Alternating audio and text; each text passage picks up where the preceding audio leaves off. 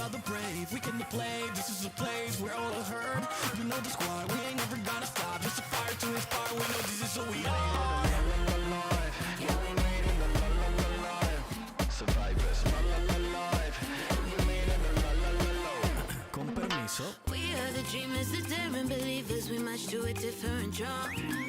Everything's waiting, it's ours for the taking. United, we've already won. All for one and one for all. Stand up and heed the call. Never divided, the world is invited. You're welcome to join in the fun. And we're not gonna stop, no. Pick you up, let them know this is on. No matter what, and we're not gonna stop, no. Pick you up, Hit me like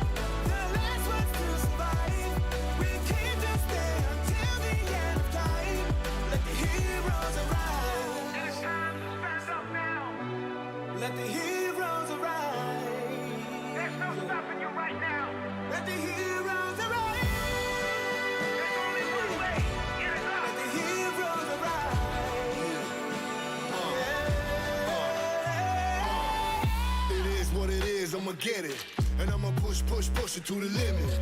I don't do it for the fame or the credit, but I'm gonna be the rookie of the year when I finish. You don't want it, then I'ma take it, and I'm gonna make it. Facing the dangers and ways that will turn into celebration. I am courageous, I may just be the greatest alive. I become a sensation when the heroes arrive. we will be heroes. The moment has arrived. We fought the biggest battle of our lives. We will be heroes. The last ones to survive. We came to stay until the end of time. Let the heroes. We will be heroes. The moment has arrived. We fought the biggest battle of our lives. We will be heroes. The last ones to survive. We came to stay until the end of time. Let the heroes arise.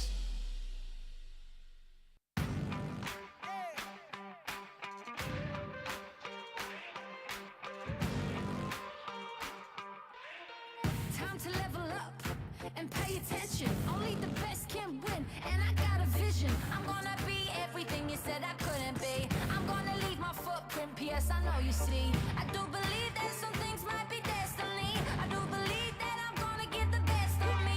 I know you can't see, but I'll be on top. Team name tag on every spot.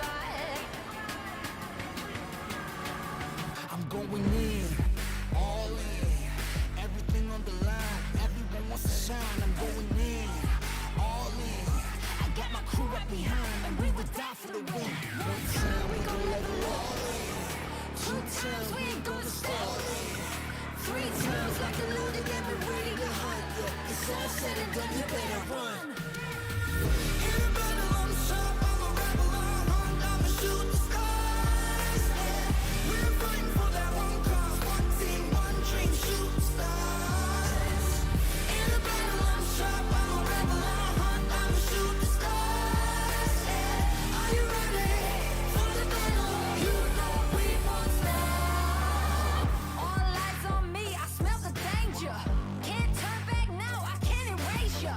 Did they tell ya I'll be coming back? Stronger, faster, like a heart attack.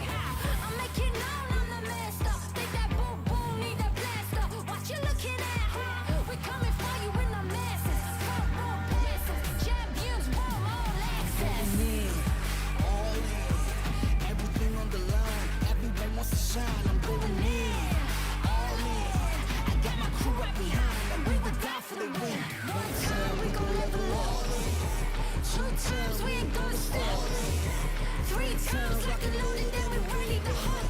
It's all said and done, you better run. In the battle, I'm sharp, I'm a rebel, I'ma shoot the stars. Yeah. We're fighting for that one cause, one team, one dream, shoot the stars. In the battle, I'm sharp, I'm a rebel, I'ma shoot the stars. Yeah. Are you ready for the battle? You know we won't stop.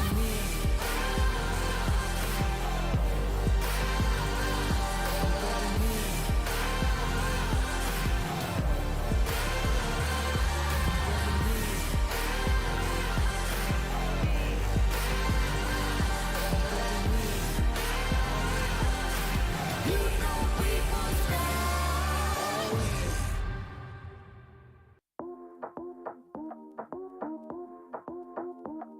Hey. Okay.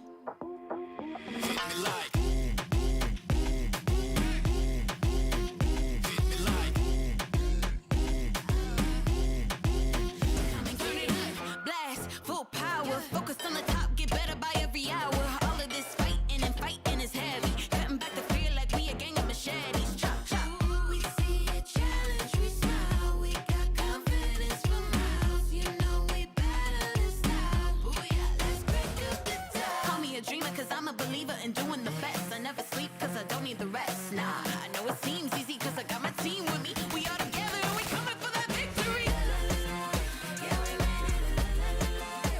Survivors. Hit me like boom, boom, boom, boom, boom, boom. Hit me like boom, boom, boom. Hey, hey, right here, right now. Take your place, celebrate, go out. Hit me like boom, boom, boom, boom, boom.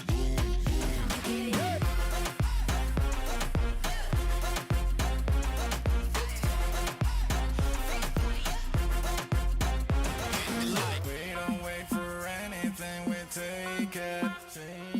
When we make it out, we celebrate it. Whatever the situation, wherever we're coming, we'll stand the face of how we wanna run it. Break the limit to reality. One ain't real, creating a space where everyone's free to feel. We ain't afraid, we are the brave. We can play, this is a place where all are heard. You know the squad, we ain't ever gonna stop. Just a fire to inspire, we know this is what we are. Survivors. Con permiso. We are the dreamers, the daring believers. We march to a different drum. Everything's waiting, it's us for the taking. United, we've already won. Hope for one and one for all. Stand up and hit the call. Never divided, the world is invited. You're welcome to join in the fun. And we're not gonna stop, no. Pick you up, let 'em know this is on. I'ma win no matter what. And we're not gonna stop, no. Pick you up. Hit me like boom, boom, boom, boom, boom.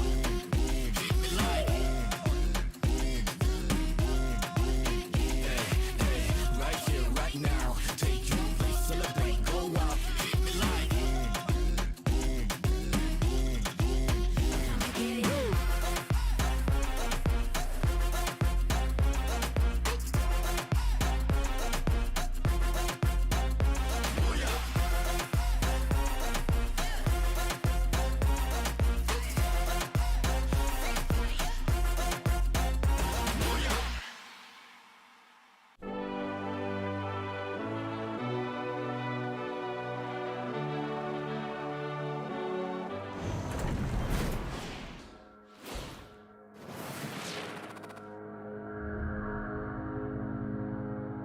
รู้ไหมว่ารสชาติที่ดีที่สุดในโลกคืออะไร ชัยชนะไง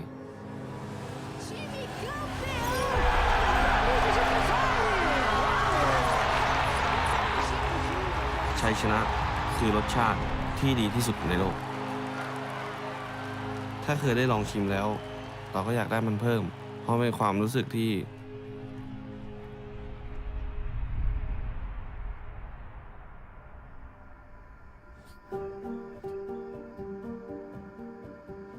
ก็สมัยที่ทำไร่นะครับ ก็ตื่น6 โมงตี 5ประมาณนี้ครับ ก็เหนื่อยครับ ผมรู้สึกเหนื่อยมาก การทำไร่ทำสวนมันทำให้เหนื่อยทั้งกายและใจทั้งแดดร้อนจำได้ว่าโคตรเจ็บมาก ผมไม่เข้าใจว่าทำไมผมไม่เหมือนเด็กคนอื่น ที่แบบเขาสบายมีชีวิตที่ดีกว่า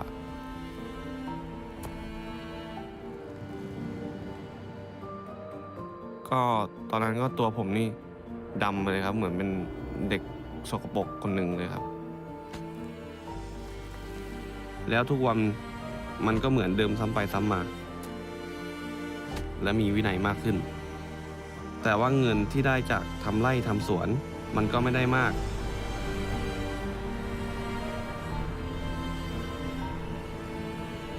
ผมเลยต้องการเปลี่ยนแปลง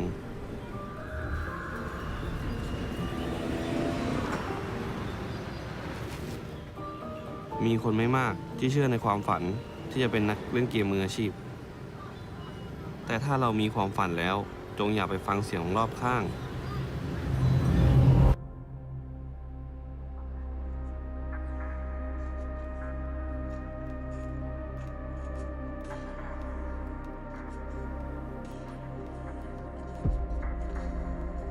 เราก็เริ่มตั้งใจเริ่มเชื่อมั่น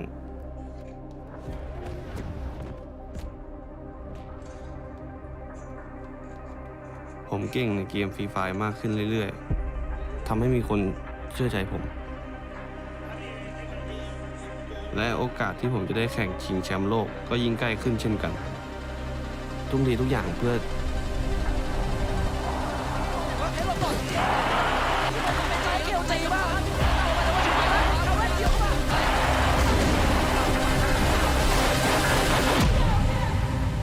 แต่ทันใดนั้นชีวิตผมก็เปลี่ยนไป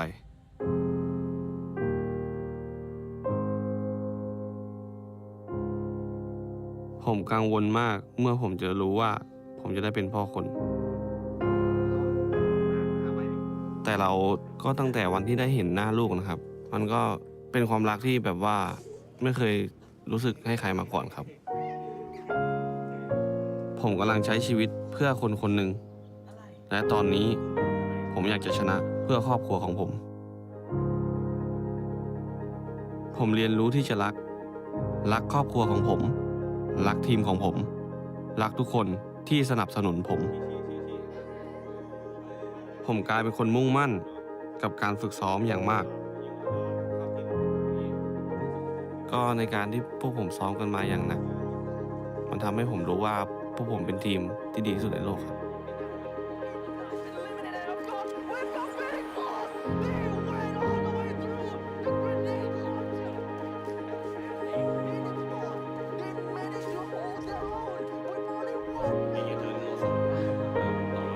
ด้วยแรงซัพพอร์ตจากทีมและครอบครัว พวกเราเลยทำได้ ในที่สุดผมก็เป็นแชมป์โลก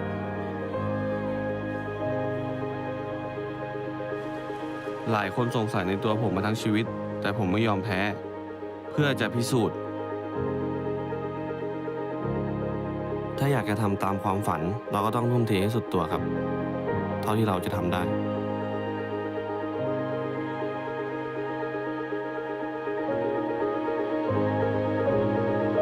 แม้ว่าพวกเราจะชนะแชมป์โลกได้แล้ว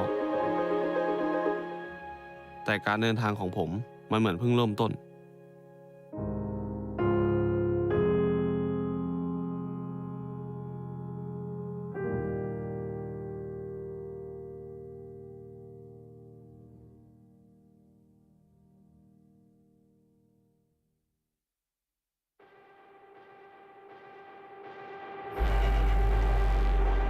jogo não dava futuro.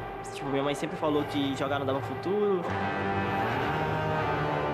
Dolorido por ali, olha o Cias. Granador novamente pra cima. Cias. E eu consegui provar o contrário pra ela. Muito bem jogado nesse instante.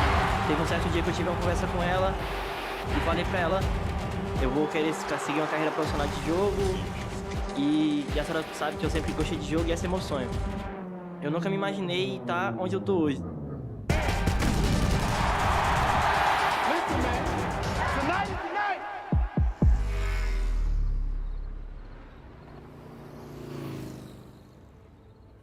Eu vim de cidade muito pequena, minha cidade tinha o quê? 20 mil habitantes.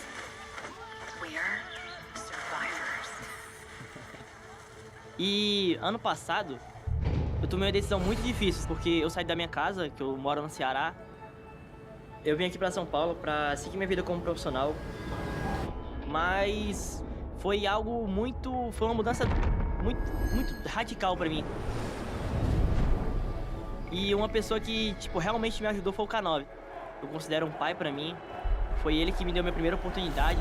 Sem ele, não teria ganhado nada disso. Tantas coisas aconteceram nessa temporada, tipo, nesse ano. Olha os prêmios que eu ganhei. Vou fazer uma recapitulada. Mais um colocado no chão. LBFF 4, fui campeão. LBFF 5, eu fui MVP. Fui o brabo da galera.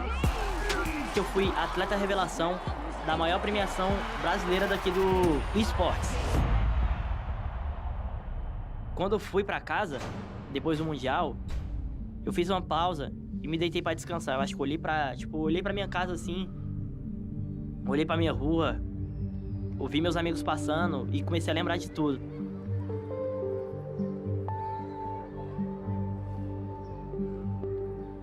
Sabe, eu sinto saudade da minha vida lá no meu sertão, porque eu moro no interior, né? Querendo ou não, eu moro no interior.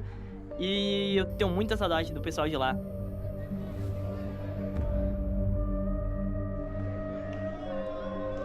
Uma coisa que minha mãe sempre disse é que eu tenho que manter minha essência. Nunca pare de ser humilde. Ela falou que tinha feito uma promessa que se eu ganhasse o campeonato, ela me levaria para a igreja para agradecer. Enquanto eu agradecia, eu parei e pensei: obrigado, Deus, por ter me dado esse dom. Porque às vezes eu acho que eu nasci com um dom de realmente jogar. Eu acho que eu realmente nasci para jogar.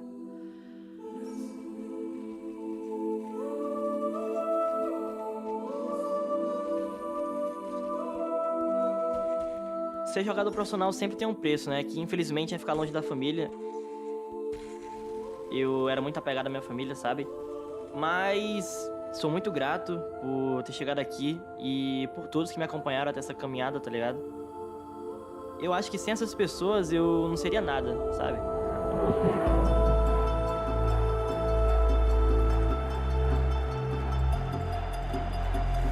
Tipo, relembrando tudo isso, me dá muita fome de realizar um último sonho.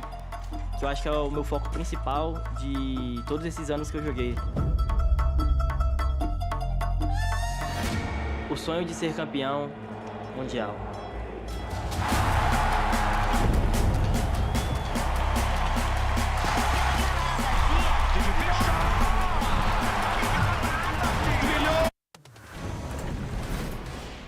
Alright, survivors, welcome to Free Fire World Series 2022 Sentosa.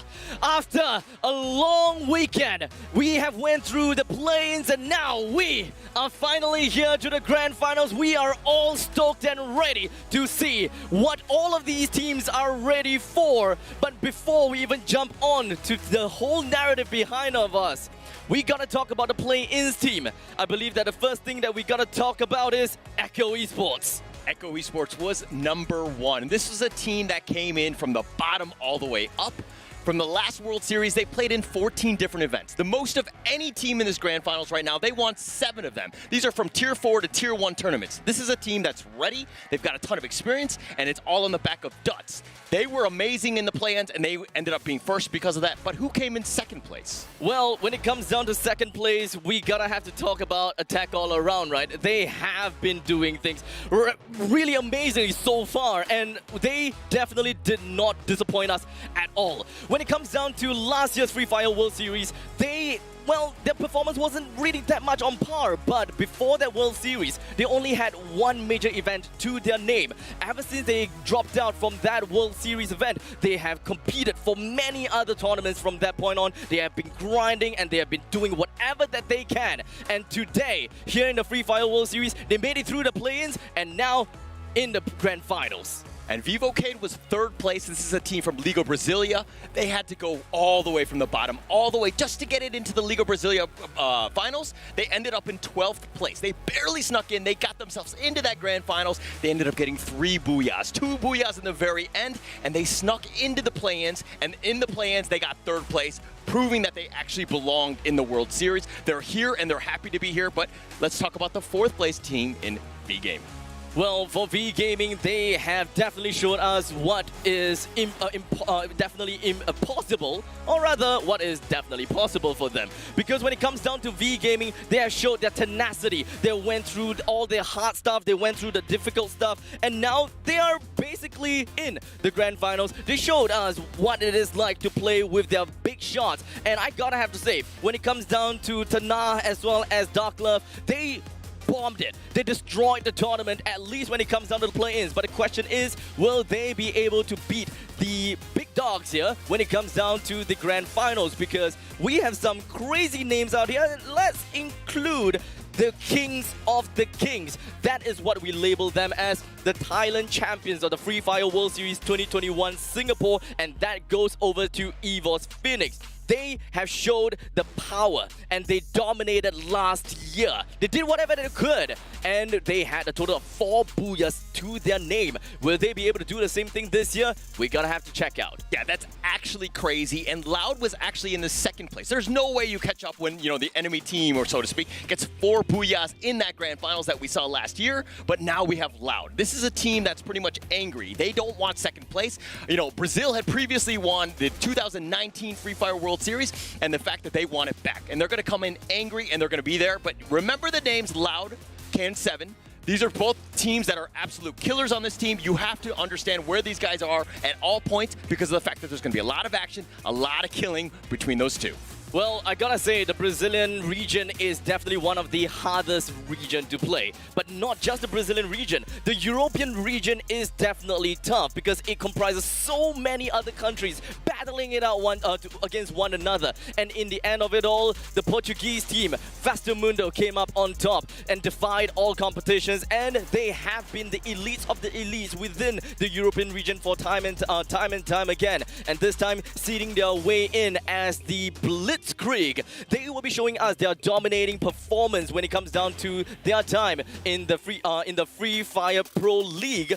And this is what they do. They go in your face. Blitzkrieg. Glue walls after glue walls, they are in your face and everyone will cower in fear. But will all the other teams behind us cower in fear?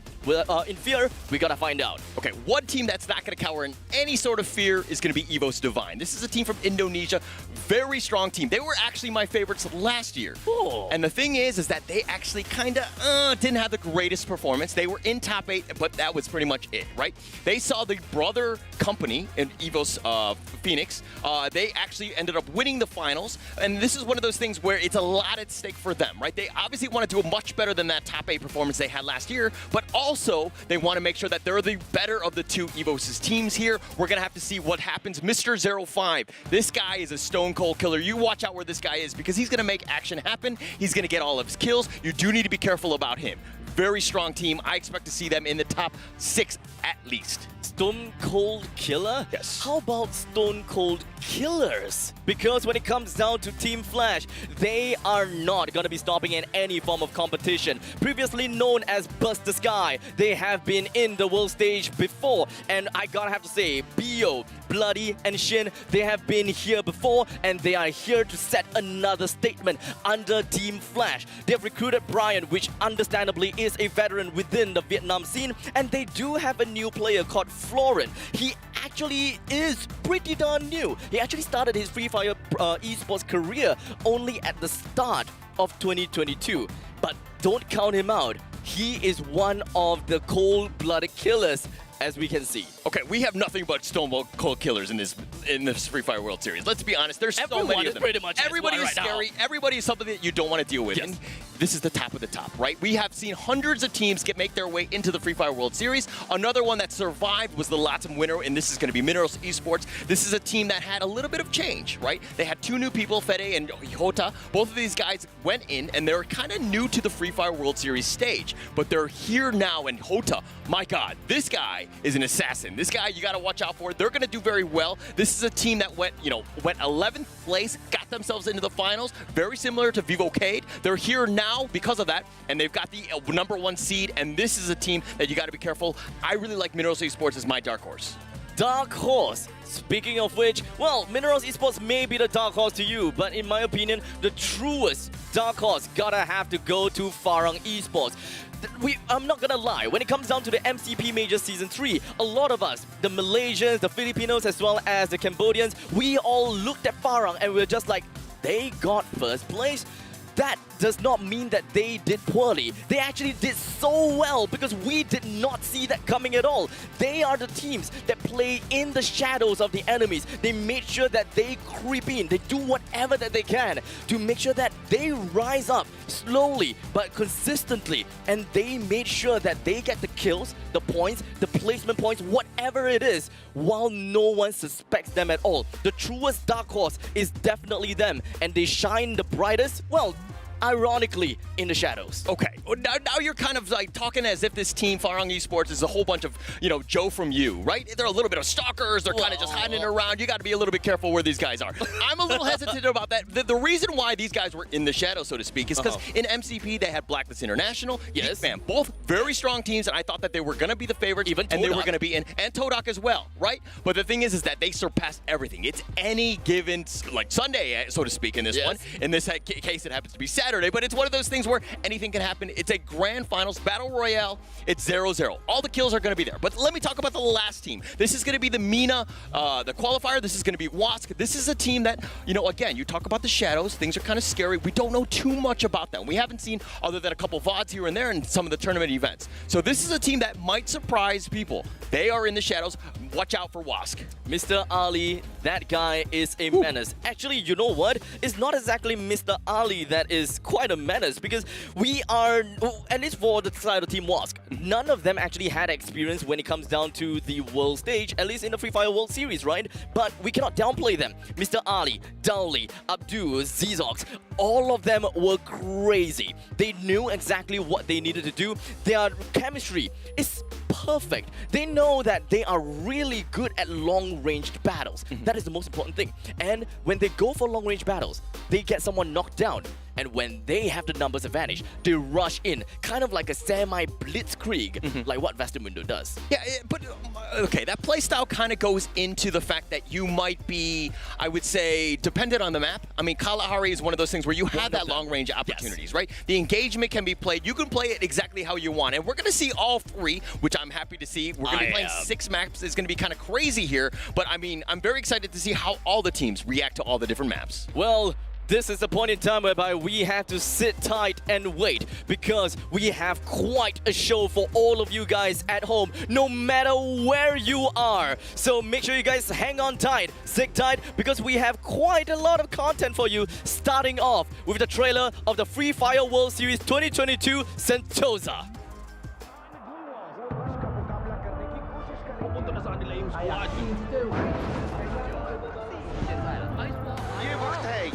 What a great move.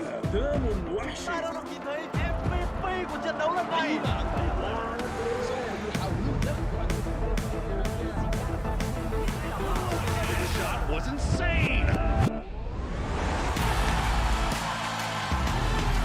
Ghi sono Otra escuadra eliminada. The squad is coming for พว them. กนางส้มมันต้องโดนแบบนี้ โดนแก้วเดาติ่งเก้า 是时候应该要会合了。Así es como eliminas a un campeón. Booyah once again.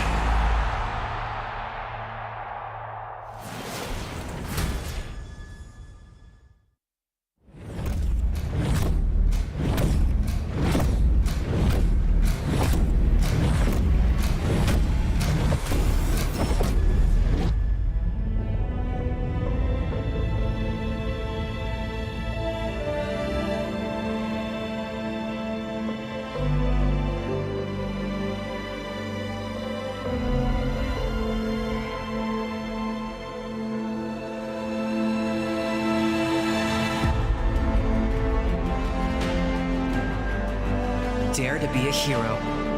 Hero बनने का साहस दिखाओ. Atrévete a ser un héroe. กล้าที่จะเป็นฮีโร่ Berani menjadi wira. Начни путь героя. Mangahas maging bayani. تجرأ لتكون بطلا. Hinohama 사హ스 어전 করুন. 敢追求做英雄 Kahramanlığa hazır mısın? Ouse ser um herói. Chưa là thế của hero bane. Bản lĩnh định anh hùng. Berani jadi pahlawan.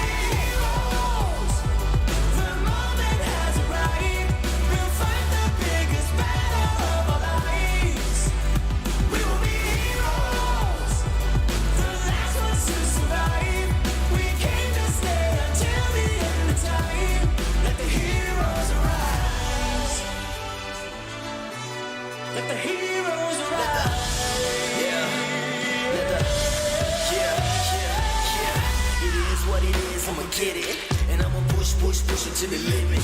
I don't do it for the fame or the credit, but I'm gonna be the rookie of the year when I finish. If I want it, and I'ma take it, and I'm gonna make it. Facing the dangers and ways I don't turn into celebrations. I am courageous and may just be the greatest alive. I become a sensation with the heroes rise.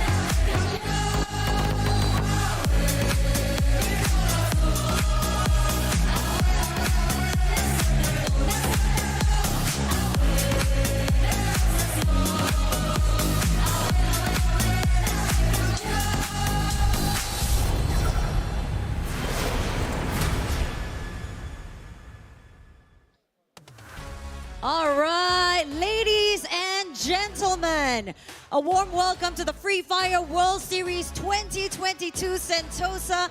I'm your host, Charmaine E, and boy, are we in for a fun time tonight. It's been a journey to get here, guys. Oh my gosh.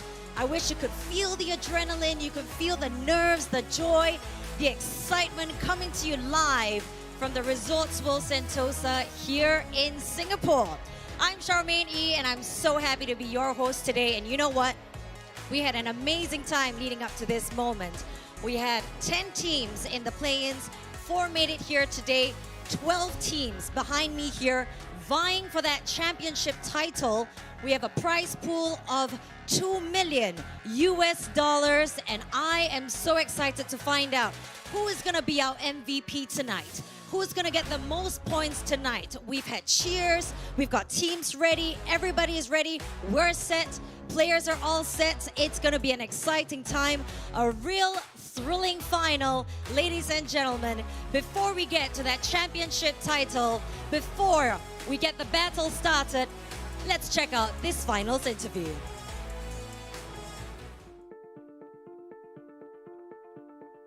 เรื่องความประมาทครับในตอนที่แต้มเรานำเราประมาทแล้วชอบผิดพลาดซ้ำๆแบบนี้บ่อยๆครับในตอนที่แต้มเรานำเราเคยผิดพลาดเราเรียนรู้แล้วเราจะไม่มีข้อผิดพลาดอีกตอนนี้เราแข็งแกร่งครับแล้วก็แข็งแกร่งขึ้นกว่าเดิมด้วยเราพร้อมแล้วที่จะป้องกันแชมป์โลก Eu na nossa jornada não mudaria nada porque tudo que nós batalhamos, tudo que nós fizemos serviu como ajuda e como apoio para nós hoje estarmos aqui aptos a representar a Baixo do Mundo num campeonato mundial e eu penso que hoje tenho uma equipa que está preparada para isso.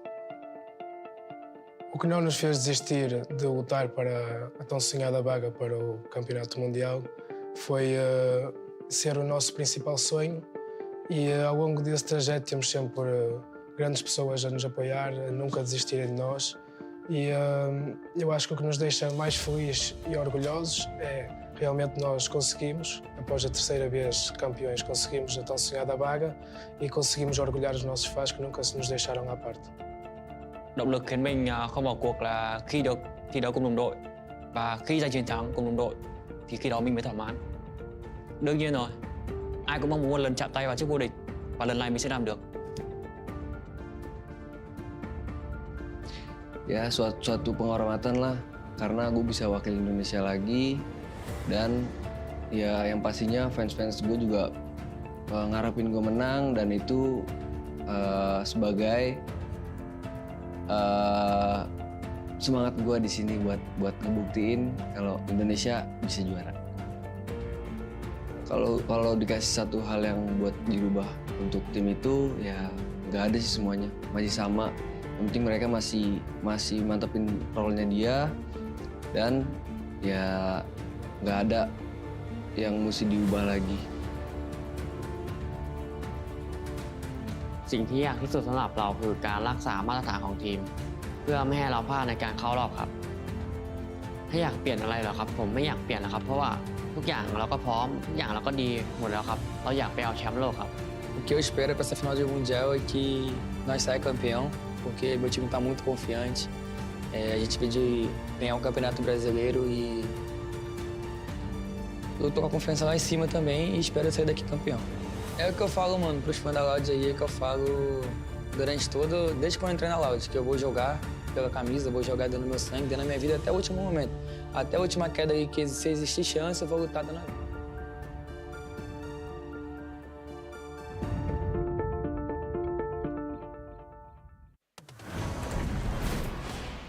And that is what the teams and the players have got to say for themselves. But for now, welcome back to us. My name is Abstract. With me here is Holler, and of course, I will have Aris join us in a while later. But all three of us will be your casters for today's games here in the Free Fire World Series 2022 Sentosa. And I'm super excited. We've seen 5 of the teams that made it from last year's Free Fire World Series make it all the way here. Attack all around, loud, and then both of the Evos' teams as well as Burst the Sky, which are now Team Flash as well. So we have a lot of experienced teams, and we have a lot of new blood, which is going to change things up here. It's all about getting that experience and playing on the world stage. They are here to truly show the entire world, and perhaps even in their own region to a certain extent, that they are the best of the best. Because you wouldn't want to settle yourself as the second best, third best, or whatever it is. You are here, world stage, flew all the way into Singapore. You gotta have to show exactly what you're made of, how long you have trained for this very moment. And this is the time where you show everything and every single ace in your sleeve. And there's no time to be breathing at all, because you gotta hold your breath for every single moment it counts. It's all about holding your breath, and it's all about that experience. Yes, you might not have won like last time, Evos Phoenix. I mean, they were the clear winners last year, but hey, every other team has actually gotten better, stronger, and they're definitely way more coordinated, and they're incredibly hyped up. It is not going to be the same thing. Of course. Definitely not going to be the same thing like we seen it in last year. Now we have such big names coming in. And honestly, Evos Divine, it didn't seem like they managed to get that much of a work done last year. Yeah. But this time, after looking at their qualifying stages, or rather their own region's dominating performance, I am not surprised to see how well they're going to be doing today, or maybe some other teams out there. Okay, but if we're going to look at the teams that actually did made it, we have the Brazilian representative, Lau, we have Minerals Esports, Evos Phoenix from Thailand, Team Flash from Vietnam, Evos Divine from Indonesia, and Vasta Mundo from Europe. They made it all the way here, as well as the other 6 teams. Well, we gotta have to take a look at WASC that will be representing the Middle East and North Africa. Farang Esports representing the Malaysia, Cambodia, and the Philippines region. Echo Esports that will be representing the Indonesia region. Attack All Around representing the Thailand region. Vivocade representing the Brazilian region, and V Gaming representing the Vietnam region. And I'm happy to see all of them. Even the play-in teams, all of those are killers. Those are scary teams that no one really wants to play against. Yes, they had a bigger brother, so to speak, that actually got automatically qualified into it. But if we're going to look at the prize pool of this Free Fire World Series, absolute monster. First place, $500,000, $500,000. Second place with $250,000. Third place with $100,000, as well as fourth place. But fifth place is, well, completely bonkers. Even though they may be finding themselves in 5th place or perhaps even 6th place, they will still be going back home with $90,000. And I would say the same for 7th and 8th. They will be going back home with $80,000. 9th and 10th with $70,000, and 11th and 12th with $60,000. Even though they may drop at the bottom of the finals, and I really do not want to know who are these teams gonna be, they are still going to be going home with a lump sum of money, and that amount is insane and bonkers. Yeah, but they earned it. Let's be honest. They've played regionals after regionals, qualifiers after qualifiers. They've gone through hundreds of teams. This is the top 12. This is the creme de la creme. This is the top in terms of what you're going to see, and you're going to see a lot of how it's going to happen. But, I mean, let's look at the points in terms of how this whole system is going to work through. It is going to be the same exact way of point system you see in every tournament you see within of the Free Fire universe. Whenever you find yourself a booyah, you'll be going back home with 12 points for that very specific round. And anything after that is a decreasing number from 9 points all the way to 1 point, from 2nd place all the way down to 10th point. 2nd place to 10th place. If you find yourself to be one of the unlucky few to be in 11th place and 12th place, then I'm sorry, you're gonna have to receive no placement points for that very specific round. But that is not exactly over.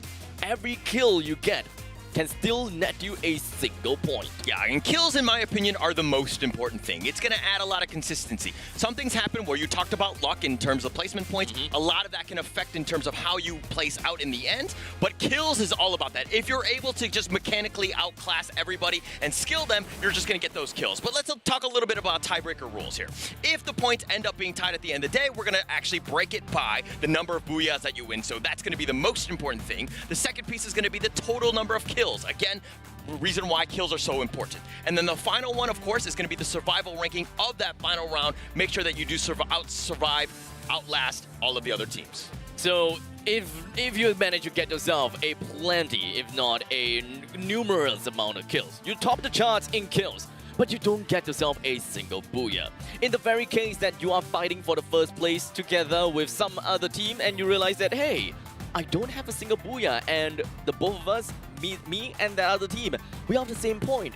You are going to lose out the first place just because of the fact you don't have a booyah. So, as much as kills is important, booyah is very important, and thus, every single team needs to exercise caution with how they would want to balance these two. And it's going to be played on the maps. If you're new to Free Fire or you happen to be a veteran viewer, we see the same 3 maps, but they're going to be repeated. Bermuda, Kalahari, and Purgatory, and it's going to just swap back in. Bermuda and Purgatory being somewhat of the faster, smaller place maps. But what are your thoughts on Kalahari? Kalahari is one of the maps that really destroys teams. It doesn't matter if you are a pro team. I mean, technically it does matter because all the amateur teams out there may not have a very good understanding as to how they would want to route themselves within of Kalahari because of all the cliffs and ridges and just high points of interest, right?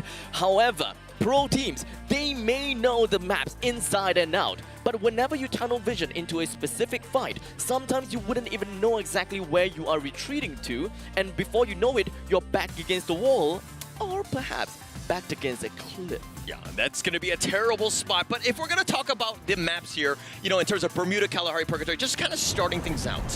What is your strategy? Are you kind of playing a little bit slow, a little bit patient, to see what the other teams are doing, or are you just going to be straight out aggressive? At this point in time, it is really difficult for us, or even for me, be able to say anything about that because I don't think that any of these teams will be able to sit tight and play safe. Speaking of sitting, I'd like to give a huge shout out over to our official chat partner of the Free Fire World Series 2022 Sentosa, Secret Lab. If you want to play like a pro like all the other teams behind and, well, technically like us too, take a look at www.secretlab.co/2022 and look at their award-winning Secret Lab Titan Evo 2022. Very comfortable chair, and we're going to be happy to be just kind of coasting it. We're not playing any games, unfortunately, but I'm sure that we would do much better. But that said, let's talk a little bit more about getting started here, right? Games 1 through 3, very important. We saw in last year, Phoenix Force, Evo's Phoenix. Yes. They actually won the first 3. Is that going to happen again? Well, I gotta have to say that at this point in time, a lot of these teams are gonna seem to be very, very big monsters. But Team Evo's Phoenix, well, we're gonna put them aside first because Echo Esports, they are the biggest playable, or rather the biggest team that ever played in the Free Fire World Series 2022 play-ins. They are the first place winners of that play-ins, which is last week. Yeah, and it was pretty much on the back of Duts. This is a guy that has won previously 4 Predator Awards, which Predator Awards are for the most amount of kills that you win in the league. That is actually crazy. And the fact that he had 13 kills, 5 of those happened to be by grenade. So not only is he a killer with guns, but he also uses a lot of utility. Definitely a grenadier, if I would say, or maybe even a bombardier. Now, we were talking about Evo's Phoenix previously. They are the kings of the kings. They are the team that really love to play in the high ground, and they know just how territorial they are. Whenever they find themselves in a spot where they can evaluate who are their immediate threat, do they have to deal with a certain team or do they not have to deal with a certain team? And most of the time, they often do. The latter is, or rather the former, always leads them to having a high amount of damage per game and even great amount of kills. And despite all of that aggression and territorial advantage, Evo's Phoenix always finds themselves with a high survival time, as you can see, 17 minutes on average. That is actually crazy. If you think about it, some teams definitely don't even hit that 17 part. But Duts, again, I talked about this guy. He is the one with 4 Predator kills. This is the guy that, he's going to be cheering even on the screen right now because he knows how good he is. He's going to get all of the shots. Echo Esports, you got to be careful about him. I mean, his player stats are completely off the chain in the sense of, he's not only is he accurate, he does a lot of damage, but again, he also kind of supports the team by getting a decent number of assists with 1.5. Echo Esports is one of the teams that that will be representing Indonesia. They are a hungry team, and I will say that they will fire shots whenever they have a chance to. And looking at the fact that that Dutt's accuracy at 16.8, despite all that flurry of lead that he's throwing to his opponents, I gotta have to say I am very impressed. All right, but Hota here, this is from Minerals Esports. This is another guy that's he's kind of new to Free Fire World Series. He hasn't had a whole lot of action, but I mean, this is one of those guys where, you know, he was just a stone cold killer. He did a ton of damage. He just rushes at you. This is only his second, you know, season in the FFL, but he had 28 kills in the league finals. 10 more kills than the second place guy. I mean, look at this guy's accuracy, 28% almost. I mean, his kills are 2.8 a game. Like, what else can you say about Hota? There's really nothing much, I would say, because you pretty much summed it up pretty darn nicely. Minerals Esports knew what they want to do, and Hota being the MVP, I think he had like, what, 28 kills in FFL Latam, right? So, I don't think that all the teams out there will look at him and say, Yeah, nobody's going to do that. Everybody wants a piece of this guy because they were going to get into that. But let's look at the head-to-head. This is kind of cheeky in the sense that you have Evos Phoenix, last year's winner, #1, versus Loud, who was in second place, lost 21. Both of these guys, they do not want to be dealing with each other. It's going to be very interesting for the viewers and for us to watch these guys go head-to-head. These two teams are the teams that have showed a lot of promise from last year all the way until this year, be it their own regional finals. And looking at them going head-to-head, the Cruz, he's been showing that he is right, well, technically off the charts, because I would say that the chart is probably broken right now. Because his amount of kills, his headshots and everything else just kind of seems like the chart can't hold it in anymore. But you know what? Speaking of unable to hold it in, I can't hold it in anymore. I just want to see game #1. Yeah, it's about to start. All of these players are just kind of warming up, making sure that they're good. And this is going to be an interesting experience because, you know, you're on stage with people. A lot of things have changed. Obviously, we've gone through the pandemic. Everyone's wearing their mask and they're being very safe and, you know, making sure that they have the social distancing. But this is the time where literally you can hear the guy when they're cheering, and you will hear some of the teams out there. Yes. It's going to be super loud and it's going to get into you. Are you going to be the aggressor in terms of volume and communication? How is that going to play one? Well, when it comes down to playing on the LAN setting, whenever you can shout, you go for the shouts. You can either increase the morale within your team. There could be also a small little possibility that you will be able to tilt some other teams on the other side of the map. I feel like if I were playing, I would be that guy.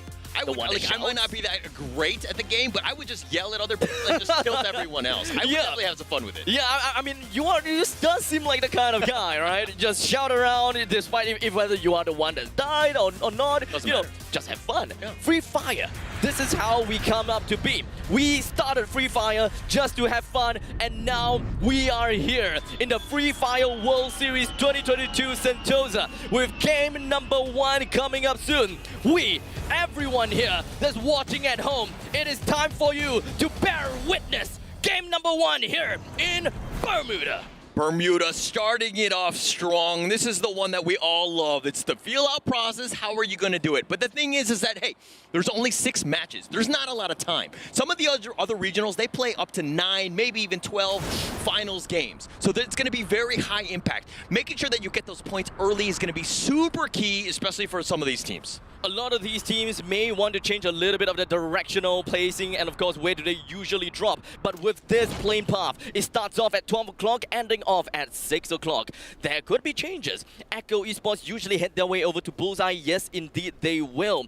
Vastamundo finds himself in Graveyard most of the time as well. It kind of seems like they are going to be sticking to it. There are going to be some couple other teams that usually, well, they are going to places that they don't usually go. But here inside of Mill, it kind of seems as though Farang is being invaded by Team Flash, because Team Flash, they usually head over to Shipyard. Yeah, they're going to start, you know, maybe they change things up a little bit. They have scrimmed against some of the other teams, so things might be a little bit different. But look at what Team Flash is doing. They know that another team is there. Farang Esports are like, oh, wait, hold up. It's the first match. We do not want to get eliminated 12th and come home with 0 placement points. And so we're just going to play it safe. We want to make sure that let the other team, maybe they step out, maybe they make a mistake early, but Team Flash definitely want to ensure that, hey, they represent Vietnam. This is not going to be a fun thing for BO at all. because right off the bat, the first person that he finds is going to be K17 popping right behind of him. Bio gives the information over to the rest of the team from the side of Team Flash, but unfortunately, I don't think that this is going to be helping out too much because K1, he does have what he had, and he managed to bring down his opponents with his Mac 10 almost immediately, with Team Flash in a really unfortunate situation.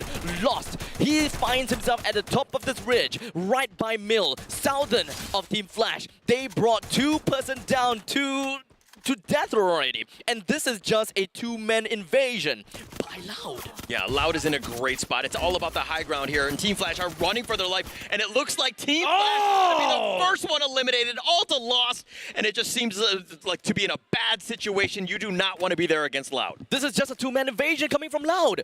This is just how crazy Loud can be, representing the Brazilian region. 2 members have destroyed the Vietnam team, Team Flash, and I don't think that that's going to be the end of the road, or rather the end of this part of the game just yet, because we have another fight on the opposite end of the place. Vastamundo, they found themselves a single kill onto Tanha, and now moving on to the next spot. Yeah, Vastamundo is a team that requires a lot of momentum to get going. I think that this is a great start to them, making sure that they got that kill and they're continuing to move forward. Vastamundo was an absolute menace in the Europe Pro League. This is a team that teams do need to be careful about because, I mean, once they get going and they have that momentum, it's very difficult to stop them. Moving down south over to Hangar. It does seem as though Vastamundo is playing a little bit more of that safe kind of play. And I understand. When it comes down to Vastamundo, they usually have 2 very varying styles of gameplay. They go for very aggressive gameplays, such as the Blitzkrieg, or number 2, they go for the defensive gameplay, whereas they will get themselves in as far away from the circle as possible and just try to get themselves more farms. But actually, this is more of a hybrid.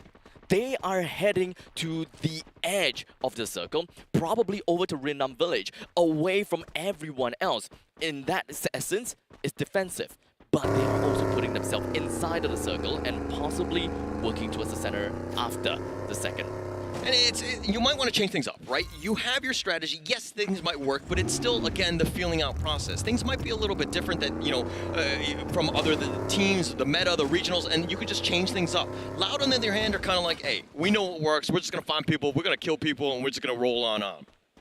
This is going to keep rolling. They're just going to keep rolling, man. Of course. Every single one of these teams, they're gonna find their own way of rolling, I would say. Yeah. You know? What kind of roll do you go? A side tumble, overhead shoulder kind of thing? I don't know. I mean, we roll on out. That's all I'm trying to say, right? They're going to have some fun with that. But Evo's Phoenix, again, we haven't seen too much of them. They haven't actually seen anybody. Very patient team. They're looking for, again, late game, just surviving. They've definitely fortified this area. They know what's out there, and they've got great vantage points. Evo's Phoenix is all about that intel. But for the Kings, though, it's kind of surprising how silent they are. They kind of give me the essence of Farang right at this very moment. Because we have 2 teams that have been blasting their way through, or I would say 1 team blasting their way through. And that is Loud. They made their presence obvious right off the bat, and immediately getting themselves 3 kills. It kind of seems like they are emitting the essence of champions already, but it is way too early for us to say that. Their aggression doesn't necessarily mean a single booyah, but momentum is something that we can expect from Loud. Warm up, get your shots in, making sure that you're hitting, right? That's all you want to do. And then if you do get into that firefight, take good, high probability fights, right? You don't want to go for the 50-50s, especially this early. You want to ensure that when you're getting them, you're getting it, maybe a third party, some sort of ambush where they're not completely caught off guard. But at the same time, look at how messy the clock tower, that area is right in the middle. It's very difficult, the danger zone right now, and we're probably going to see some more action. Well, it kind of seems as though that Evo's Phoenix, they are sticking to their very own gameplay. They really didn't have to change anything at all. They usually play in the central part of the map, and they do not want to do anything to deal with any teams that try to get close to them. In fact, they would then find out if whether they really have to deal with these very specific teams. So looking at Evo's Phoenix, immediately just popping and trying to get a couple of shots off of Minerals Esports is a little bit unlike them already, because they would like to play in close quarters combat, and them shooting out like that is inviting the teams to come and vulture them. Yeah, but speaking of vulturing, I don't know who the vulture is right now. Wask, Evo's Phoenix, Minerals Esports, there's so many different teams nearby. It's like, hey, if you take a shot, you're going to let everyone know. So I think at this point, I would play possum. I would play quiet, making sure that, you see what's there. You ambush anybody that might, enter your building more than anything else. But I think it's about playing safe. At this point in time, we pretty much understood that Free Fire World Series is the event where every single one of these teams would want to play as passive as possible because they understood what it means to take a fight. It is no longer that 50-50 scenario that we usually see in regional finals. It kind of seems a lot more like a 70-20 because you have so much more to lose than to win. Yeah, and they're playing for that late game. I mean, yes, we know that it's Bermuda and it tends to be, a little bit faster paced, but again, the different, probably circle 4 and 5 are going to be the key ones, especially on this map, but it's still so very early. Wask actually saw people, they're backing away. They're running away because they realize, hey, we don't want to take any sort of risk. We want to ensure that we're going to get around for that 4th and 5th circle. A very slow game indeed. Teams are holding themselves inside of houses. They're setting up shop. And now with the 3rd circle being available for us to see, we are now able to understand where every single one of these teams are and who have the best position so far. With attack all around right smack in the center of the new circle, they are in the best position ever. However, that could also mean that whatever shot that they take, they are going to be attracting the most amount of attention. So it is up to them how they would want to play things out, especially since attack all around, they move very early into the game. And that is exactly why they managed to make their way into the center of the circle. That is just their playstyle. But close range quarters kind of game, that is what we should look out for. Because Van Tan, his charge buster is absolutely insane. But speaking of insane, attack all around, they're starting off a fight right onto Echo Esports. What a great shot right there. And this is kind of the end. You talked about attack all around's positioning about it being great. My concern was that they could technically be surrounded. They're in this divot area where, they could get ambushed. It's not the greatest amount of cover, but they got a couple of knocks. Yes, more than anything else, their team will pick them up. I think Echo Esports will be fine at the end of the day, but it's one of those things where now you've kind of made them use a little bit of utility so that you've kind of softened them up a little bit. Now it looks like it's going to be the next one, Farang Esports going up against Evos Divine here. Farang, with 2 other members hiding inside of the house. Like I said before, setting up shop, one of the other members have decided to get his way into the circle. So they understood that Pablo and Jezbu very likely is already in a heap of trouble. If whether they are able to get out, that is another question. But as long as one person is not within the same vicinity, they have a chance to get themselves back into the game if the 2 person that I mentioned is dead by the hands of Evos Divine. And this is not going to be an easy take for Farang. It is not going to be easy for Evos Divine as well, because Loud, they just came right behind of Evos Divine, and Sam 13 is not exactly in a very good spot at all. That was a very interesting play by Loud. They were all the way in the storm, all the way on the east. They were just waiting it out, realizing that the first circle did no damage. They had their vehicles, and they were actually just staying put. And then all of a sudden, they had their vehicles, and they just stormed, Evos Divine there and tried to get the early pickoff. It seems like it's one of those ambushing attacks, the amphibious assault, so to speak. People get caught off guard. It's going to be very difficult for them to kind of affect them in that sense. But, they're fine now. But it looks like, again, Loud, this is their gameplay. They just want to storm in, and they're going to make it a very easy time for them. In the meantime, Loud, they have made their way into the heart of Clock Tower. Flying by and driving by a numerous amount of teams. They have been making so much sound. They don't even have afterburner. And to be honest, I'm surprised that they are doing exactly what I'm seeing right now. Too many eyes is going to be in the heart of the Clock Tower. And Minerals Esports as well as Loud, they are the one that may be in a heap of trouble based on what I'm seeing here. Okay, you played it patiently, and now this is the problem. You have too many players, too many teams that were in this vicinity. This is going to be a very messy fight. Farang gets the revive up here, but Loud, let's see what happens. Can Noda actually get the kill? He does. And it does like that. He did manage to put a glue wall almost immediately right as after he saw one person getting himself right out of the doorway. But he's going to be fine for now. He hits himself up to the 2nd floor. He finds Hoda. He tries to get a shot, but unfortunately wasn't able to do quite that because Hoda, he is going to be on the side. Brings him down almost immediately. But Noda, he found himself back on his feet because his friend is just around the area with 4 kills. No, make that 5 kills to the side of Loud at this moment in time. They are going to be working their way through inside of this house. How far are they going to go? That is the question. But now Cluoso, he found himself already taken out along with the rest of his teams. Attack All Around are going to see this. They hear things. They know things are going on. Wask is going to be in position. Attack All Around have been the trolls under that bridge the entire time. They've been waiting for a moment like this. They want teams to team the third party each other. Vivocade and Wask are in a bit of a skirmish. AAA is looking to just maybe get the flank, kind of find something, but they're playing it super safe. They don't want to give up anything.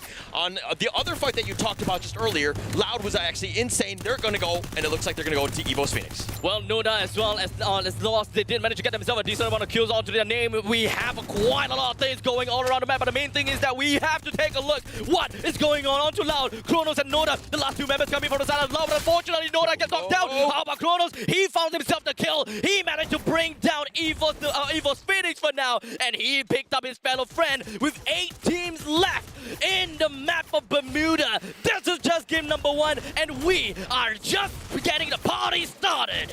Wask was eliminated in 9th. Loud and Evo's Phoenix were going at it. That was the fight that we wanted to see. The 1 and the 2 of the last year's, Free Fire World Series going back at it. But it looks like Evo's Divine here, last one. Beyond all by himself. He's going to throw out some grenades, probably take out Pablo there. He should be fine, but Farang know that something is up. Loud is on the other wing. He needs to be careful about just surviving. It's the, 8 teams left. They're not going to get a whole lot of placement points. This is a huge issue, but look at Loud turning it up with 8 kills. 8 kills, K1, Noda, and Kronos. They did manage to get themselves out of adversary, and honestly, I am just baffled with how Loudon managed to turn the tides. Oh, how the turntables, I would say. And now Beyond gets a shot down on the spade.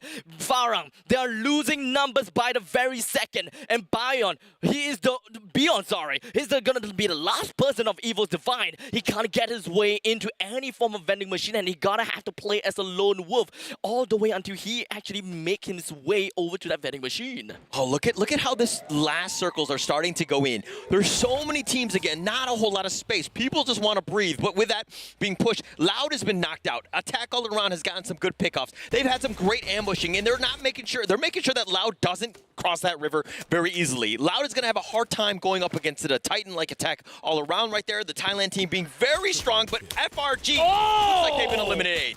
Beyond, what happened to him? He just went up and running, gets himself a quarter kill, brings down the entirety of Farang almost immediately despite being the last member left all the way down south. He's gonna be pretty darn happy with the amount of kills that he have got, but the question is, how is he supposed to get his way into the next circle? Because the circle is being gate capped by Attack All Around. Perhaps the fight between Attack All Around and Loud will be able to give Divine's Beyond a way to get into the circle safe and sound. Luca with a nice shot against Umbach. He makes sure he does get that kill, but Beyond, my God, he's turning it up. Oh, Loud! Turning it up.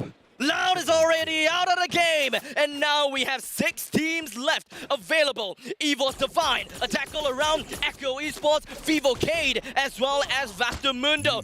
Evo's Divine just found themselves out of the game as well, thanks to the hands of Hoisang. With the Charge Buster, they did exactly what they needed to do. The new circle has just popped down south. V Gaming is pretty darn close to the circle. Vastamundo, the Blitzkrieg! That is what I'm talking about! The Blitzkrieg is eventually just going to be making their way over to Echo Esports. They are starting, and they are understanding what exactly is going on from the side of Vastamundo. With 2 members from the side of Vastamundo taken down, they are immediately going to be shut down. Echo Esports. Oh my gosh, the dots, the duel, everything that you wanted. Vastamundo just trying to go in, but hey, sometimes it's too aggressive. You get caught out, and it looks like Echo Esports and V Gaming are going to skirmish here. There's just a little bit too much teams going on at the moment in time.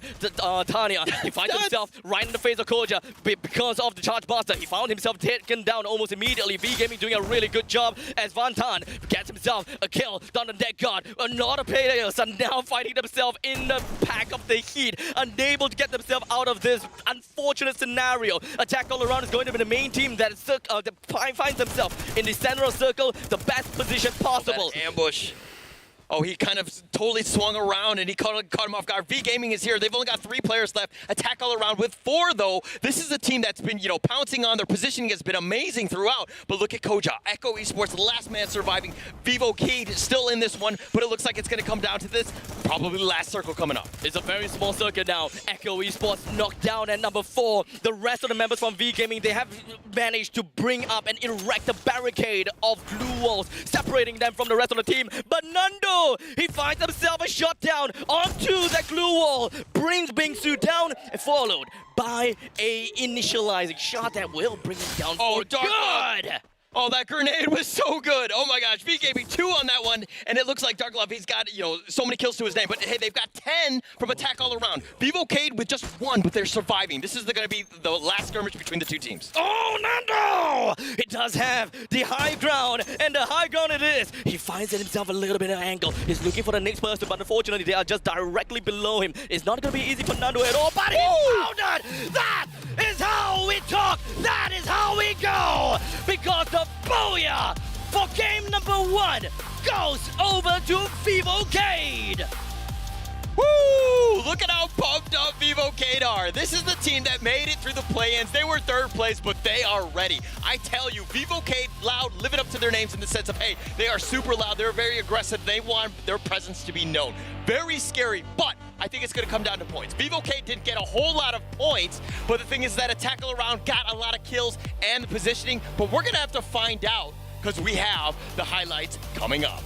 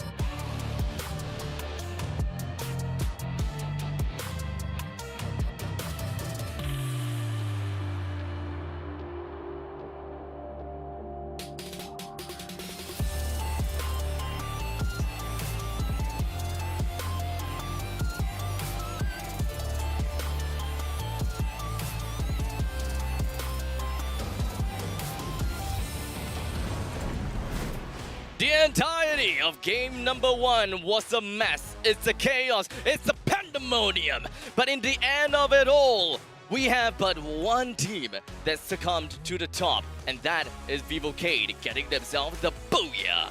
Vivocade, playing team, attack all around, playing team, top 2 in this one. Attack all around, you talked about their great positioning, and it was completely on point. They had vision of everybody. They were able to make some nice pickoffs.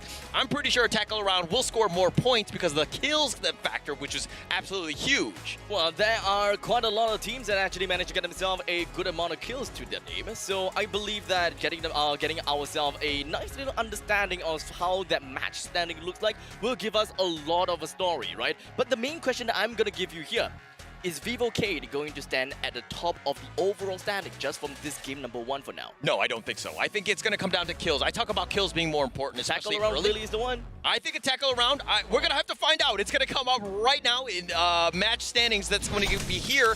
But let's see exactly what we're talking about. A tackle around, I told you, 10 kills. That's absolutely massive. 19 points. Vivocade, yeah, they got the booyah, and that will help with the tiebreakers. Very important. But they ended up in 2nd place with 16 points. Well, they do have 4 kills to their name only, but there are some other teams that did manage to trump them over. And that is going to be V Gaming with a total of 16 points, Loud with 12 points, and both of which have a total of 8 kills to their name. From this point on, they have got a respectable amount of points, with Evil's Divine with 10, Echo Esports with 10, Vastamundo with 9, Farang with 6, Evil's Phoenix with 4, and Wask with 2. And unfortunately, Minerals Esports and Team Flash, they have took their exit in game number 1 a little bit too prematurely.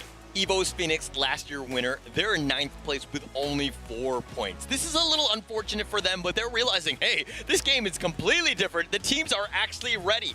Everything is completely different from last year. We thought it was going to be, you know, a cakewalk and all that, but let's look at the MVP here. This is going to be one where it's going to be no dispute whatsoever with Vantan with 4 kills. V Gaming completely turning it on point. V Gaming really stepped up on this one. Well, we have seen how he worked around with his sniper shots. A headshot, a back shot, and then anyone that's on the ground, he goes for the kill secure almost immediately, and he gets himself the 4 kills just from that. He has been the expert of the sniping industry for a while now, and we know even when it comes down to CQB, his charge buster cannot be frowned upon. Yeah, definitely not. But let's look at the next one, which is going to be the kill leaders. We saw this throughout. There's a lot of attack all around, especially when you've got 10 kills to your name for that team. But Vantan with the 4, as well as Hoysong and JLX, all of these guys. How do you do this? Attack all around, literally attacking everyone from all around. They have consistently found themselves in the center of the circle, and that is just the aggressive positioning that we are seeing from them. They are impressive with what they have done, and I gotta have to say, they are bold to do exactly that. And the key players-wise, I think that they are bold and just an example to a lot of these teams as well, with Hoysong, 2 headshot kills, Tanya, 8 glue walls destroyed with his Riptide Rhythm, and let's not forget about Vantan, lots of distance traveled, I gotta have to say. Koja, Kronos. As a Kronos, you gotta have to make full use of your time turner. Okay, I love the fact that we're taking stats that are, you know, not just kills and damage and all that thing, because this is about supports, right? Some of the players will play a support role, knocking down those glue walls. Very important so that your snipers can actually get some avenues of attack. You have some nice angles, right? Damage block, again, just keeping your team alive. It's almost kind of like healing in a way, but it's just protecting your team, making sure that you have great, you know, chronos that kind of protect and support the team. Well, the time turner is going to be a very big thing when it comes down to Free Fire World Series. And let's not forget Riptide Rhythm. Riptide Rhythm has been seeing quite a lot of popularity nowadays, if not for the past few months, because we don't really see a lot of Riptide Rhythm in the previous Free Fire World Series. Well, technically speaking, it's not there. Well, we do see a lot of drop the beats. We see a lot of time turners. And if you guys take a trip down a memory lane, at that point in time, the time turner was a one-way bubble. You can shoot people. They can't shoot you. It's very different, and I'm glad that they made the changes. They needed to balance that a little bit. I think that was kind of a little overpowered in that sense, and I'm happy to see the Free Fire. I think it's in the best state that it's ever been. I think it's very balanced, gives a lot of, you know, characters, the opportunity to shine, so to speak, and they are all somewhat, you know, balanced in that sense. Well, I am excited to see what is going to be coming up next for us, because game number 2 will be underway after a short little break, all right? So make sure you guys over there don't miss us too much. My name is Abstract. With me here is Ola. We'll be back here in the Free Fire World Series 2022 Sentosa in a short little bit. Don't go away.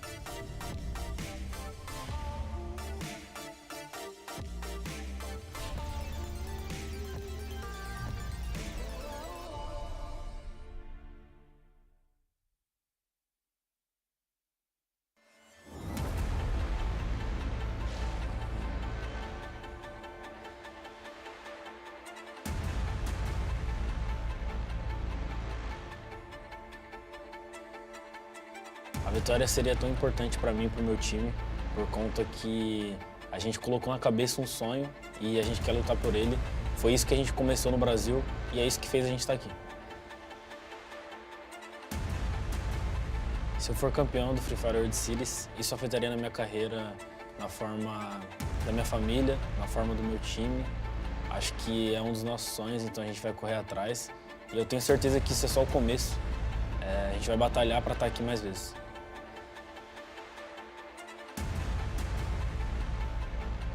الفوز سيكون مهما لي وجدا ولفريقي لأنه يعني كما تعلمون الفوز هو يعني حلم جميع اللاعبين في لعبة فري فاير. يعني لما تصل بالخصوص للمرحلة النهائية يعني نهائي كبير جدا لما تفوز فيه يعني له طعم رائع جدا بالخصوص الظروف التي مررنا منها يعني ظروف غير عادية يعني كما أقول لا تشبه يعني الظروف التي توجد في السيرفرات الأخرى يعني ظروف صعبة جدا وذلك ما يجعل الفوز لنا يعني شيئا له طعم آخر يعني.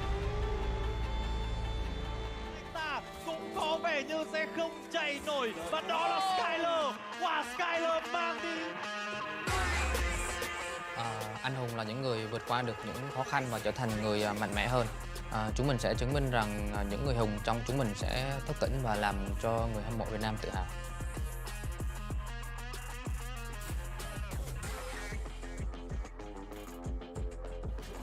Kita akan buat yang terbaik untuk memajukan nama Malaysia dalam bidang Esports supaya player lain dapat mencintai kita orang. Doakan kita orang di final, semoga kita orang dapat mengharumkan nama Malaysia.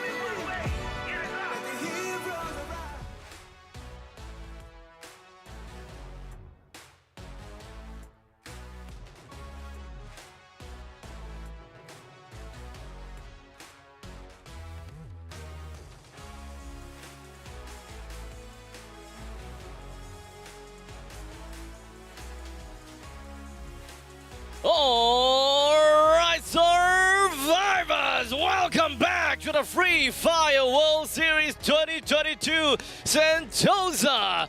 Game number 1 concluded, and now we are gonna be moving into game number 2 here in Kalahari. Yeah, and Kalahari is going to change everything. We saw the first one, teams are playing a little bit more timid. Are they going to continue to do that play style, especially on a bigger map like Kalahari? Everything is at stake. You do not want to be caught left behind, especially in the early stages of this Free Fire World Series. But hey, let me talk about Loud here. They actually ended up in 4th place. They got a decent number of points on the back of 8 kills. Yes, you only got 4 placement points, but they did very well, and they are in there. Very well played by Loud. Definitely well played indeed. But speaking of well played, I gotta have to say, well played! Over to Secret Lab, as they are the official chat partner of the Free Fire World Series 2022 Sentosa. If you want to be like us and the players behind and be like a pro, take a look at www.secretlab.co/2022 and take a look at the wide range of varieties of chairs that Secret Lab has, such as, of course, the most famous one, the Secret Lab Titan Evo 2022. Yeah, and we're sitting in that, we're having a great time, and we're just enjoying the games. The lot of the matchup, it's going to be kind of crazy in that sense. But hey, let's talk about Attack All Around, second place, and then Vivocade. What did you like about that last match? Well, Attack All Around, I think that they are the one that really showed how being dominating and how aggressive in your positioning really means, right? Yes, Vivocade, they did manage to get themselves the Booyah, but 4 kills, that pretty much means that they snuck their way through everyone, didn't participate in any fights, but they appeared right as they are the last 2 teams remaining. It is, and it could be a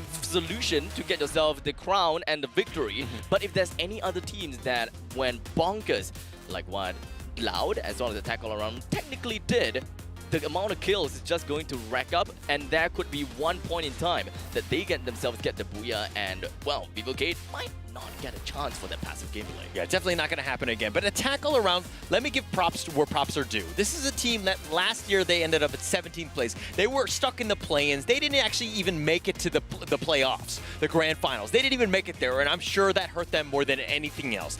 This year, they're very well prepared. We've noticed that even in last week's play-in, this is a team that finds that perfect sweet spot in terms of the map. They know where the other teams are going to go, and they're ensured that, hey, they have great lines of vision. They ensure that they get, you know, the avenues of attack are all there. This is a very well-prepared Attack All Around team. Again, from Thailand, they've always been in the shadows of Evo's Phoenix, but they're here now, and they want to be, you know, they want to shine bright. They want to shine bright. Like a diamond. Okay, I'm not gonna get that anymore. But now, we only have 5 seconds left on the clock. And you know what this means? Game number 2 of the World Series down in Kalahari is about to begin. And once again, every single one of us will now have to bear witness. Which is the team will get themselves the Booyah? Which is the team will get themselves the most amount of kill in the sandy plains of Kalahari? There's no room for error. This is do or die at this point. Again, if you're on the bottom, if you've got 1 or 2 points, you get a donut, unfortunately. Yes, it might be unlucky, but who are you going to cry to? None of these other teams care. My mama. Your mom might, okay, well then I'll call her later if you know what I mean. You know, but this is again one of those, the players, they need to ensure that they don't fall behind. They need to continue to do well, be in the 5 or 6 range, then you have an opportunity to springboard at a later stage. Well, now we are going to be looking at the flight path, but unfortunately, we're not going to even have any time for that, because now, right off the bat, Attack All Around find themselves right on top of the sub. It is going to be a 1-for-1 trade between Attack All Around as well as Echo Esports, but unfortunately, Echo Esports is going to be the one to find themselves in a very unfortunate spot. Kuroro weaving in and out of the time turner, but unfortunately not quite enough to get himself right out of all of the danger. I believe that 3 members from the side of Echo Esports is already down. I'm not too sure. But JLX, he found himself picked right back up. Kuroro, slightly the same. We have the entirety of Attack All Around still being safe and sound. But for the side of Echo Esports, all they can do right now is to go for the revives. Yeah, Attack All Around going up against the other play-in champions of Echo Esports. That was a super dangerous one for both teams. High risk. There was so much at stake right now because, again, Attack All Around had great momentum from the last one, and getting knocked out early, that would have been disastrous. They survive. They made sure that they have an opportunity, especially in this pivotal match, too, and they've got 3 kills to the name, all on the back of Kuroro. Echo Esports is not entirely a very flashy team, and I am surprised that they found themselves in such a situation in the sub. They are the team, yes, technically not flashy, but they will fire shots whenever they can.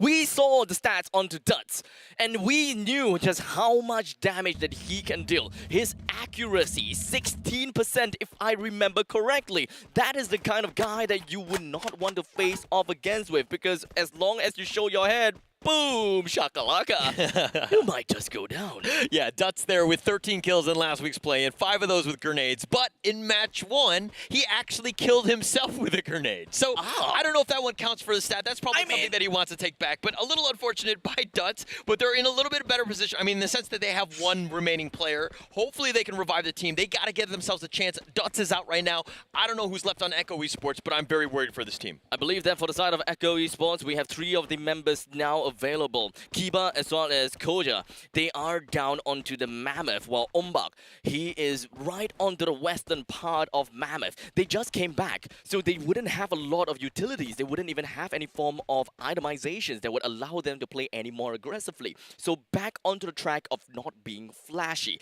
They need all of the utilities that they can get. And Dutz, well, what can I say? They all 4 of the members from Echo Esports is now back alive, but it kind of seems as though they are itching for a fight. And on to Team Flash, that is. Yeah, this is one where it's back, you know, they're back to full strength. This is the revive system, but look at that. You know, they've all been revived before. They're pretty much zombies at this stage, and it's like, how much more can you commit to this one? Yes, we're at maximum. We did see a couple kills here and there, but this is the revive system. Everyone is back in the action. Kalahari, yo, slow it down. We got plenty of time. There's so much open space. Just find that open area. Make sure that you're not, you know, taking any sort of risk right now, and make sure that you at least get to the second circle.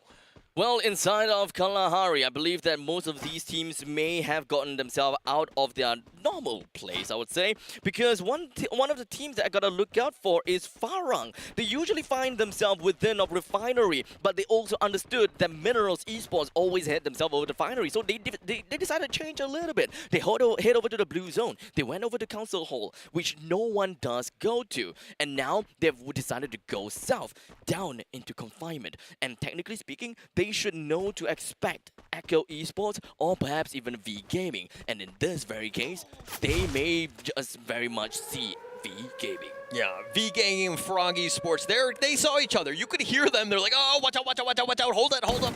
Let's get the glue walls on. Let's get behind cover. But it looks like there's going to be a little bit of action here. Dark Love, you are a little bit too slow on the double barrel. This allows Pablo as well as Spade to come in as a duo to bring him down almost immediately. I believe that Spade has already found where Valentine is, because all the way at the top of this tower, he's got himself the sniper, waiting for the eventual popping off to the head. I believe they saw it. Oh, what a shot. That was amazing headshot by Spade right there. This guy's an absolute, you know, destroyer. Look at that thing. He's got so much range, so much, you know, vision. I mean, the fact that he could just pick that guy off the tower, very well played by Spade. I expect to see more of this. Farang Esports was that dark horse. You talked about you liking them and you want to see more from the MCP region. This is a team that, again, surprised a lot of different players and the teams in MCP. There were other favorites, but Farang Esports came out on top. Right now, V Gaming, they found themselves with too little amount of numbers to their name, and they decided to head down south from confinement into Santa Catarina, and they actually found a small little, well, fragment of Vastamundo. Vastamundo decided to shoot right back at them. It's not going to be enough to bring them down just yet, but that's pretty much going to be a warning shot from Vastamundo saying, hey, don't come any closer. Speaking of which, Attack All Around seems to be doing the same thing, except for the fact that they are shooting in a fight for honor and points. Yeah, honor and points, but Attack All Around and Vivocade, both of these teams top 2 in the last one.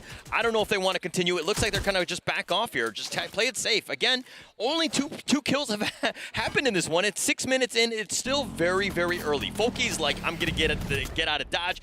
Jumps himself on the Akira bike. It's on fire now. Karora is there's like, all right, we're all out of here. We're just going to run to safety. The rest of the members from the side of Attack All Around, or at least 2 of them, have fled away from Vivocade.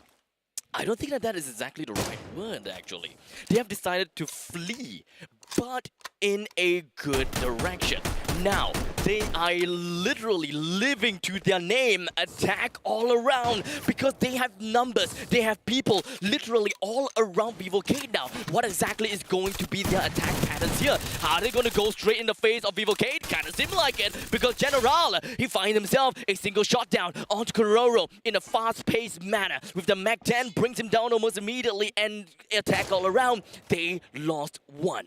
General had 11 kills in the play-in last week. This is a guy that literally carried them into the 3rd place, and there's a reason why they're great. Nando is the sniper on the team. He's an absolute menace. Make sure that you know where this guy is. If he's on the roof, he's got a sniper rifle. You got to duck. You got to get yourself alive. But look at Echo Esports. They haven't really found that groove. It's been very difficult to find anything going up against Team Flash here. Is this really going to be that part of the groove? But unfortunately, it doesn't seem like the type rhythm is going to blast down that glue wall enough to bring Koja down, because Bloody is currently all alone with one person knocked down. He's just going to go for 1 versus 1 fight, and Koja, he did manage to bring Bloody down. The 2 other members on the other side of the ridge is going to be under attack by Koja just because of his DMR. Umbak, he finds himself a way in. They want to catch up to the bike that Brian is on. They open fire. They shoot on the tires. They do whatever they can. Shoot on the rear. But unfortunately, it is not quite enough to shoot anyone down, but only sending the bike smoking. Shin is literally on fire. They're getting the hell out of Dodge. They're going to find a place, hopefully just revive the team. They need to keep themselves alive in this game. But Vastamundo playing a little bit safe, right? This is I think the style that we saw in the Euro Pro League. They tend to just pick their battles. They try to see what's out there. But, you know, Vastamundo here going to be lucky with this crate here. They'll happily take that one up. But, you know, in terms of Vastamundo, is this something that we want to see more of? Do we want to see them be more aggressive? Honestly, I'm happy with just putting them, having them in the circle. Because normally, if they would want to play at the edge of the circle, that pretty much just suggests that they want to look for utilities, and they will only want to look out for a fight at the very end.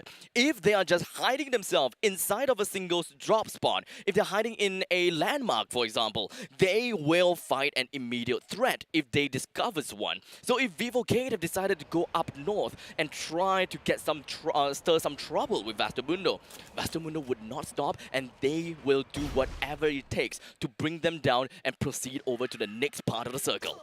And they'll keep themselves alive. Darklove has been knocked here. Binsu gets a nice headshot onto Spade, and it looks like they're just going to trade shots here. V Gaming are going neck and neck with Farang Esports, but he's been knocked down. Spade, I don't think he's got a chance. The Penguin's like, I don't have any bandages. I don't know what to do. I don't have I'm not a doctor.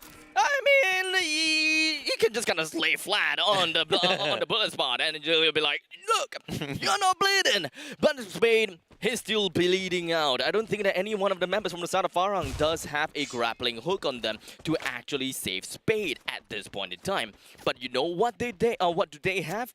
M79, and that is going to be the grenade launcher, and I believe and I hope that Jambol will be able to lay one down on his adversary. Yeah, it's going to be very close here. For Spade, looks like he's going to bleed out. No real chance. And this is my problem, right, with some of the teams is that they're too spread out. They're not able to support one another. If action happens, if he gets knocked, what are you going to do? Right? You don't have the grappling hook to come and save him. You have no real chance to really just help your team. This is one of those things where if you're looking at what Loud does, look at how close they are. They're almost on top of each other. They're holding hands, making sure that they're making their presence known just by sticking together.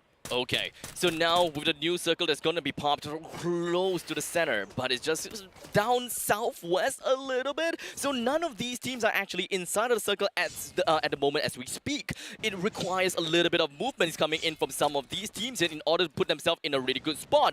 But speaking of good spot, Jonah, he found himself a single knockdown with a grenade, and that is going to give them a numbers advantage as they move on to try to get a fight against Echo Esports. The Cruz, he managed to juke his way through. Make sure that he does not get the CQB combat against Echo Esports. Moshi coming in from the sides. Real flank. Doesn't seem like things are going to be well with Duds. Hides himself inside a container. Finds himself still knocked down by Jonah with a massive burst of damage. And now he's just going to be left with Koja, the last member remaining coming from the side of Echo Esports. And the only thing that he can do right now is make a run for it. All right, Evos Phoenix, Evos Divine were almost kind of helping each other. They were going for the same target there in Echo Esports. Dutz was kind of left behind. He didn't really have much of a chance. But hey, look at how crazy this World Series is. 12 teams left at 11 minutes. This is all the teams are just looking to survive. But there's so much action that's going on. They're making sure that they're not getting third-party. VGM is on the run from Farang Esports. Do they get the knock? Well, they gotta have to get a knock and get the hell out of there as soon as they can, because the storm is slowly going going to be constricting these teams. They have to run away soon before they find themselves in the middle of the storm. As they get the grenade launchers down onto Bingsu, brings him down, and Jambles gets himself a kill just like that and allows them to move right on onto the next zone. Loud is going up against Minerals Esports. They're going to look to just get this flank. The glue walls have been put up, but Minerals Esports hiding in that tent. I know Con7 is going to look to just go for this last. Actually, he's going to go super aggressive into this tent, and he just unloads lead.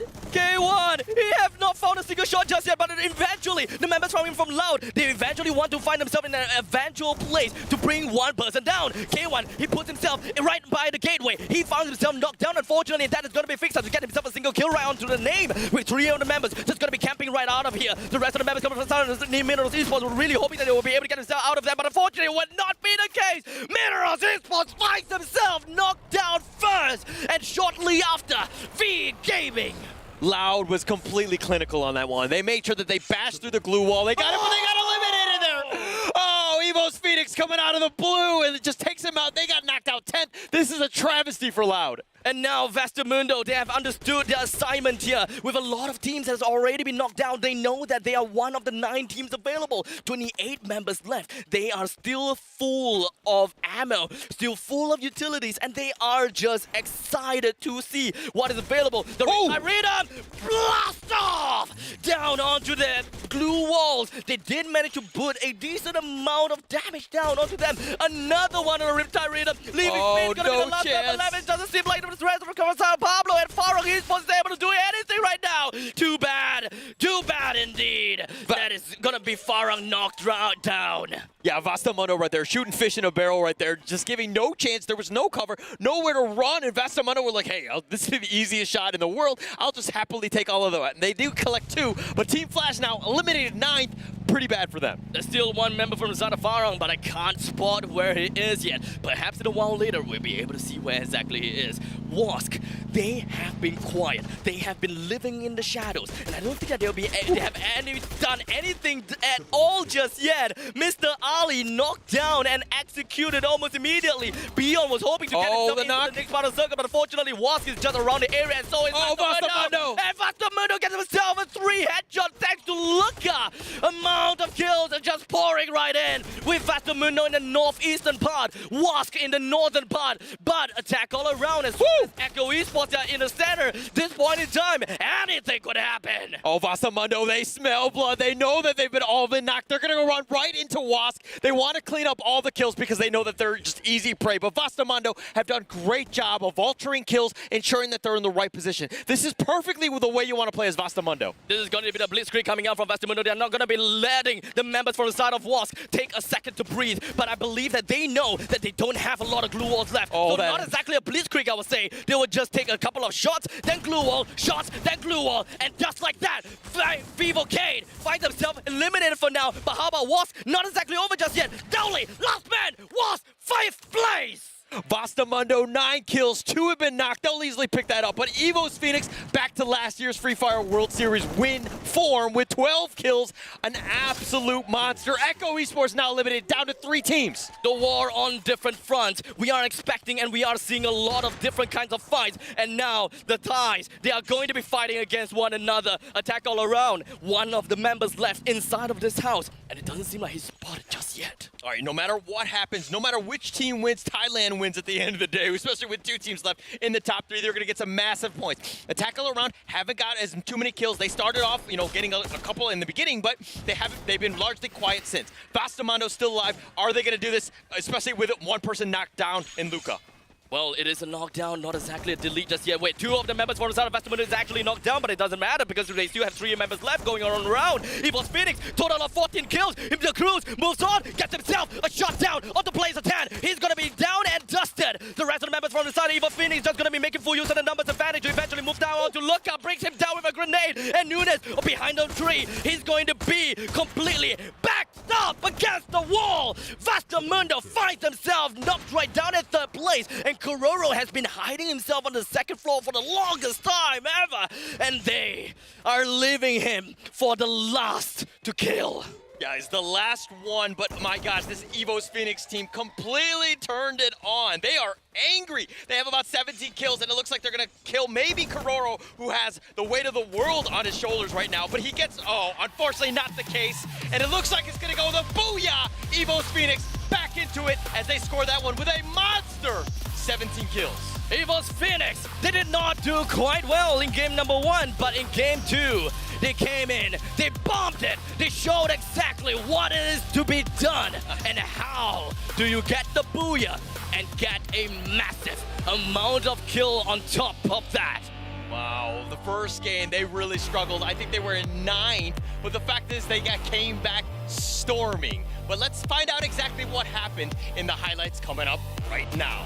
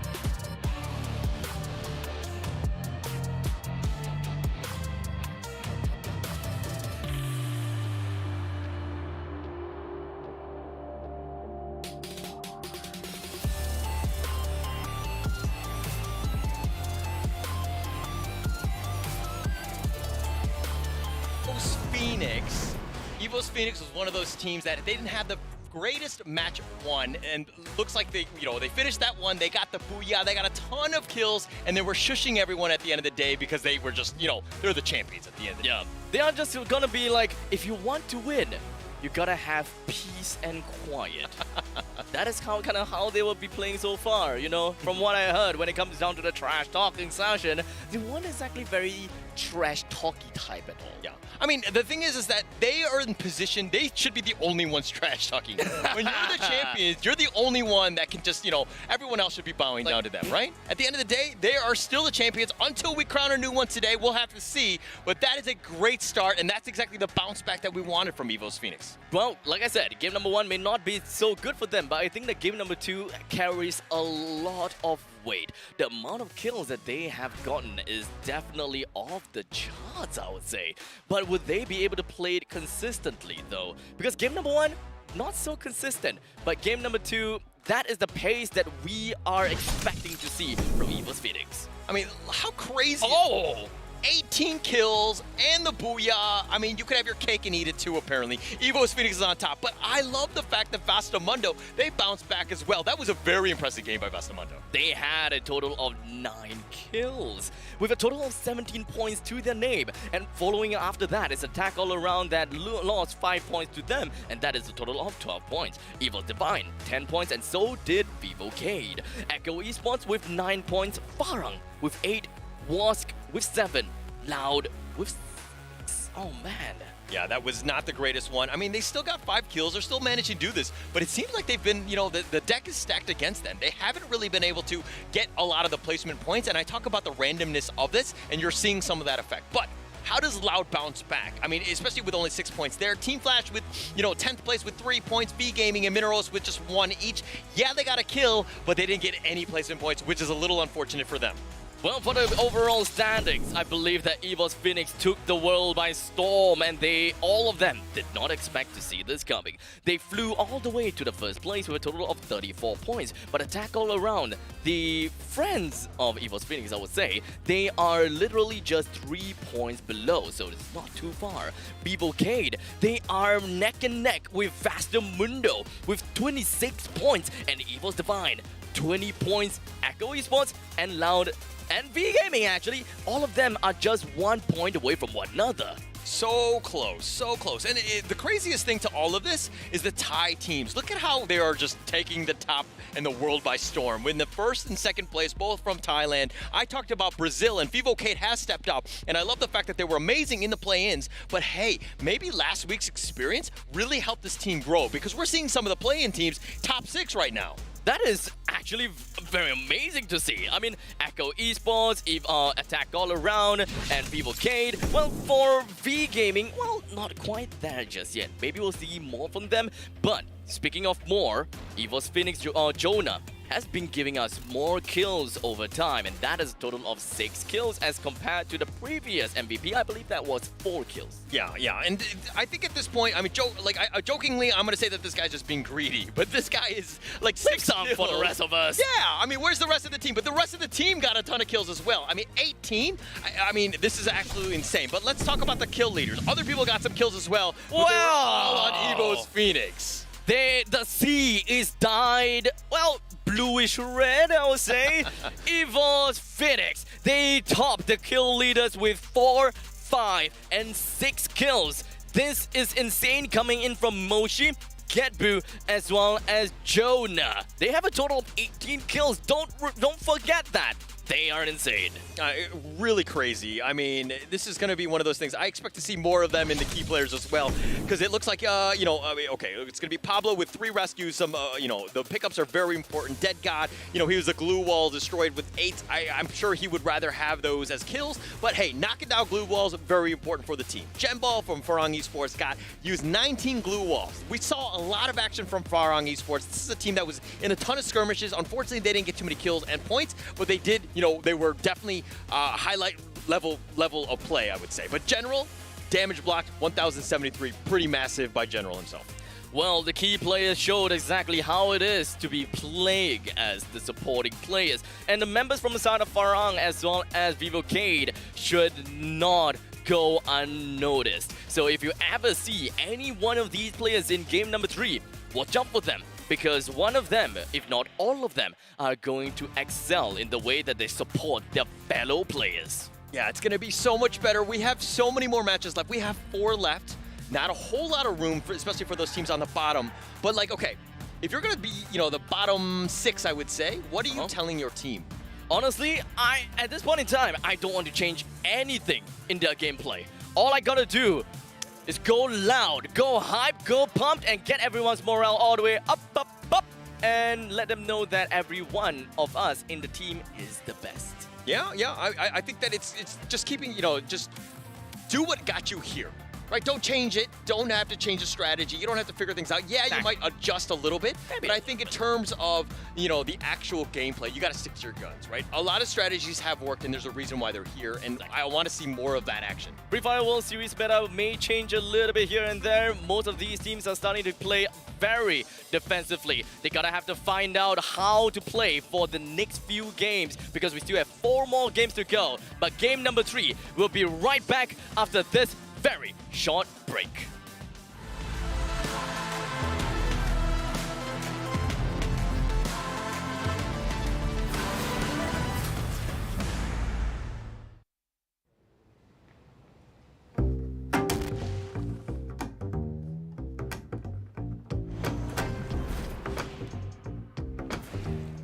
احنا واسك ما كيهمناش جميع الفرق اللي كاينين هنا، بالخصوص فينيكس فورس، ثم البطل العام اللي فات وهذا العام جينا باش ناخذوا البطوله منكم. นายไม่ต้องพูดเยอะหรอกได้ให้ผลงานพูดแทนดีกว่า Hey, lu mau ngalahin Phoenix? Kan masih di Divine. Eu não tô ligando que vocês, os amigos da Phoenix Force, estão mais uma final de mundial. Porque não vai ter sorte para eles e vocês estão fracos, então vamos amassar vocês. E vamos ser campeão porque o nível de vocês é muito abaixo do Brasil. คิดว่าผมกากเหรอทำไมปีที่แล้วได้ที่2อ่ะปีนี้ที่2เหมือนเดิมมั้ง Oh, tem calma. Este ano para ti resta o terceiro lugar, porque nós vamos ficar em primeiro. Hey, Esports Divine, phong độ của các bạn thật là ổn định đấy. Thành tích quốc tế liên tục giảm qua các mùa. Cố gắng phát huy nhá. Ya terserah sih lu mau apa, intinya gue bakal buktiin nanti di final. Tunggu aja. Aku rasa tim kau biasa-biasa je. And cakap kat Brian jangan jadi support kalau beban. Brian là hỗ trợ, nhưng mà số kill nó kiếm được trong trận chung kết sẽ nhiều hơn bạn đấy. Nanti kita tengok dalam game. Tim kau ke tim aku yang kuat? Vamos, Farang. Ustedes ni siquiera tienen el nivel para estar en esta mesa junto a los mejores del mundo. Ese tal Pablo no pudo ni conseguir 20 kills en la final. Vocês querem falar de kill? Vocês estão na nossa mira e a gente nunca erra. ไปถามใครใครก็รู้ว่าฟินิกซ์ดีที่สุด هاد المره ما غتنوضوش من الرماد ديالكم حيت انا اللي غنديو هاد البطوله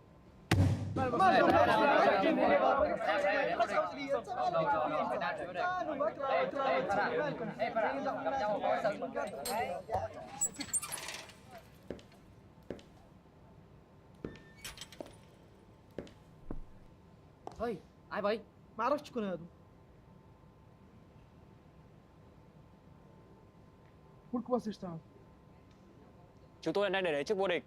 Sau trận chung kết lần này, các bạn sẽ biết Vi Kim Minh là ai. Việt Nam mãi đỉnh. พวกเองอ่ะเดี๋ยวได้เจอแอคแท็กออลาวเดี๋ยวก็รู้ว่าใครเก่งกว่ากัน Não viemos aqui à toa e não passamos para brincadeira. Vamos amassar todos vocês. Gua dan tim gua bakal juara PPS kali ini. Buat lu semua, hati-hati ya.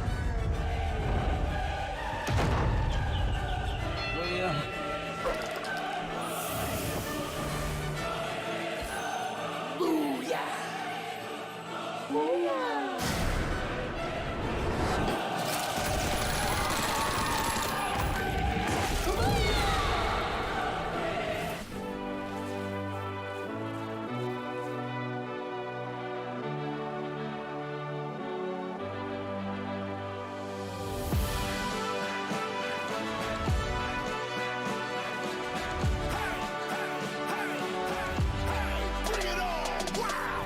I never thought that one day I would get that kind of chance.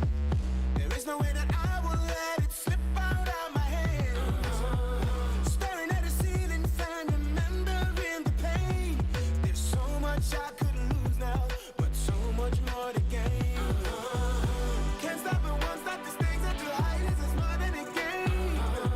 No sleeping, resting, believing this dream it will come true one day. We will be heroes. The moment has arrived. We fought the biggest battle of our lives. We will be heroes. The last ones to survive. We can't just stay until the end of time. Let the heroes arise. Never thought the day would come, our eyes would be on me. There's no way I will lose now. I'll shine in victory. Can't stop it once, not the stakes are too high. This is more than a game. No sleeping, resting, believing this dream it will come to one day. We will be heroes. The moment has arrived. We fought the biggest battle of our lives. We will be heroes. The last ones to survive. We can't just stay until the end of time. Let the heroes arise. It's time to stand up now. Let the heroes arise. There's no stopping you right now. Let the heroes arise. There's only one way. Get it up. Let the heroes arise.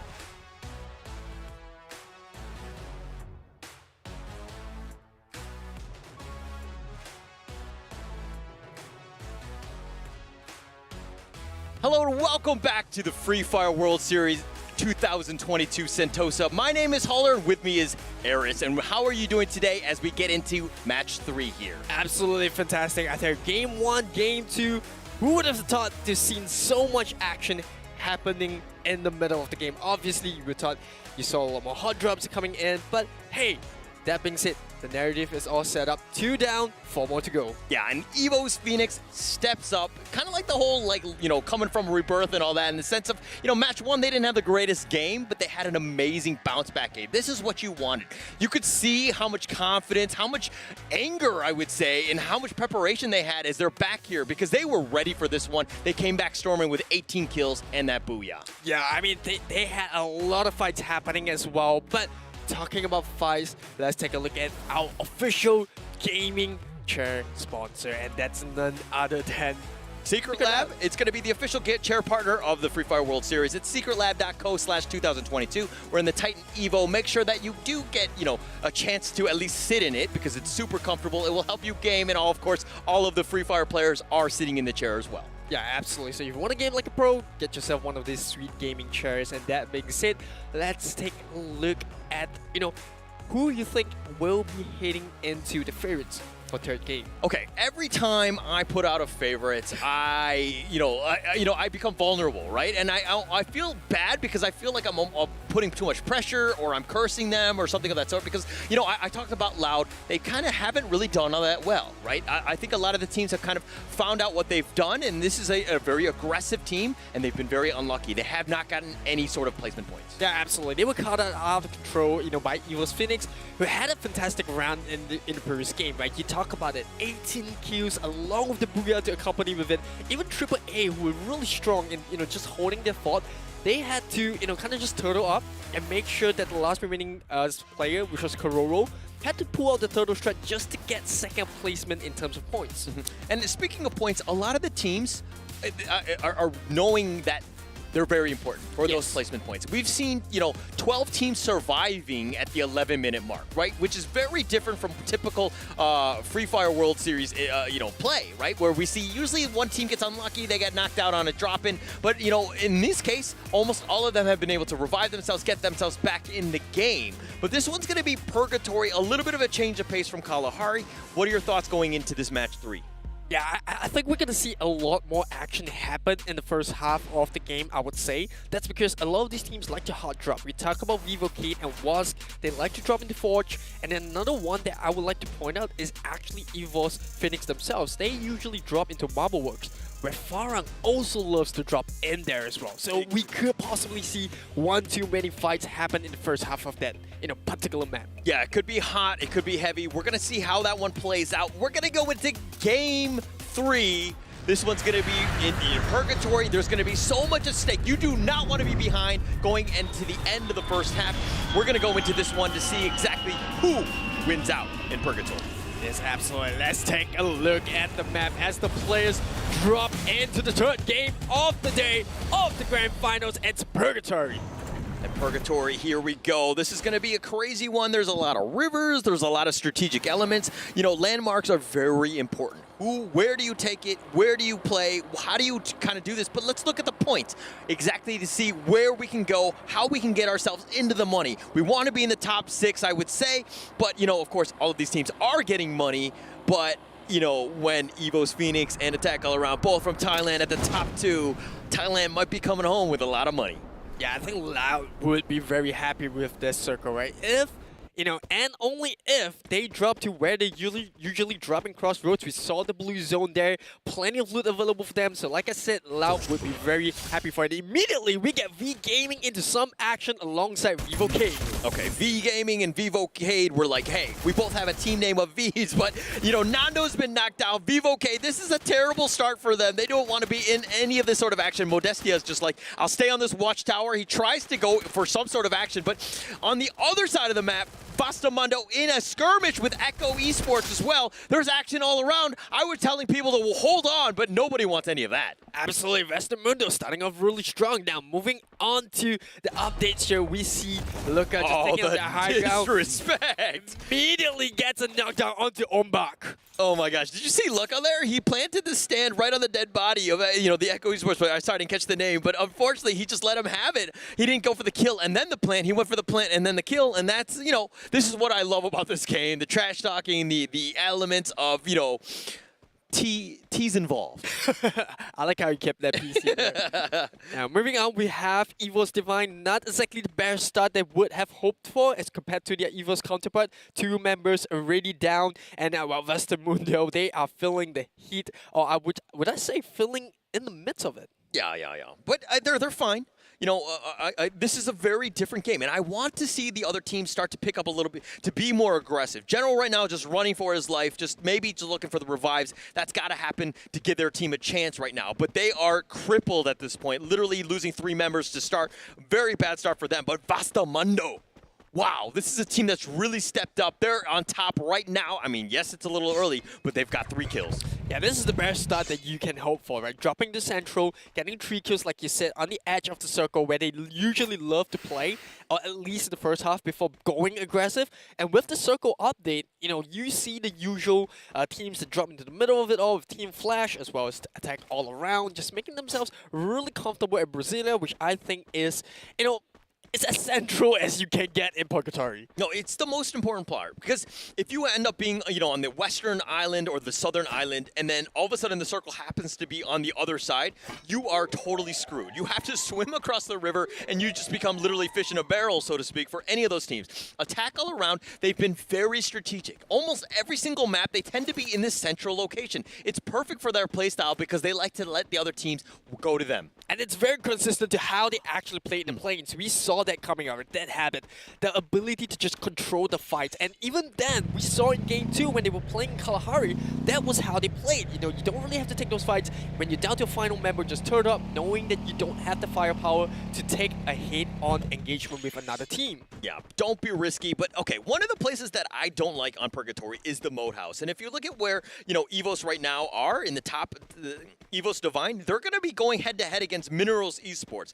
I don't think that that's a skirmish that people expected. Moat House is one of those types where I literally have a moat in a house, and yet you're coming towards me and crossing the river. Very dangerous spot. Jota right there. Jota getting shot out right now by Beyond. Yeah, Jota had to find that out the hard way, and Beyond, like you said, getting those free taps. And here comes the rest of Minerals Esports just piling on, but Beyond holding his ground right there, and he's doing a fantastic job at this as well. He might just get a second kill, not exactly in his favor there. Fixer's gonna get the knockdown. Yeah, though it was a 1-for-1 action, and they're going to continue on. Who pulls out so far? Minerals Esports has done quite well thus far, and it looks like they're going to pick up the rest of the team. This is a massive win for the Latam team of Minerals Esports. They got 4 to their name. Jota, the MVP on their team, the latest acquisition. Yes, they've only played 2 years in the Free Fire Pro League, but my God, this guy's a monster. If anybody's looking to get into Free Fire, understand how this guy plays, because he's just going to help you improve, because he's just so mechanically sound. Everything that he's doing, you need to do as well.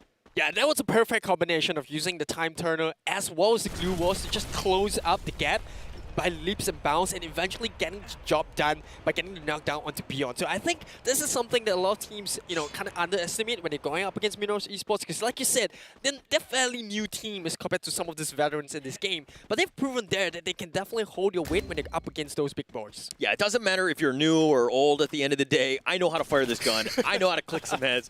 I'm going to do that. I'm going to have a great time doing it. But, okay, attack all around, again, very plain. My only concern with them is that seeing is that they haven't moved anywhere and they let the teams come to them, is that they don't really have a whole lot of the utility, which might affect them in the late game.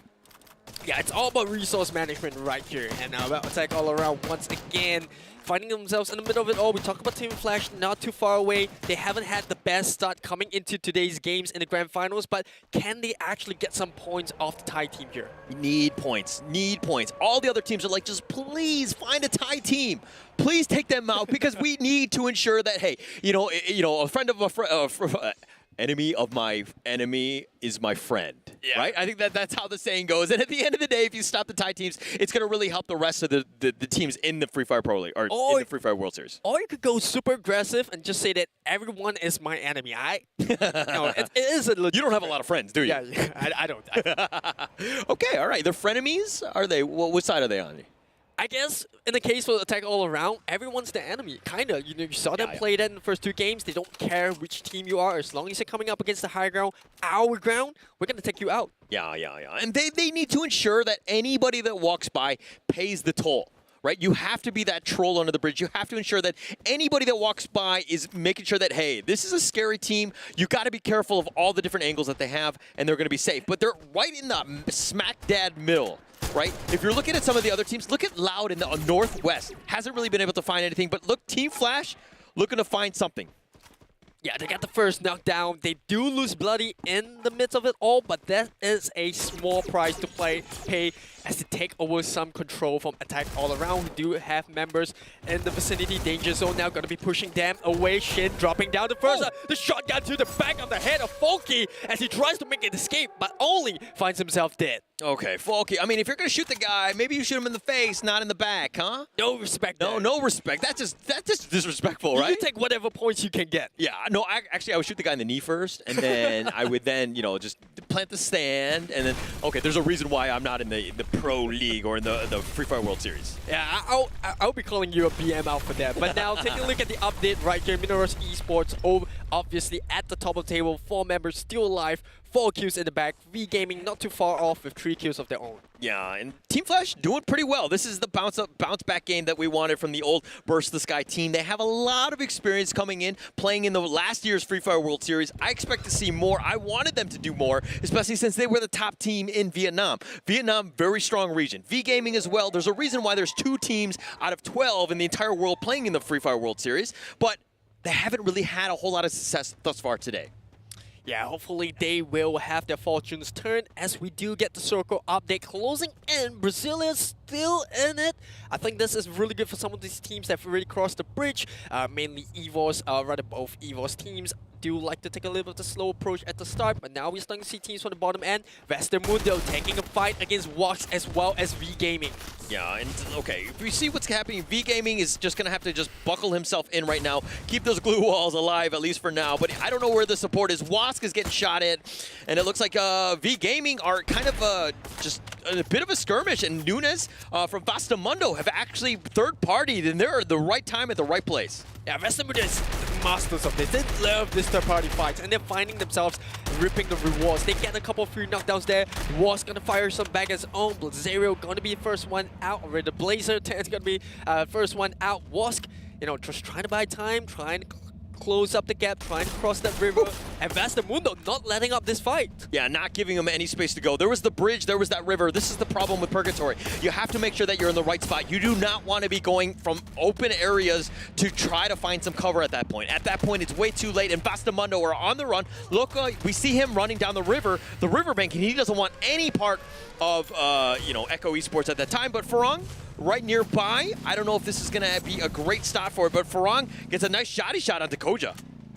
Yeah, just taking the time right here, and Farang, you know, they had a better second game as compared to the first. I think they want to ride on this momentum. And Koja, what are you doing? He tries to scout around, and Too Bad just gets a free knockdown here, but he's in a lot of trouble. But the rocket launcher buys him up, and Spade comes to his rescue as well. Now Echo Esports, they are punished for this push. And here comes Jambel trying to get the job done onto the last member. Dutt trying his best, but Echo Esports gets blasted in their face. Echo Esports out. This is the #1 play-in team. They were doing so well up until that part. That seemed like a little suspect play where he was driving around on the bike. I don't know what he was doing. I think he was doing donuts or something. I don't know. But he was just like, hey, look at my bike. But then he just got shot off it. And Echo Esports pays with their life. They're down with as the 11th team, but 10 teams left. There's still plenty of time for these other ones to make a move. Loud, on the other hand, kind of quiet. They need to be more aggressive. They're playing it incorrectly. They're behind. They need those kills now. Yeah, we saw that in Game 1 in Bermuda, where they rotated really slow, and this is very unlike Loud. You know, the Loud that we knew from last year's Free Fire World Series, they were aggressive, they went for kills, they were decisive, they got lots of frags, but this time around, seems like this switch up in play not really suiting themselves. It's awkward, right? You're playing on the main stage, there's a lot of eyeballs watching you. You have teams that you've never played against. The meta is completely different, right? Getting yourself in that position where you feel comfortable, like in the other leagues, you play against those teams for like 6 weeks in a row. You understand the play styles and how they're going to be playing, so that you kind of get, you kind of understand what the teams is going to do. But if we're looking at Loud here, they're getting some free shots on the Farang Esports. Loud, a bunch of vultures. They're making sure they get every single kill. Yeah, and similar to how Bermuda was played out, Farang and Loud, they rotate slowly here. Farang on the receiving end of Loud's rough, and now heading into the southern end of the circle, Westermundo going up against members of Wask, who are doing a fine job of getting those free shots from the top. But Mr. Ali just unfortunately gets knocked down from Crusher, who's at the bottom of the river, getting those, pretty free shots towards his direction. Okay, Mr. Ali was the MVP on Wask, and it seemed super awkward because the rest of the team was getting shot at, and they're continuing to get shot at by Vastamundo here. Crusher is completely on point. Nice knock there, and it looks like he's going to be the last one, and they get the other one, and they clean up Wask. Vastamundo is on a roll with 8 kills to their name.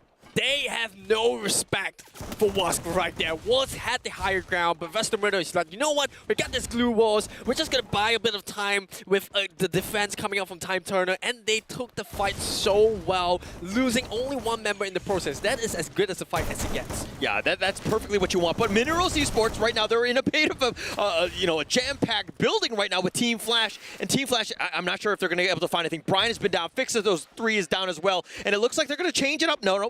Yotap back is in. He gets the nice pickup. He's going to heal his teammates. He's going to keep himself alive. He's going to clean up the rest of Brian. And it looks like Sam 13 has been eliminated as well. But Minerals Esports really stepping up. And this is exactly what you wanted, as they were, I think the top, the bottom 2 teams right now. Yeah, they actually challenged Evo's Divine at Moat House early in the game. They got a kill, the first kill, I believe, and then now they are looking to take this fight and try to jump. And here comes now coming in really loud, no pun intended. 3 knockdowns, Spade goes out, and now they're wrecking up to 6 kills. About scratch that. They take out Farang, who bows out in 9th place. Oh, Loud. See, they're so good with their ambushes. They catch a team out, wide out in the open. Farang Esports is like, whoa, what was that? He gets knocked, and then all of a sudden the rest of the team is eliminated. Team Flash has been eliminated now as well. Minerals Esports with 8 kills to their name. Again, both of these teams really needed to step up as they're looking to just close out the first half with Game 3. Yeah, lots of teams, they are here, and they are here to stay. They did so well in that fight, and now that leaves Evo's Divine with the remaining member in Beyond, who, ironically was the member to first go down at Moat House. And now, looking at the update, Circle closing into this area where there's not too much covers on. Very tactically challenging with the verticality on this side of the map. Okay, Vastamundo has Luca left. He was the last one left on that team. This is great for them. Yes, they have 9 kills, but now it's about placement points. It's 7 teams left. There's plenty of room to figure something out. Evo's Phoenix have taken the foot off the gas. They're like, we don't want any sort of action. This is not the one we're going to look to just go. We're going to look for pickoffs. Jyota will just gladly sacrifice him to the storm, deny points to the rest of the team. Evo's Phoenix is there, but V Gaming with 6 kills. A lot of these teams, man, look at how many kills they have. Yeah, Minerals Esports, they did well in that fight, but because of how long they took to conclude that, now, this storm is coming behind them. They're getting themselves hit by Evo's Phoenix, and now Joanna with the rocket launcher to Fade's face, who goes down. That brings Minerals Esports out in 7th place. Yeah, they got a decent number of kills, but Vastamundo, the last one, has been killed as well, and unfortunately that's the case, but it looks like that's going to be a pretty big one. And Evo's Phoenix are now here. They've got 3 kills. They want to try to find something. They need to continue to do this. Loud have turned it up, and they are the kill leader. There's for a reason, but Jonah says hello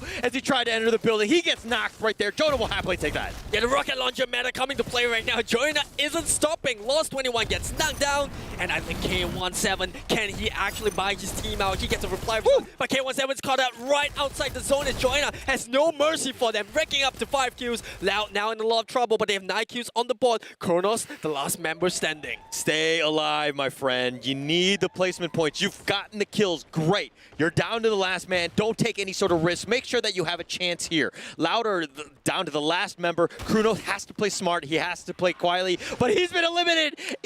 Evo's Phoenix comes from behind. Make sure that he cleans it up. They've got 7 kills, and they're like, happily take that one. But AAA, they're trying to do what they can. I think they were 4 strong at this point, but there's 8 players left. 3 teams left, 7 players. And now V Gaming in the perfect spot because there's no more revival zones, no more vending machines. So that puts V Gaming against AAA. Whoever wins this fight, I think is looking to be fair to get the booyah. But, I don't want to invoke any Striker's Curse here. As V Gaming, well, they've got the knockdown. And now it's down to the final 2. Evo's Phoenix, perfect position. They played that one incredibly smart. Yes, there's only 2 members of them, but V Gaming have 3. This is going to be down to the last 5 players. Oh, Jonah runs right by him, gets the key, knocks down Dark Love. He gives himself a chance. Bintu and Ventan, how are they going to play this? Do they want to res him? Is it going to come down to that? Ventan, he's going to have to heal. Bintu's still alive. Dark Love is just more scouting more than anything else. They haven't given anything out, and it looks like they're going to continue to just kind of keep him from afar.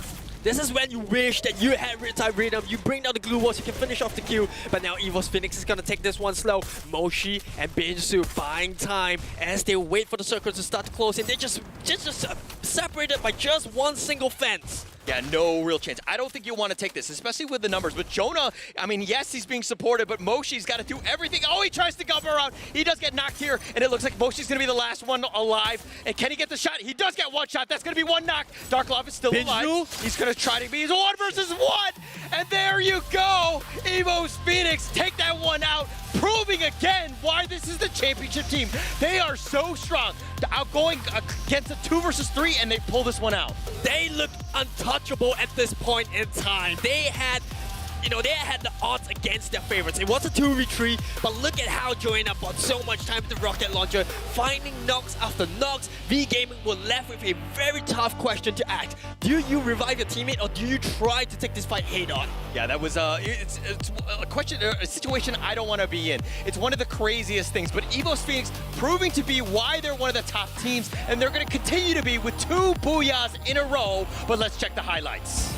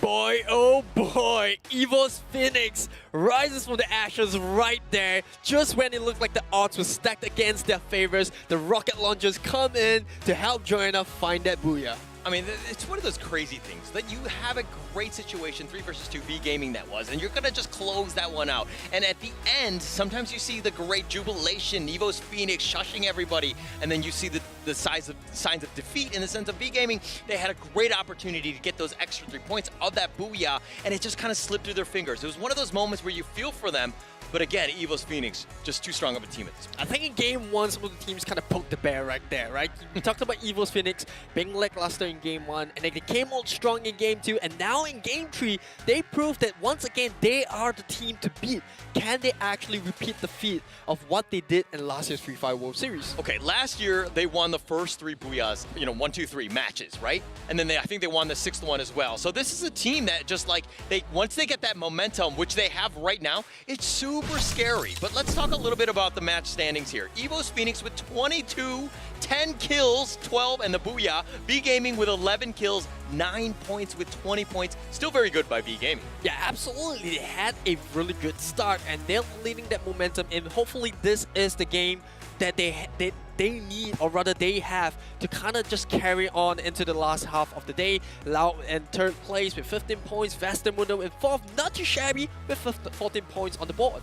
Yeah, okay, but Minerals Esports, this is a game that they had to have gotten some points in. They got 12, that was a great one for them. Attack all around, yes, they were 2nd place, and this is probably going to hurt them in the long run right now, but this is the first half. They're still in prime position, even to make a run for it, or 2 towards Evo's Phoenix, they have a chance. Evo's Phoenix have not taken away and run away with everything thus far, so hold your horses at this point, but the other teams really need to help out. They need to ensure that they knock down Evo's Phoenix early.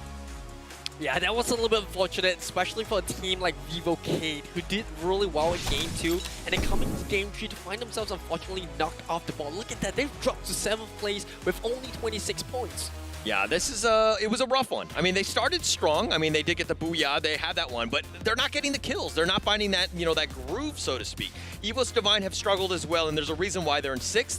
And a tackle around, I feel like when you have 16 kills and you're in 2nd place, you're getting a little bit lucky in terms of the placement points, so that's why they're there. But look at the monsters of Evos Phoenix. 31 kills, Bastamundo with 21. I love the fact that this team has showed up. Big props to the European team. Yeah, this is how competitive it is. You mentioned Evo's Divine doing not so well 6th place.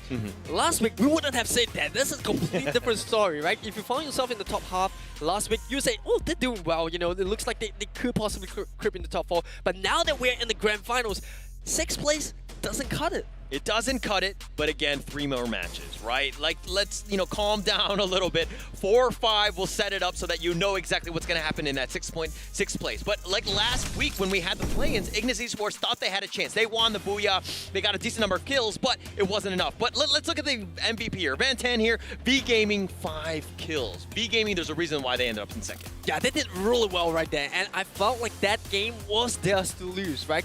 We talked about it, the advantage that they had, 3v2, no more vending machines, no more revival zone. At that point in time, it's just pure firepower. Unfortunately, they came out short, but this is still a fantastic game for Van Tam as 5 kills. Hey, that's no easy feat. Yeah, and Van Tan is definitely going to be on the kill leaders as being the MVP with that one, but it looks like other people got 5 kills as well, with Evo's Phoenix there, with Moshi getting 5 monster. Minerals Esports are Hyota. This guy, man, we knew he was going to be something that people needed to worry about, but the fact that he's like literally picking the team on his back, he's giving themselves a chance to, to score very highly, and this is a team that really nobody wants to deal with in Minerals Esports. Yeah, Southeast Asian teams look to be one of the most aggressive teams coming into the grand finals.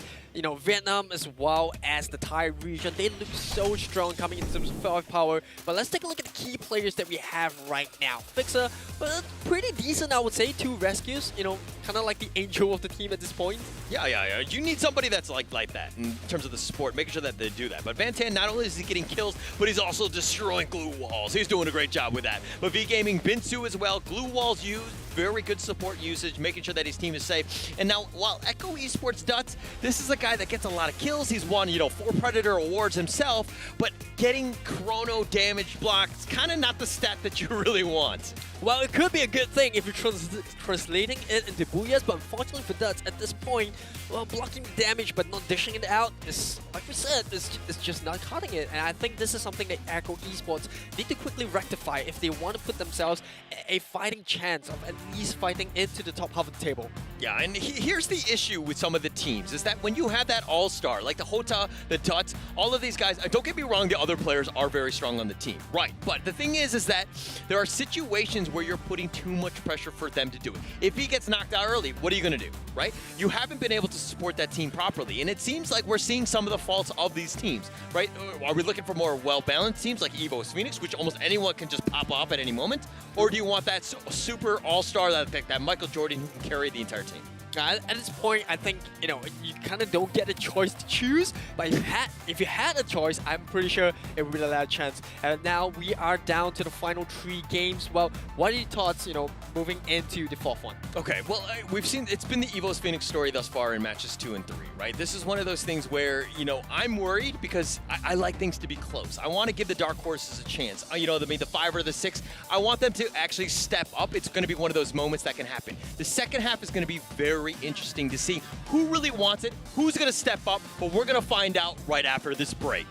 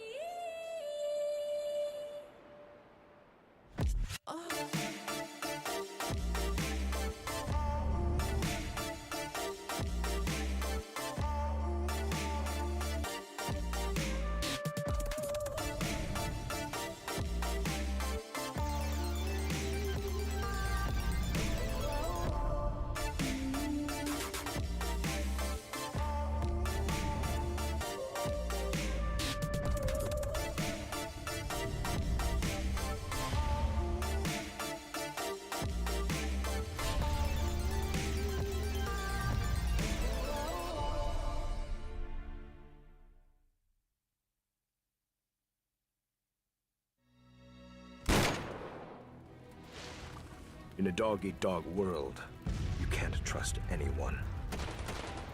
Only your gun can show you the way to survive.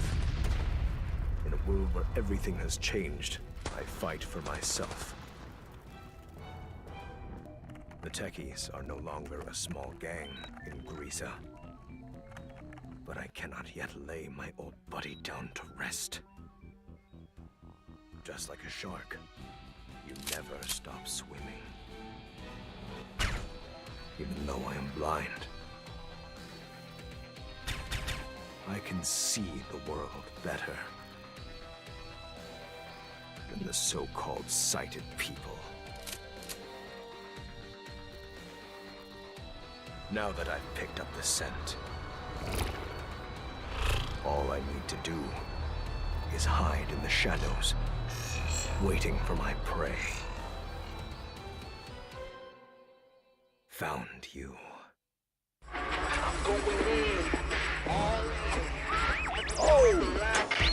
Hello, survivors. The battle is starting. Here are the teams y'all are gonna see in the play-in.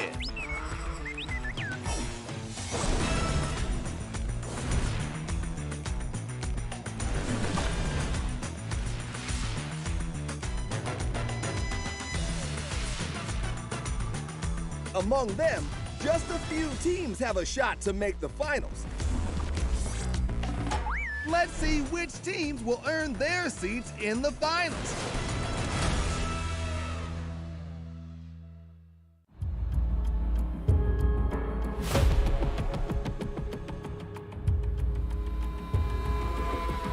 Thought they had the high ground. They thought they were walking in and they were just gonna destroy everybody.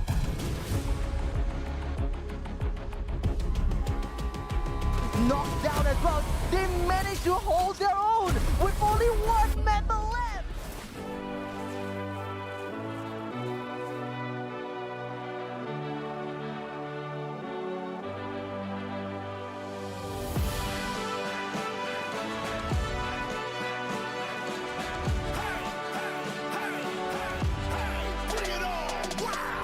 I never thought that one day I would get that kind of chance. There is no way that I will let it slip out of my hands. Staring at the ceiling fan, remembering the pain. There's so much I could lose now, but so much more to gain. Can't stop it, won't stop the stakes until height is as more than a game. No sleeping or resting, believe in this dream it will come true one day. We will be heroes. The moment has arrived. We fought the biggest battle of our lives. We will be heroes. The last ones to survive. We can't just stay until the end of time. Let the heroes arise. Never thought the day would come, our eyes would be on me. There's no way I will lose now. I'll shine in victory. Can't stop it, won't stop the stakes until height is as more than a game. No sleeping or resting, believe in this dream it will come to one day. We will be heroes. The moment has arrived. We fought the biggest battle of our lives. We will be heroes. The last ones to survive. We can't just stay until the end of time. Let the heroes arise. It's time to stand up now. Let the heroes arise. There's no stopping you right now. Let the heroes arise. There's only one way. Get it up.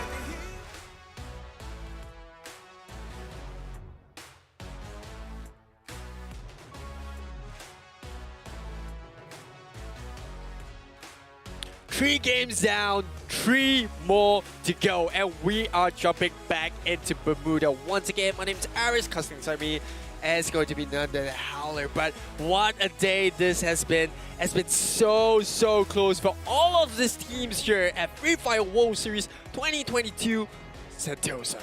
This is pretty much it. There's 3 more matches. There's no more room for error. We're going to find out who really wants it in this next game. If you might be mathematically eliminated going into 5th and 6th, which is super depressing, but it might happen for some of those bottom-dwelling teams. Right now, it's about all of the other teams. Who can step up? Who can take out the team from EVOS Phoenix, from the Thailand team? It's going to be super important. Yeah, I think this is, something that the teams will be paying attention to closely, and something that we also have to pay attention to is none other than Secret Lab, our official gaming chair partner of the Free Fire World Series 2022 Sentosa. Yeah, secretlab.co/2022. Make sure that you get the Titan Evo chair. It's going to be great for you. All of the players, of course, using that. And we're going to go into match 4. Very important here. Ensuring that you get your points. You get your kills, you get your placement, you ensure that you do all the things right. But sometimes you just get unlucky, and it's just really unfortunate for you. Yeah, it's all about consistency right here. And I think one of the teams that is doing that really well is Attack All Around. Yeah, not the best game in Game 3, but I think if they can keep up the performances of what they did in Game 1, Game 2, keep the strategy going of just controlling the circle, take fights when teams are coming in really late, make sure that they gatekeep and fortune, hopefully they do get some free points. I think they'll do well. But now, coming back into Bermuda, this is one of the teams that does really well, Attack All Around, very consistent. Another team to look out for as well is Vivo K. They came in second in terms of total number of points, but they were the team to actually get the booyah. Okay, well, I totally agree with all those statements, but Free Fire is a game of momentum. We're seeing a lot of the teams that the Minerals Esports, the V Gaming, the Evos Phoenixes, they're finding ways to get those kills, right? Loud has kind of done that as well, but they haven't scored as many points. Right now, you need to ensure that you continue on the streak. Hopefully you get lucky. You need to ensure that when you're getting into the later stages of the game, you don't want to get third party. We're seeing too much action where you're taking too much risk and you're getting punished for it. Yeah, there's no more warm-up, no more second chances as they dive into the last rotation of the map. You've done this the first time, the second and third time round. Now is where the teams, or rather the hungriest teams, will start to shine. And I think, like you mentioned, EVOS Phoenix is one of the teams that, none of the teams seem to have an answer for them as of now. All right, I asked Abstract this question last time. Okay, you're on the bottom looking up. What do you tell your team to ensure that they have a better performance this game? I think to just kind of begin that motivational speech, you begin by saying, okay, look, we have nothing to lose right now. We're looking from the bottom. Hopefully at the end of it all, I can say we're here. Okay. Yeah, I mean, it's a pretty massive step up. Every single 2 places or so is going to get you more money, right? You want to ensure that you have an opportunity to get the lion's share of this $2 million USD prize pool, which is actually crazy if you think about it, right? This is life-changing money. First place is going to get you $500,000. I mean, if you had $500,000, what are you spending it on? I would be doing a crazy ton of unresponsible monetary decisions, but hopefully the teams will not be doing that as we jump into game number 4. None other than the OG of all maps, Bermuda, we're back to where it started. It's going to be there. It's going to be game 1 all over again in that sense. But hopefully teams have kind of figured out what they did wrong. I mean, it looks like the drop is going to happen here. The teams don't are going to see what they can do. But this is one of those moments where, again, teams are still, they know what they do. They know where they're dropping. But, I don't know what else to say at this point. Oh, yeah, obviously. And you look at the scoreboards right now, EVOS Phoenix still at the top. Teams are starting to drop down right now. I think this flight path is pretty central as it can get, coming from the east all the way to the western. And we do see teams dropping really early. Vivo K looks like they're dropping into the same zone as they were in the first map of Bermuda, right down in the middle of the strip. Okay. All right, we're going to see the drop here. EVOS Phoenix is there. Wask, oh, I love this costume, by the way. Okay, when in doubt, you just change costumes, all right? That helps you a lot. You got to confuse the opponents. Okay, now I'm a dinosaur. Now I'm a lion. What are you going to do? All right, Team Loud here immediately taking a fortunate hit from Mr. Ali. Well, he was angry in Game 2 when he got knocked out, but here is coming for revenge. Loud and clear, message received. Yes, and that's what you want to do. Baby steps, right? You might be behind, but you got to get that single kill. You win that team fight. You win that 50-50. Give yourself a chance to be like, hey, there's a reason why we're the top 12 teams in the world, right? We're here for a reason, and we're going to make sure our name is heard. Now, dropping straight down into Clock Tower, it's none other than EVOS Phoenix, who's standing at the top of the leaderboard alongside against Minerals Esports, who did really well in Game 2. Don't get me wrong, but this is a different ball game. We're talking about EVOS Phoenix. Okay, last game, what they did was they actually played it a little bit, patiently. They didn't take any sort of risk. They were looking for placement points, understanding that they have a monster lead right now. They're going to probably continue to do that. They're going to vulture as many kills as they can. Now, some of the other bottom-dwelling teams, I hate to use that term, but it's unfortunately the state of the game for them.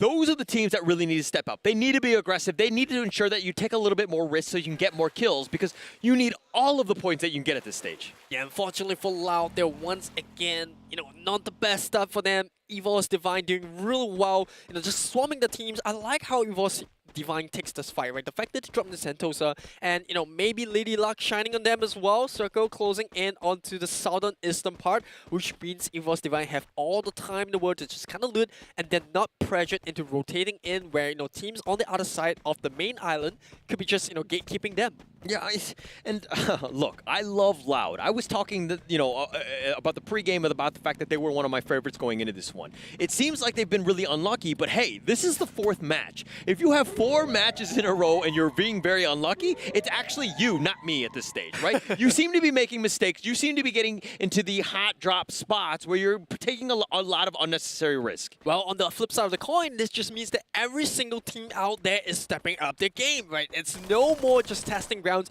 They're really out here to prove, or at least try to claim the title of being the best Free Fire team in the world. And here comes Evo's Phoenix trying to defend that crown, doing it really perfectly against Minerals Esports. Oh, Evo's Phoenix. They found Minerals Esports, and they're going to look to clean this one up, and they are cheering. They got Hota down already. They do get the revive. He's back in it, but Getbu, it looks like he's going to take on Gluso, and it looks like they've got a great start to this one. They've got 3 kills to their name, but Minerals Esports still not out of this one. They're going to look to just kind of slow things down, maybe take it a little bit safer elsewhere.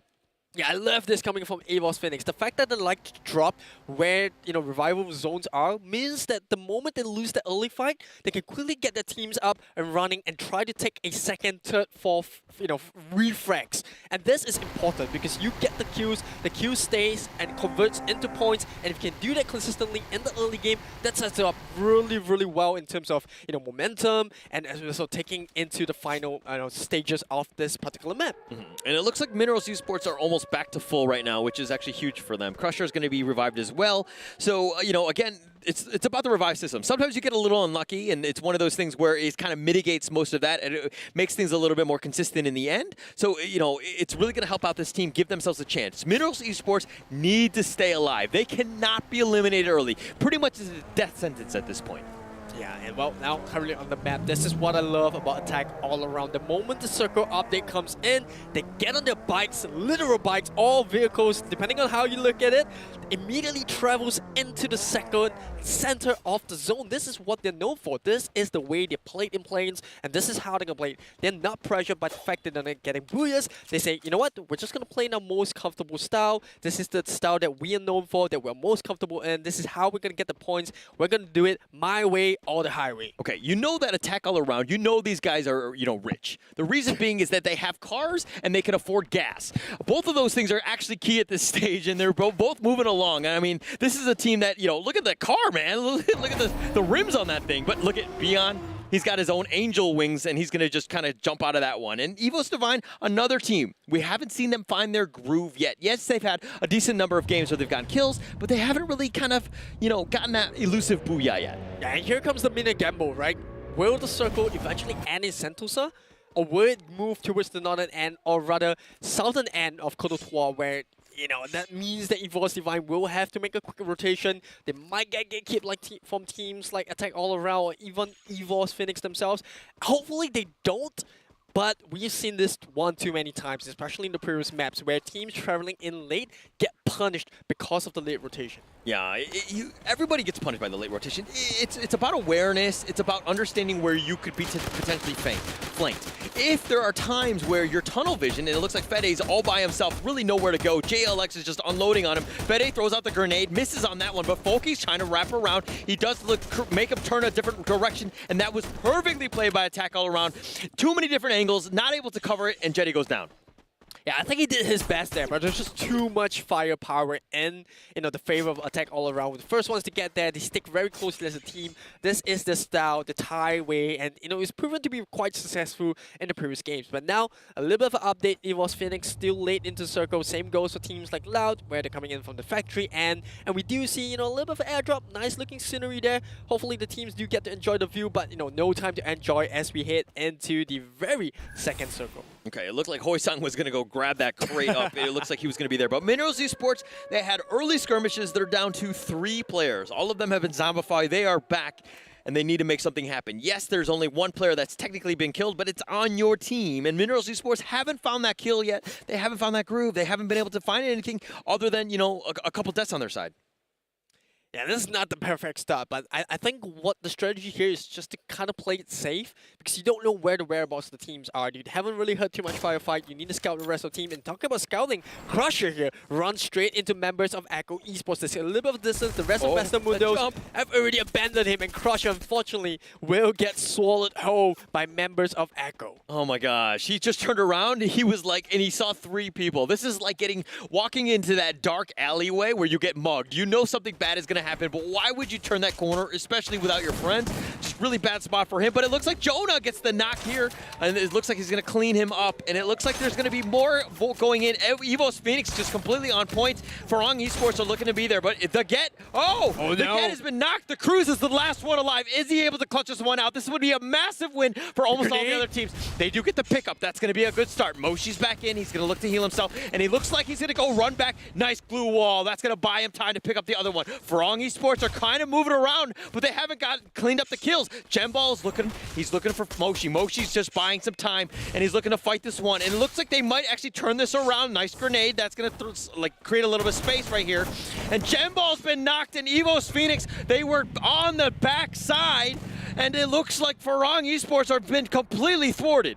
What a ton of events right there. Seemed like the bad start for Evo's Phoenix. 3 members down. You left the Cruz. Puts on an individual play, which was the sickest glue wall. Turn around 180 degrees. You know, comes in, gets 2 members rest up, and then they regroup and take the fight, winning it and getting themselves a total of 6 kills at this point. Boy, they look so untouchable. Oh my gosh, the Cruz. There's a reason why this guy was MVP of last year's Free Fire World Series, right? He was down. There was 2 other people knocked. He was literally by himself. The fact that he was like, okay, what is the smart play to do?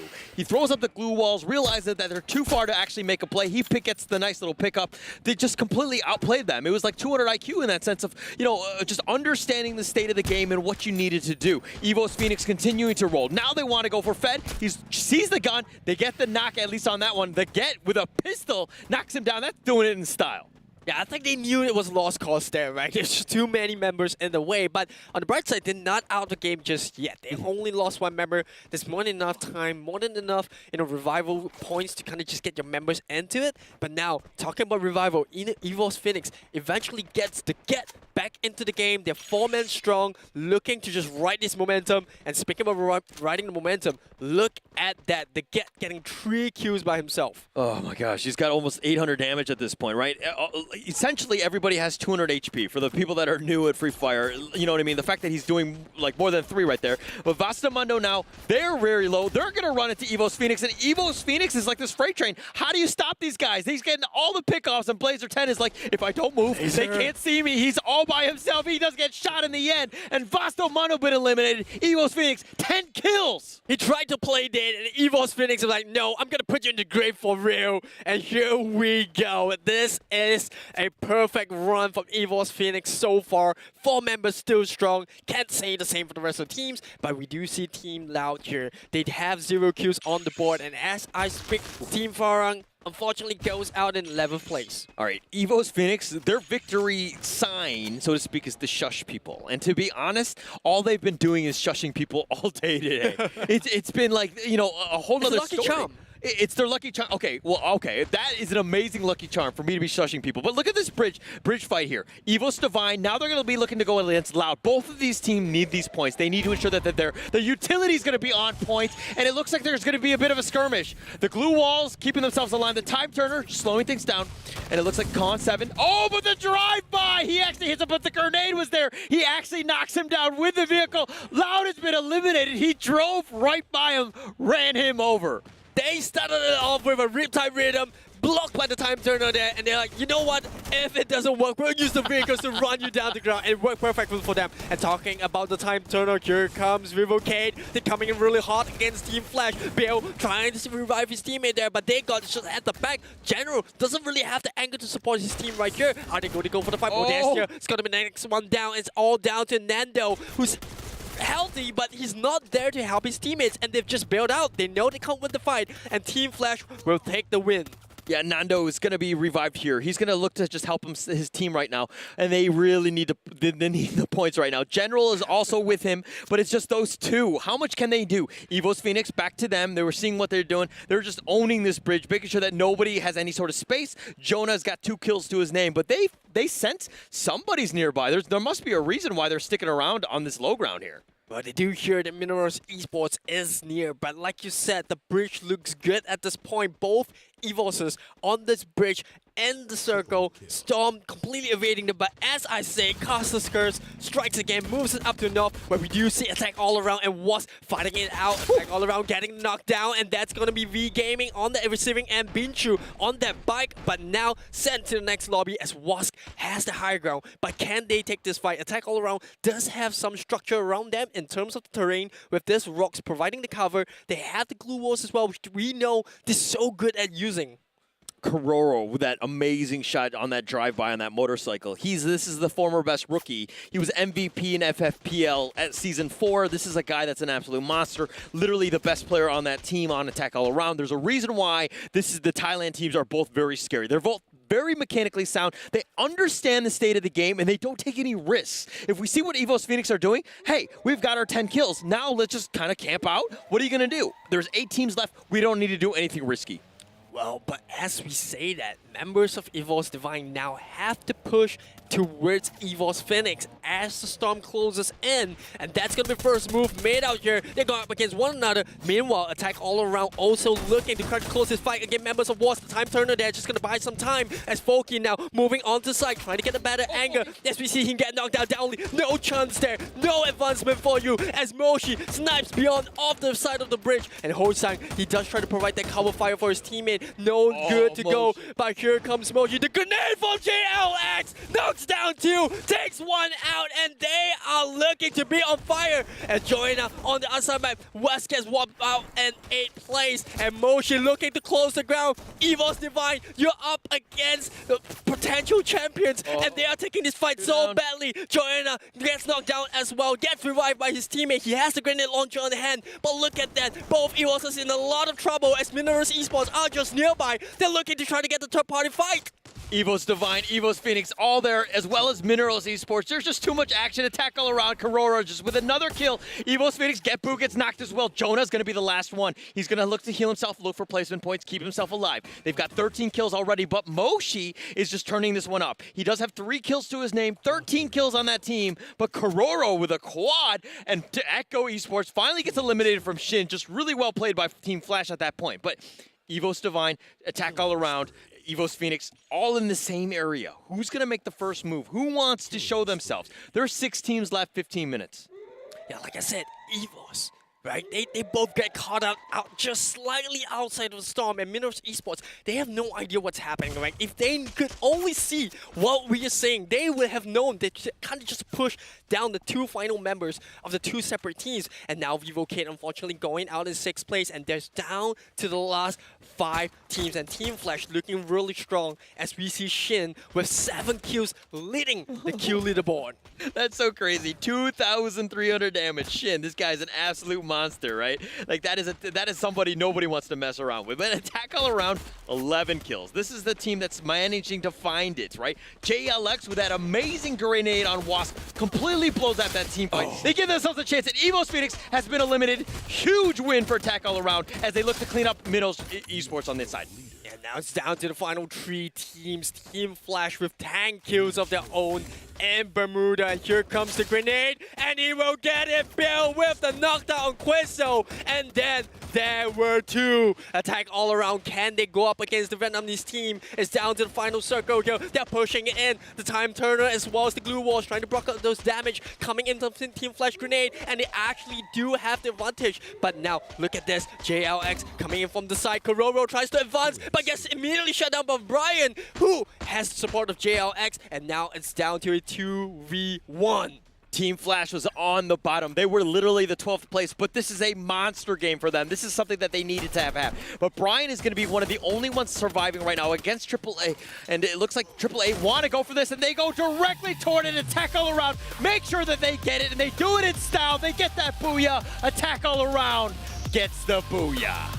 individual plays throughout and eventually getting the secured booyah against Team Flash. Boy, this has been a ride for the Thai team. We talked about their playstyle, how different they are as compared to the rest of teams who were so aggressive. But here, like you say, don't count them out just yet. Yeah, but let's check out the highlights of that game. That was going to be match 4 in Bermuda. Let's see what happened in that game.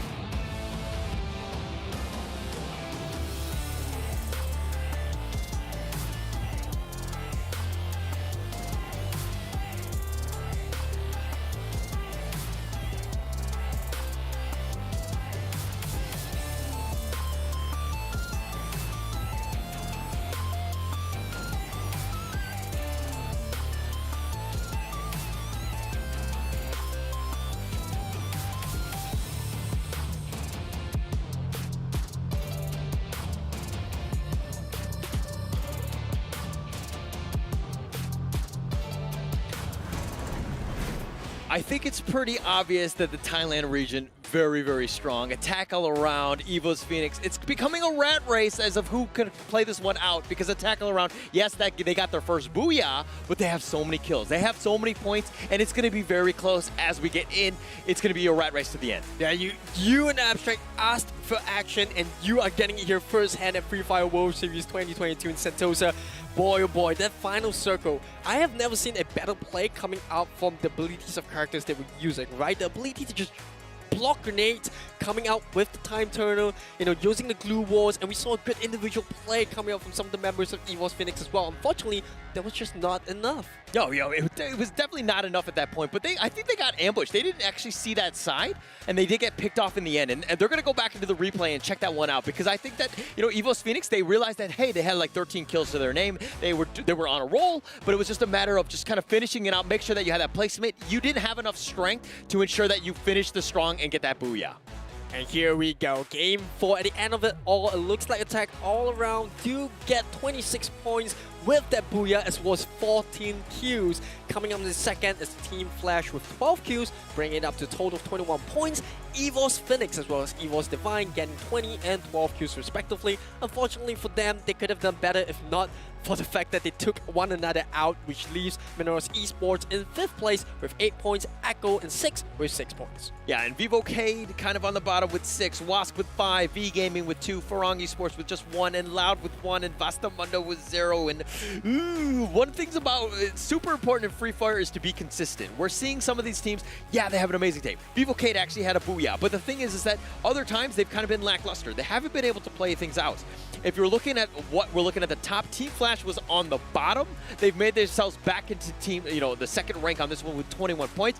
Absolutely massive for them. This is going to be a big bump up and something that they really needed going into the second half. And now looking at the updates for now. Overall standings, look at that. Evo's Phoenix, despite bowing out slightly earlier than they would have liked to, they still are at the top with 76 points. However, Attack all around now starting to creep up very closely behind them with 68 points of their own.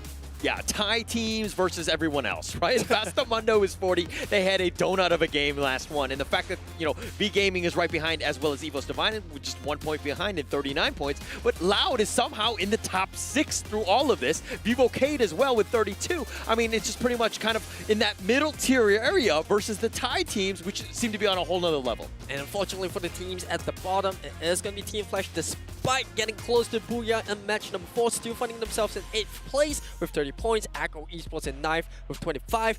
Farang in 10th place with 23. Minoros Esports in 11th with 21 points, and eventually completing the table, Wask at the bottom of it all with 17 points. Yeah, it's definitely not over right now, but let's check out the MVP at this stage. I think that was a monster game from Shin. He just had 7 kills. I think it was close to 2,500 damage in that one. I mean, once he died, though, Team Flash kind of just like crumbled, right? They need a lot more games from this. I don't know if he's going to be able to repeat 7 kills in a game. That's almost like unheard of, but it's one of those things where we need the rest of Team Flash, the Vietnamese team, to really step up. We want to see more from this team, and we want to see them have a better chance, because they have a potential to be in the top 6.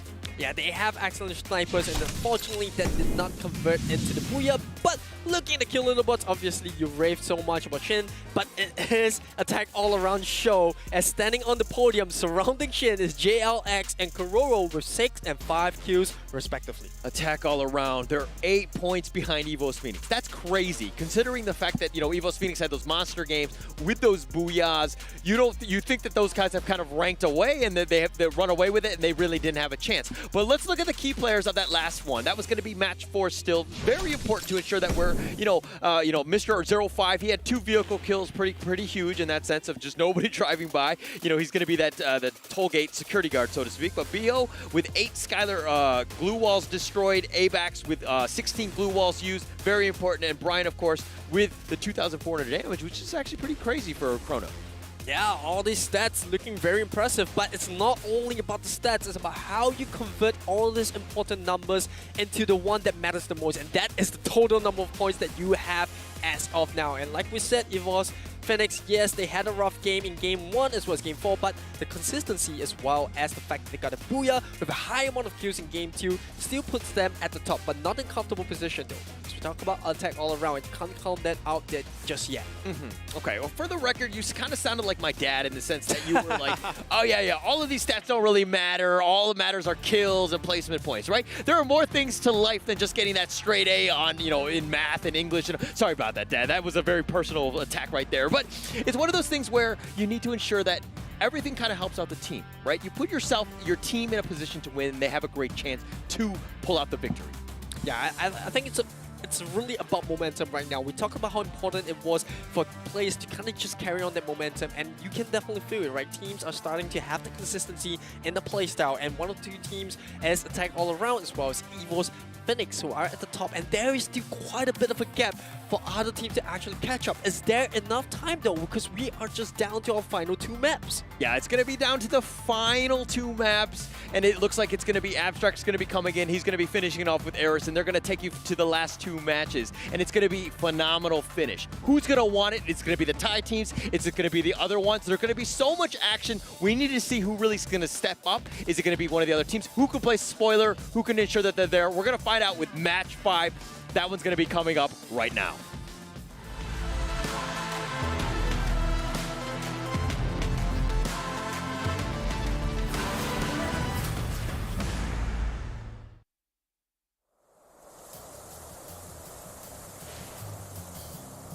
La Luna was at the top of the world after the Great Collapse. But they forgot about balance. The world needs both order and chaos. Our troublemakers walk in the dark. I welcome you to the world of the Mambas. We may be hiding in the shadows, but we're painting the world back into color. That's why we're taking on the mighty Horizon, the largest tech company in the world. They are no fun, and they're trying to take over the world. We won't be silent this time. We found out what they're doing on Bermuda. People are finally seeing them for what they truly are. The smartest of them joined the Mambas. Others became our allies. And many more fight solo. Hey, Horizon, can you feel it?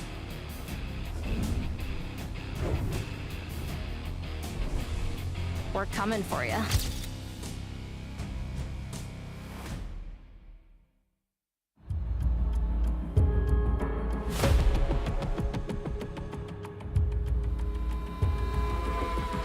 Thought they had the high ground. They thought they were walking in and they were just gonna destroy everybody.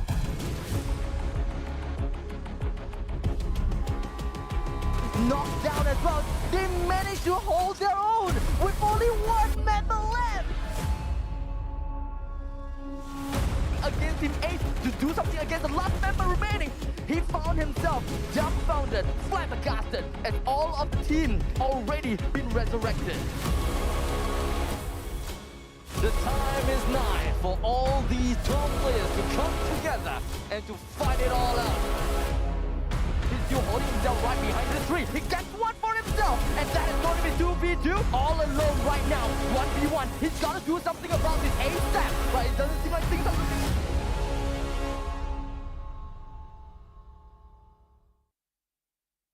Wanna watch a movie? Can't make it. Hey, go shopping. Not available. Why is everyone so busy?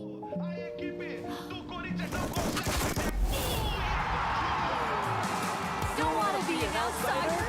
Watch Free Fire World Series. This is a shakedown.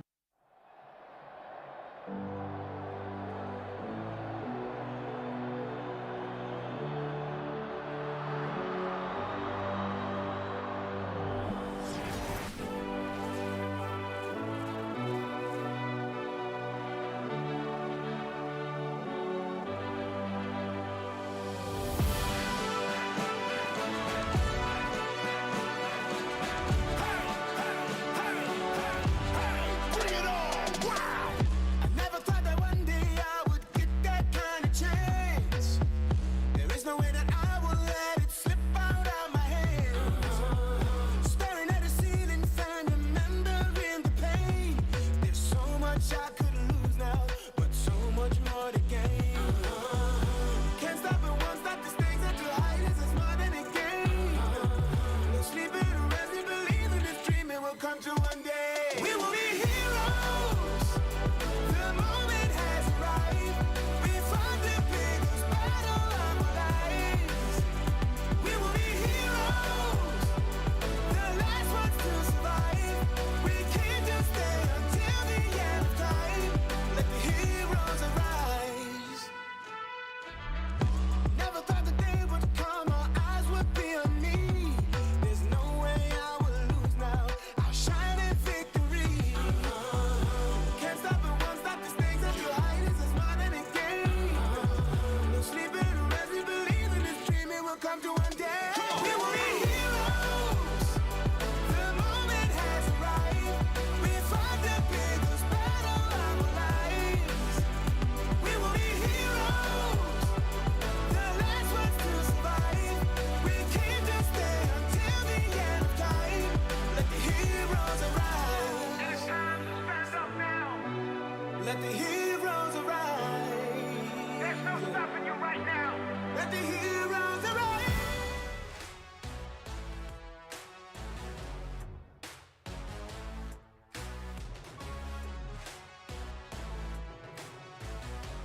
All right, ladies and gentlemen, we are now back in for the Free Fire World Series 2022 Sentosa. My name is Abstract. I'm back together here, of course, Eris.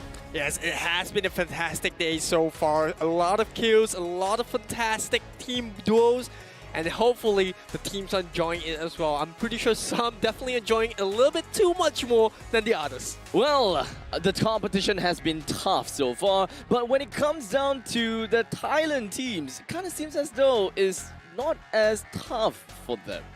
Well, obviously a lot of hard work put up all the way by the teams up to this moment, and I gotta say, it's paid off for some of the Thai teams. Well, it definitely paid off. But speaking of paid off, I'm pretty sure that Secret Lab, they definitely paid off when it comes down to making sure that their Secret Lab Titan Evo 2022 is just making everything work out. Because if you want to sit like a pro, if you want the players to sit like a pro, well, definitely make the chair, and this is what we have got. Of course, they are the official gaming chair partner, so Secret Lab, thank you so much.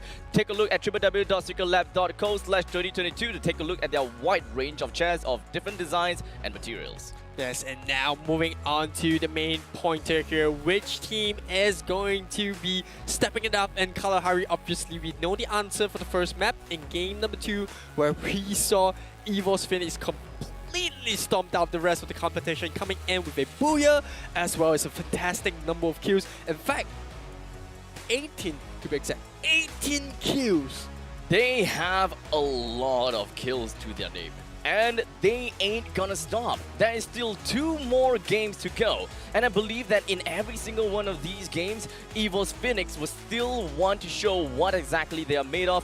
They are high above everyone else in the leaderboards, but hey, at this point in time, it is not too late yet for all the other teams to catch up. Let us not count them out because there are still other teams that are still trying to catch up to them, specifically Vivocade and Vastamundo. Yeah, these two teams, they're just lingering around. Yeah, a little bit of a lackluster performance coming in, but Vivocade getting the first booyah of the day, as well as the fact that Vastamundo are trying to take fights to the best of abilities.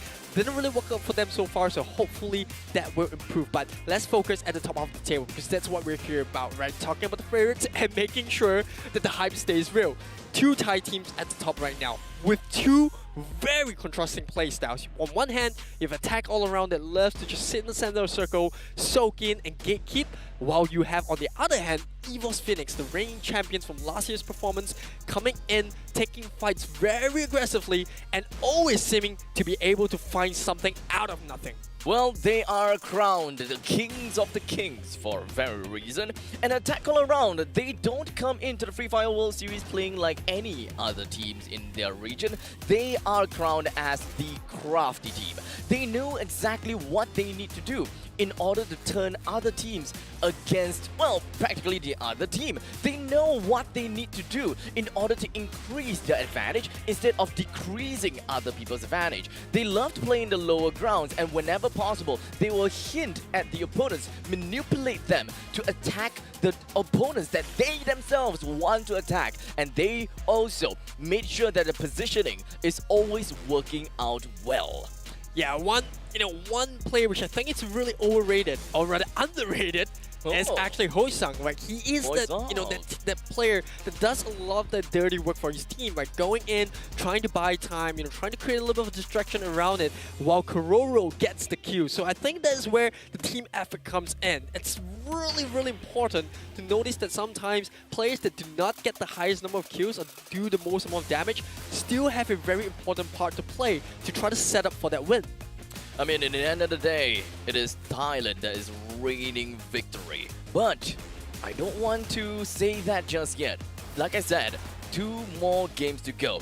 EVOS Divide, they are also one of the teams that we gotta have to look out for. They are definitely strong, but they have yet to reach their peak performance, and the time is definitely gonna be now. Well, if not now, then when? Because we are left with 2 games, and now heading into the second half of Kalari, let's just kind of recap of what happened in the first map. We had a very early fight between Attack All Around and Echo, who, the former actually got 3 kills at the top. So that is one of the hot drops that we have to really look out for, because that's a contested area. And then next off, we got Farang against V Gaming, who also got 3 kills. Then eventually from there on, it's kind of a little bit of a blur, because EVOS Phoenix was like, Echo, boom, Loud, boom, Vivocade, boom, Vastamundo, boom. They were just completely wiping out every single team that they saw. It was just fast game altogether, and I am just thrilled to bring you guys the next game of the Free Fire World Series 2022 Sentosa, set in Singapore, as all of these teams from many different regions fight it out to see who will get themselves more points than the other. So prepare yourself, sit at home, and of course, and now it's time for you to bear witness the next winner for the next Kalahari map here. Who's going to be the one?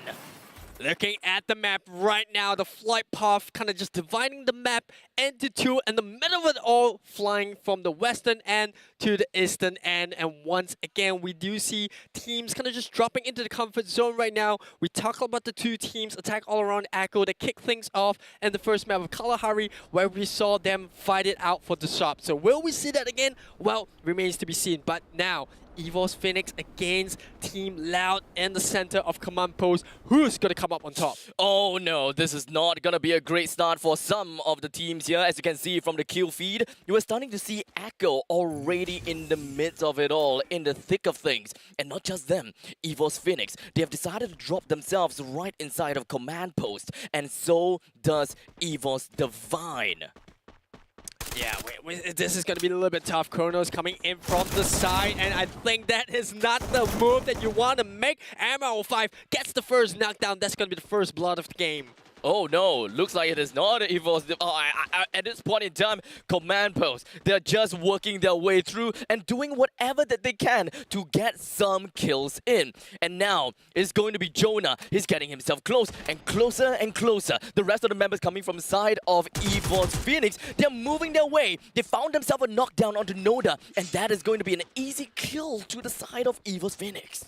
Yes, and like I said, this is a team that loves to drop into a zone where the revival point is nearby. If they take a bad fight, they can immediately bring their teammates back into the midst of it all and try to get the bad advantage. But it looks like they don't need it for now as they get the first kill onto members of Team Lao. And that's going to leave the Brazilian team a little bit hurt, I gotta say. They're going to have to retreat from their favorite, command post. Not going to be a problem for them, but speaking of problem, it kind of seems as though Evo's Divine is going to find himself in a little bit of problem, as now it is going to be Minerals Esports that have decided to come knocking onto their doors. But we are going to be seeing a little bit of a turnaround indeed, as now Mr. 05 comes in to clutch. Abax doing whatever that he can as well, as they manage to bring 3 members down onto the ground, kneeling, and they're unable to fight back. There's nothing that is going to be helping these Minerals Esports players from getting back up on their feet, at least for now. Yeah, Abax there. He was just trying to save some ammo, using a melee to just finish up the rest of the fight. But that being said, they are down but not out as we move into this phase of the circle, which I think is very critical, right? It's about making a decision of where you want to set up posts, where do you want to make it a town. And as we say that, a lot of fights across the rest of the map, as well as revivals coming in from teams that kind of got taken out early. But we still have all 12 teams surviving here in command post. We do see the Cruz, who loves to take the high ground and just try to be that eagle eye for his team. Try to scout out the surrounding to see which teams could be nearby and how they can approach the fight. Evo's Phoenix, they are setting up shop inside of command post. No one is gonna get close to them at this point in time. Every single one of these teams that decided to get themselves into command post decides to just run away, do what they can, and just stay alive. As you can see, the members from Vivocade, they probably have understood the statement, the mission, and that is to be staying alive. They are already inside of this current circle, so there's no reason for them to start a fight, especially since they are already at the top of the leaderboards. They can look up for more fights in a while later. Yeah, Vestermundo finding them very comfortable in Santa Catarina, which we saw them do the same in the previous Kalahari map. And we're starting to see Farang make the first aggressive transition from the first phase of the circle. They're traveling now down to confinement, where we do see fights really happen around there. So, I think that's going to be the case for a while, as Attack All Around once again dropping straight into the center circle, which is their comfort zone. Like I said, very contrasting playstyles between the two Thai teams, but both playstyles seemingly to work out for both. And now, Dashgotch, he's finding himself in not a really good position. He found himself with the glue walls completely detached and away because of the type rhythm that was thrown over to his side. The one thing that saved him, after all, it is going to be the time turner. He's going to be safe and sound, at least for now. But the members from Attack All Around has got him in their crosshairs. They are not going to be keeping their eyes off of him. Even if the crosshairs is not in there, it is going to be the third-person point of view to help them get that information. Yeah, unfortunately for Loud, they are still on the edge of command post, and that means that Evo's Phoenix might just scout him out if he's not too careful. In fact, he is sandwiched between 2 of the Thai teams. Attack All Around Evo's Phoenix. Boy, that must be a nervy situation to be in. But he doesn't have the map like we do, so he doesn't know it just quite yet. They definitely don't just yet. Minerals Esports, they are hiding themselves inside of a refinery. Definitely something that we have been expecting. They are always jumping in the refinery. But Farang Esports, they are the one that always goes over the refinery as well. But they have decided to change things up all the way. They do not want to jump in the same place as Minerals Esports. So completely understand that. A couple of teams are actually still outside of the circle. They do not want to get themselves into any unfortunate scenarios. And so far, from all of the games that we have witnessed so far, the team fights will only start pouring in from 9 minutes in, But the main fight of it all, where the pandemonium occurs, is where 12 minutes happens. Yeah, look at the leaderboard right now. Total domination by both the Esports team, right? With MRO5 standing at the top with 3 kills. The rest pretty stacked up between 2 and 1. And speaking of them, well, look at that. Joanna finding himself a kill. And unfortunately for Loud, they are down to a final member, K17 there. A bit unfortunate. Jonah's working his way. 1 kill for him. Moshi 1 kill. Getbu also have got a single kill to his name. They are all pretty happy with what they have gotten so far, but they have got more to their name. They know what they are capable of. They know that they have got the mechanics. They got the micro, they got the macro. They will do whatever that they can to wipe out the entire server out of the board just to get more points, because they know they are at the top of the leaderboards. They do not need those kills, but hey, it helps a lot to suffocate those people that are under them. I think this is where things get a little bit nervy for the teams that are on the bottom half of the leaderboard in terms of total number of points. Because they know they need not only kills, but also to secure top positionings. If not, the booyah to actually claw their way back into a better position to try to challenge for the top half. So I think this is where we could see things get a bit grindy, teams kind of just waiting it out, not take unnecessary fights, and we're starting to see that from teams on the bottom half. Like we said, Loud, unfortunately, not the perfect performance now. You got Echo Esports, who were coming in hot in the plains, but not so hot into these games. Well, eventually, the next circle will be the end of some of these teams here. Is it going to be Echo? Is it going to be Loud, or is it going to be Team Flash? Because right now, we've got most of these teams that is actually outside of the circle. They will eventually want to make their way into the circle. But speaking of in the circle, Attack All Around doing exactly what we have seen all time. They're always finding themselves in the center of the circle. They don't give a single care in the world as to where they are. They will just make their way right through the center. It's an aggressive, it's a bold play. But it works, because no one is gatekeeping them. No one is stopping them at all. Yeah, the only team that's really close to the position right now is Wask. We know, yes, they have the potential to take team fights, but they've been losing quite a bit as well. Talking about team fights, Echo in one of their own. Is it really going to be the time for us to witness a team fight here? It could very much be. The flash freeze just going to be popped right onto Umbach. But General, he decided to go for a pincer with a grenade right behind of him. Brings him down almost immediately. But there's going to be the time turner coming from the side of the Vivo Kane members. The rest of them floated right out. They tried to go for the chase. They're racing after the rest of the members from the side of Echo, and it doesn't seem like things are going to be working so well for them. As such, Echo Esports finds himself eliminated at game number 5. As Vivocade, they are not stopping at all, because they are just breaking through like an Olympic diver. Perfecto coming out from Vivocade. That was as clean as a team fight as you would hope for from a really good team that takes fights just like them. They were lackluster in the first half. Yes, they did get 1 booyah, but they're stepping it up now in Kalahari. And looking at the kill leaderboards, it's 4-4. Tied number of kills between Vivocade and Evo's Divine. And I gotta say, Vivocade, they are a team that you can't count out just yet. The fact that they managed to get 1 booyah means they have the potential to just kind of repeat that feat. Vivocade, they are a team that really love to play in the center of the safe zone only after the 5th circle. So they will always willingly give Attack All Around that center part of the circle at the early start, right? Just take it. But when the 5th circle starts to appear, roughly around that time, it will be about 13, 14 minutes. And that is when Vivocade comes online. They know that they want to take the control, and control it is. Break down any people that comes in, and they will be on a tear. Circle update right now, moving into Santa Catarina, who attack all around now, reaping the benefits of moving in early. Now teams like Team Flash, Wask, who are now cut out of the rotation, means they have to fight this tough battle against the Thai team. And, well, I can't count with how many fingers, I gotta say, but less than 5 times that I've seen the team manage to take a fight to attack all around and manage to win it. So, can someone break that track record? I don't think so. I just don't see it. They're just so strong at holding the ground.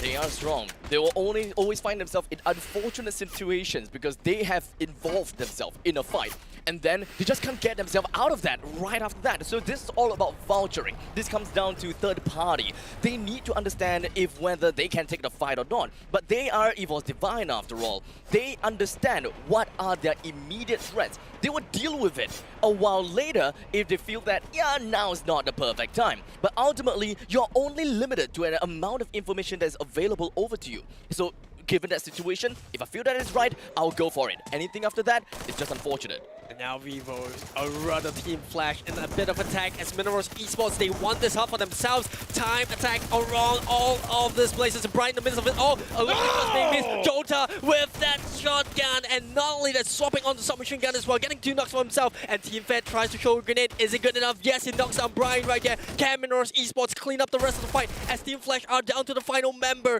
and they're trying to close into this hut. It doesn't seem like things are going to be working very well for both sides, though. They have managed to suffer quite a bit of casualty. Hoda, he finds himself Sliver, and it doesn't seem like he will be able to work quite well. He's currently in a critical state. How about Fede? He's still shooting right down on the glue walls. Shin, in between of it all, he's currently unable to do anything. He's being comfortable inside of the glue wall, but the rest of the members coming from the side of Minerals Esports, they're probably going to be running on the mission like a man possessed. But will that actually be possible? The amount of glue walls, just way too much. How about Riptide Rhythm? Unavailable! So the only way that they will be able to do anything at this point in time is just going to be working his way. But Shin, he took the small little opportunity. He found himself a shot down onto Hoda, brings him down almost immediately, gets himself with the medkit up, and he's going to be staying alive in the final part in that team fight. 1 versus 1, the last remainder of that encounter.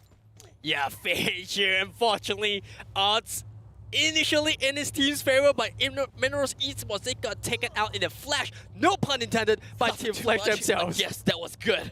In a flash, I'll give it to you, alright? But at this point in time, we're starting to see 2 members that are going to be eliminated by the play zone. Look at that, the Storm, they're just taking the lives of so many. They're all bleeding right off every single orifice of their body. Lost finds himself eliminated as well. Attack all around, they are still in a very good position as they eventually would try to make their way into the next part of the circle. But remember what I said, it is Vivocade. 5th circle on, they will move on to the next. And unfortunately, while all of that was happening, Loud has been eliminated. Yeah, very unfortunate for the Brazilian team right there. A rough start at the first half of the circle, running straight into EVOS Phoenix at command post, and eventually running out of luck as the circle will claim the remaining members' life. And now it's all down to Minerals Esports as well as Team Flash, who 2 of them, they still have 1 member remaining.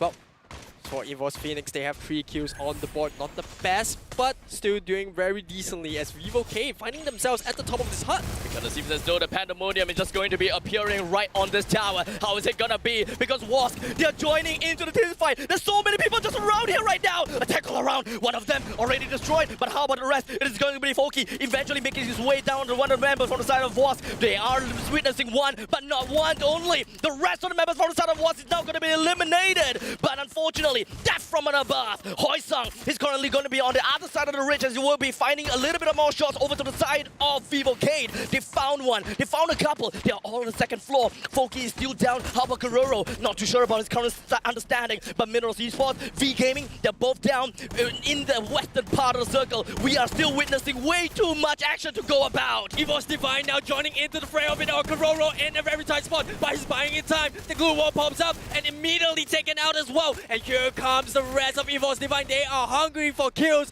and here they are. Gabu coming in from the side, trying to buy EVOS Phoenix some time as 2 versus 2. And I have absolutely no idea whose favor is going to turn out. But here in the open ground, Modestia from Vivocade comes in. They have a total of 8 kills. Somebody stop them! Vivocade, 8 kills. They're still gonna be moving right along. They are the victors of this Pandemonium Tower. But unfortunately, will they be able to get themselves away from all of this? That is the question. It's now double Riptide Rhythm flying over right on the beyond. That is going to be EVOS going down for it all. At Vastamundo, they have a total of 7 kills. They're hiding themselves. They're setting up shop right inside of Santa Catarina. In the center of the circle, they're taking control of it all. None of the teams are going to be fighting against them because unfortunately for both EVOS Phoenix as well as Vivocade, they are all very, very wounded, handicapped at all. 2 teams left. There's no way that Vastamundo will even lose this part of the game.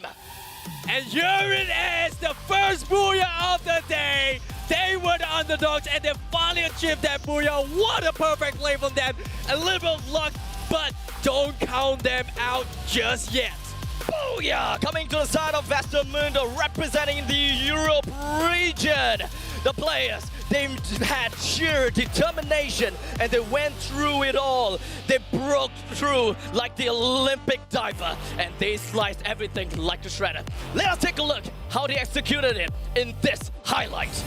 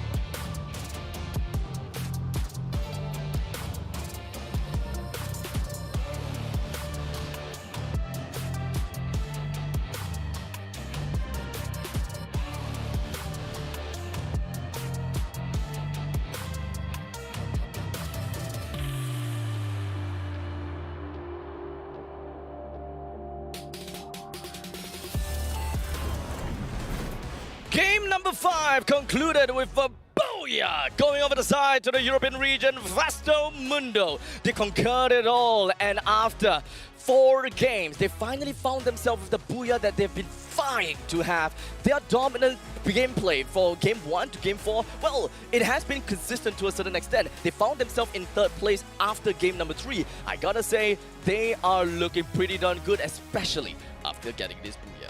Yeah, they had a little bit of luck on the side, but don't get me wrong, that was by no means an easy feat for them because they still had 2 Thai teams alive in there. Fortunately for them, EVOS Divine coming in to third party that fight for Minerals Esports and EVOS Phoenix, who unfortunately took too long to kind of conclude that fight up. Storm took a lot of HP, and eventually it was down to Vivocade to try to go up against the wall of odds, but Westermundo, they made it into the circle. They were just camping it out, sniping from far, and eventually getting their booyah.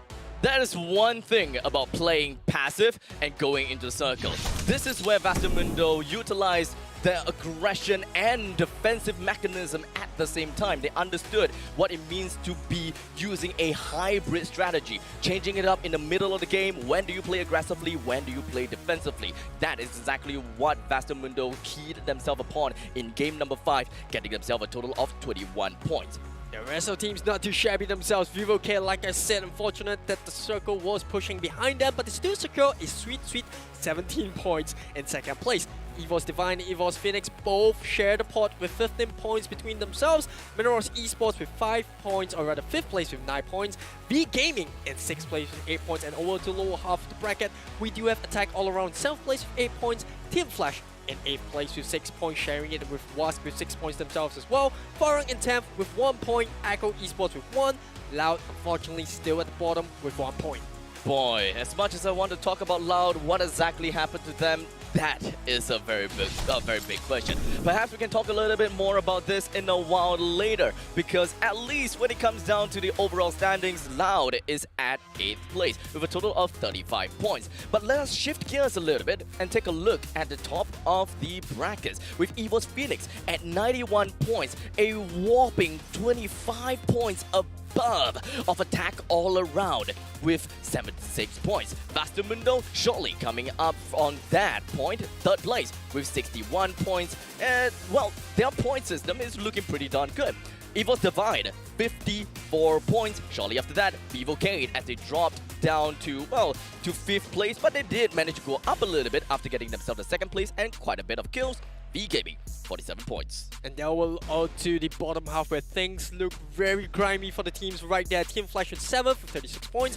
They do bump themselves up 1 spot, but just not enough. And well, for the rest of the teams, there's nothing really much to say. Hopefully they do improve. But speaking about improving, finally, clinching his first MVP of the day is MR5 with 4 kills from Evos Divine. Mr. 05, he knew what he wanted to do. And Evos Divine, they are not going to disappoint us at all.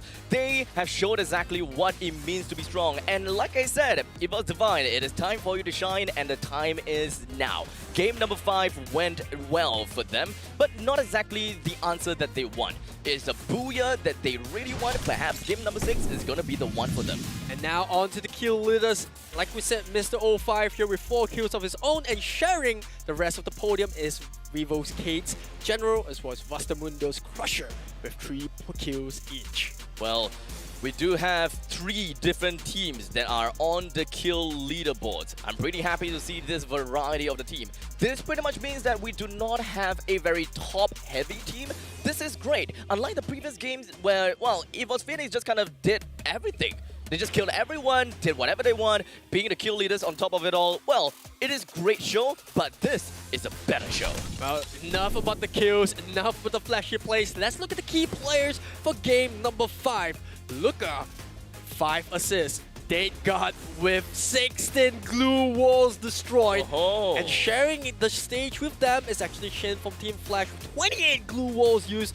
Correct me if I'm wrong, I think that's the most anyone is used out of every single game. I think so. Yep, and last but not least, to make onto that podium, or rather, you know, kind of that key player list, is Team Evos Divine's Abax with 1,532 damage blocked. Well, it's all about the time turners. It is all about the retired rhythm, but let's not forget that glue wall usage is of course very important. If you remember, Shin is the one that have barricaded himself in the small little corner of a house using so much glue wall, there was nothing that the opponents could do. Even if they have a fresh pair of scissors, they can't slice it through. Even if they have a shredder, they can't slice it through as well. There's no way to take control of Shin, and he took himself in a very unfortunate situation, made a small little avenue for the opponents to get through, get him down with a single shotgun, kill him, pop another glue wall, he's safe and sound. Yeah, I love that execution as well, and to believe that that actually happened, like in a split second as well. You know, what are these players thinking? You know, what are they actually feeling? The thoughts that are going through their head to actually not only just take the fight, but also use whatever they have in their advantage. And like we said, every single action counts right now. We're down to our final game, and I gotta say, both Thai teams looking very comfortable in the first and second place. They are very comfortable indeed. Last game, what does it mean for all these Thai teams? What does it mean for Vastamundo at 3rd place? What does it mean for the rest of the people at the second half of the leaderboards? And well, we'll have to find out, but first, a short little break. Go get your toilet breaks because we'll come back soon.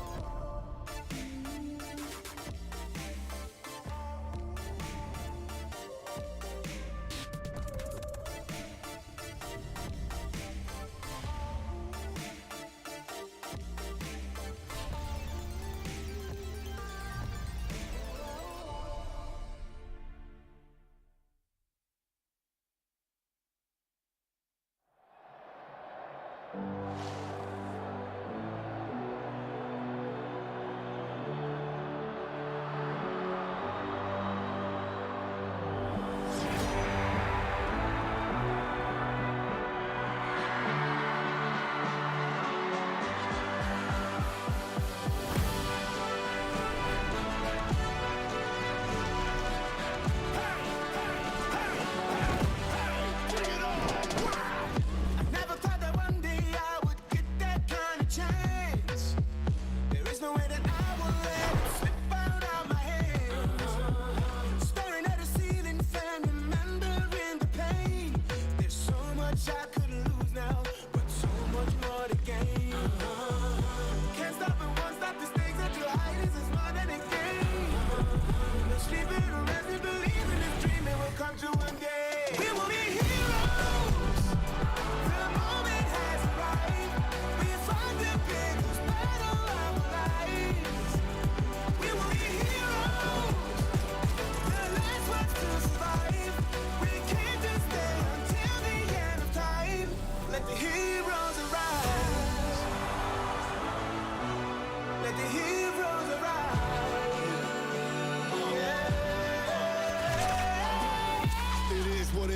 I'ma get it. And I'ma push it to the limit. I don't do it for the fame or the credit, but I'm gonna be the rookie of the year when I finish. You don't want it, then I'ma take it and I'm gonna make it. Facing the dangers and ways that will turn into celebration. I am courageous and may just be the greatest alive. I become a sensation when the heroes arrive. We will be heroes. The moment has arrived. We fight the biggest battle of life. Come on. We will be heroes. The last ones to survive. We came to stay until the end of time. We will be heroes.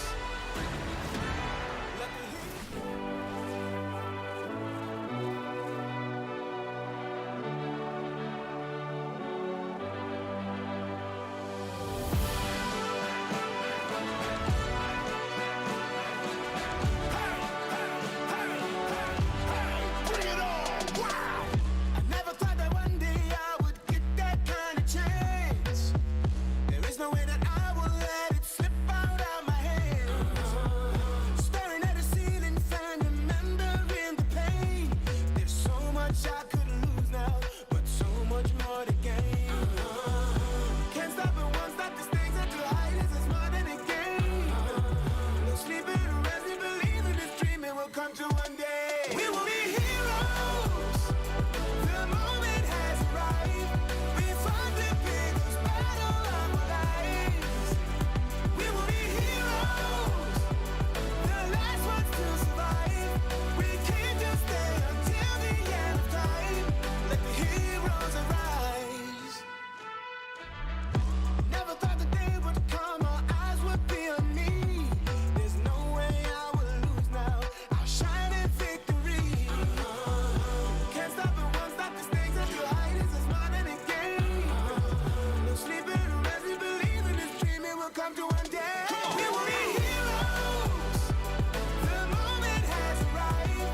We fought the biggest battle of our lives. We will be heroes. The last ones to survive. We came to stay until the end of time.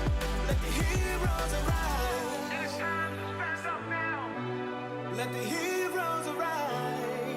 There's no stopping you right now. Let the heroes arise. There's only one way. Get it up. Let the heroes arise.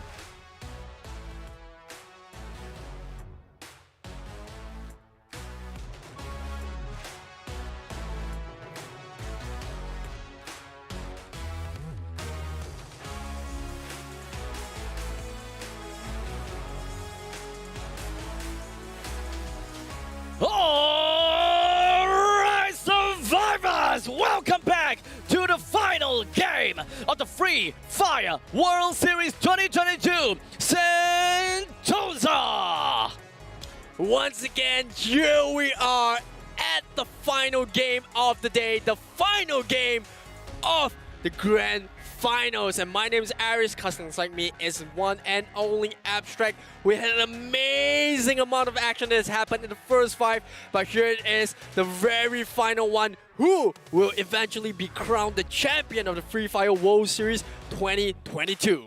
The amount of booyahs that has been going around has been of quite a variety, and I am absolutely loving it. But despite the fact that we are starting to see more teams getting themselves booyahs, it doesn't stop Evil's Phoenix from putting themselves a league above the others, and that is definitely something that we gotta have to admire. Yeah, I gotta say the consistency is scary. Like, you know, every single team is trying to knock them off the perch, and I gotta say, they're still looking very, very strong. Even in game number 5, which they unfortunately got knocked out earlier towards the final circle, they still have enough points because of the momentum that they got in game 2, 3, and 4 to put themselves at the top. It is all about, okay, maybe not all about momentum, but momentum does play a very big deal for games, right? Game number 1, it didn't really quite work out that well for them. But like you said, game 2, 3, and 4 was definitely something that really got them riled up. Game 2, boom, boom, pow, boom, shakalaka, they got themselves kills and kills and kills, and eventually get themselves even more booyahs. Yes, last year, they got themselves 4 booyahs, this time 2 booyahs. It pretty much shows the amount of, the level of competition is slowly but surely rising. But that's not going to be stopping them just yet. Yeah, we're down to a final game, and I gotta say, yes, they look comfortable, but just slowly creeping up the leaderboards, consistently banging around there is none other than the other Thai team, Attack All Around. They've only gotten themselves one Booyah, but because of the consistency and the high volume of kills they've gotten across the 5 games, they find themselves not too far off the top. This is another version of a pressure cooker that I have never seen before. I thought that the MCP majors are slow enough, but I am so wrong! Because when it comes down to the Free Fire World Series, all these teams out there, they knew exactly what is at stake. They can't possibly just run out in the open and expect that, hey, I'm gonna get a kill on these dudes because this is my turf. In Free Fire World Series, nowhere is a turf. Anyone can come over and take your spot away and try to take you down.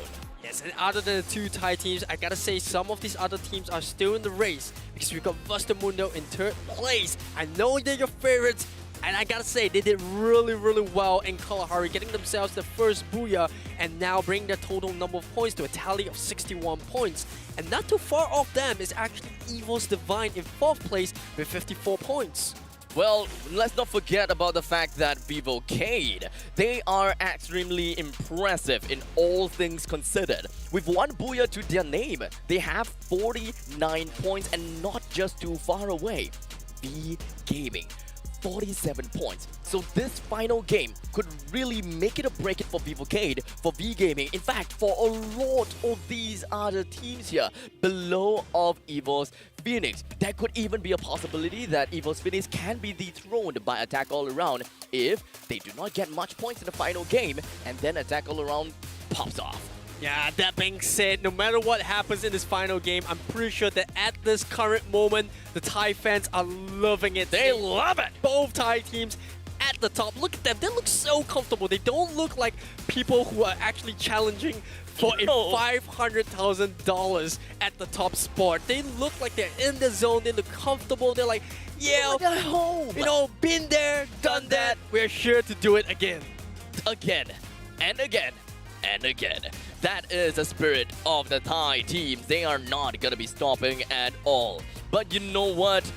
Mundo from the European region, as you can see on the screen right now, they look pretty chill as well. They probably just going to go through a couple of stats and going on and on. They know that their 3rd place could either go up or very possibly go down. They can't possibly come down to flop at this very moment in time. They're holding the ground.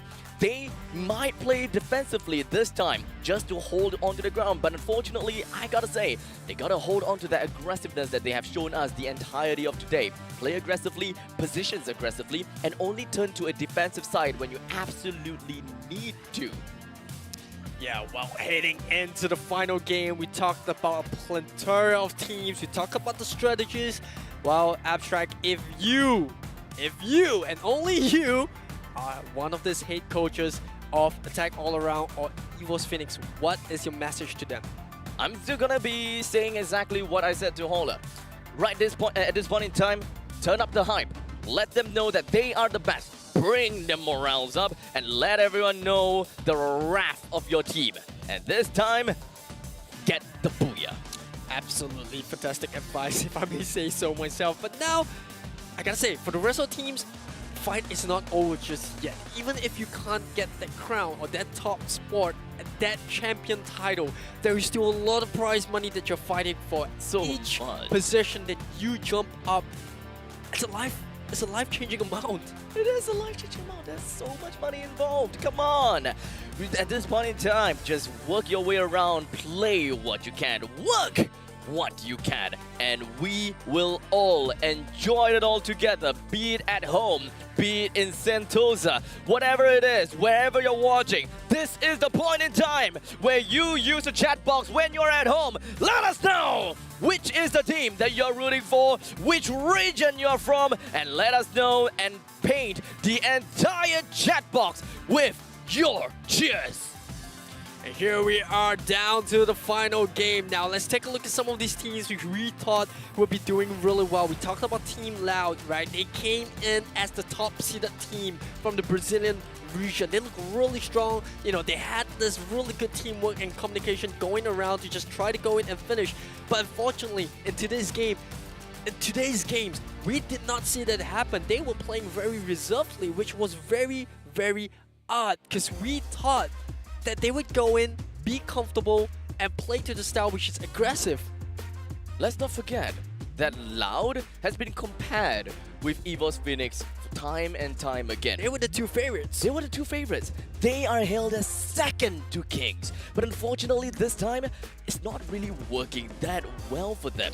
There could be a possibility that the Thailand region has just been upping the stakes of the game, and they know exactly what is at stake. They know how to play things out, but hey, it is not about a region. Vivocade, they have been pushing themselves high above everything else. They know what they've been working with. They have been practicing. They have been playing. They have been showing everyone how it is to play Free Fire. And here we go, preparing in the flight of game number 6. We are going in for the final game. And now, everyone, everywhere around the world, it is time for you to bear witness. Who is the last and the last team to take the final booyah here in Purgatory?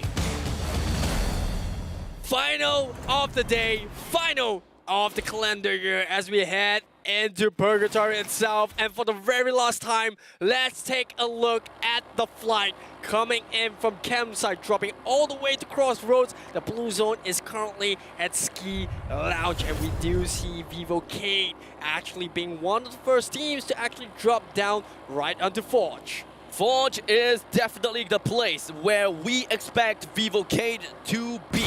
But what about Wask? They are nowhere to be seen. There are a couple of teams that naturally head over to places that we don't see. Wask made their way over to the southern side, over to Lumbermill. Echo, they usually head over to Central. And let's not forget, we have Vastamundo. I don't see them anywhere around Central. It kind of seems like we may see some change. And Wask as a new kill leader, it kind of seems as though they have managed to get themselves a single first kill down on the V-Gaming. This could very much shake the competition if Wask actually were to break down V-Gaming so early into the game. Yeah, they're going head-to-head immediately with Wask drawing the first blood, and Van Tam is the victim of that. Now, the rest of the teams, they do have time. There is a vending machine nearby if they need to buy the teammate out, but it's still early in the game. The revival points are up as of now in Lumber, where we do see Binshu trying to buy some time as the rest of the team try to pick up, but Dark Love with the grenade launcher, Dowley goes down. This is the point in time that we can expect Wask to play their hearts out, because they are now playing aggressively like what we would be expecting from them. Their region plays a lot more onto the far range combat. Tanya finds himself knocked down first in place. Now Dark Love immediately ran his race right in front of Zyzox, brings him down almost immediately with 2 person down onto the ground, or rather all down, I would suppose. Wask still have a couple of members remaining. Is he going to be playing the safe route, or is Mr. Ali gonna fight back for his team? Darklove is just insane with the grenade launcher. 3 kills by himself, playing super aggressive despite having a low amount of HP. And now he's gonna seek for cover and hopefully be able to buy both Binshu as well as Tanha out. The amount of utilities that they have is close to nothing. Dark Love, he only just gotten himself the first aid kit, so there's no way that he can continue to take up a fight. Farang themselves, not exactly in the best situations as well. They are severely handicapped, I would say, with 2 of the members already down.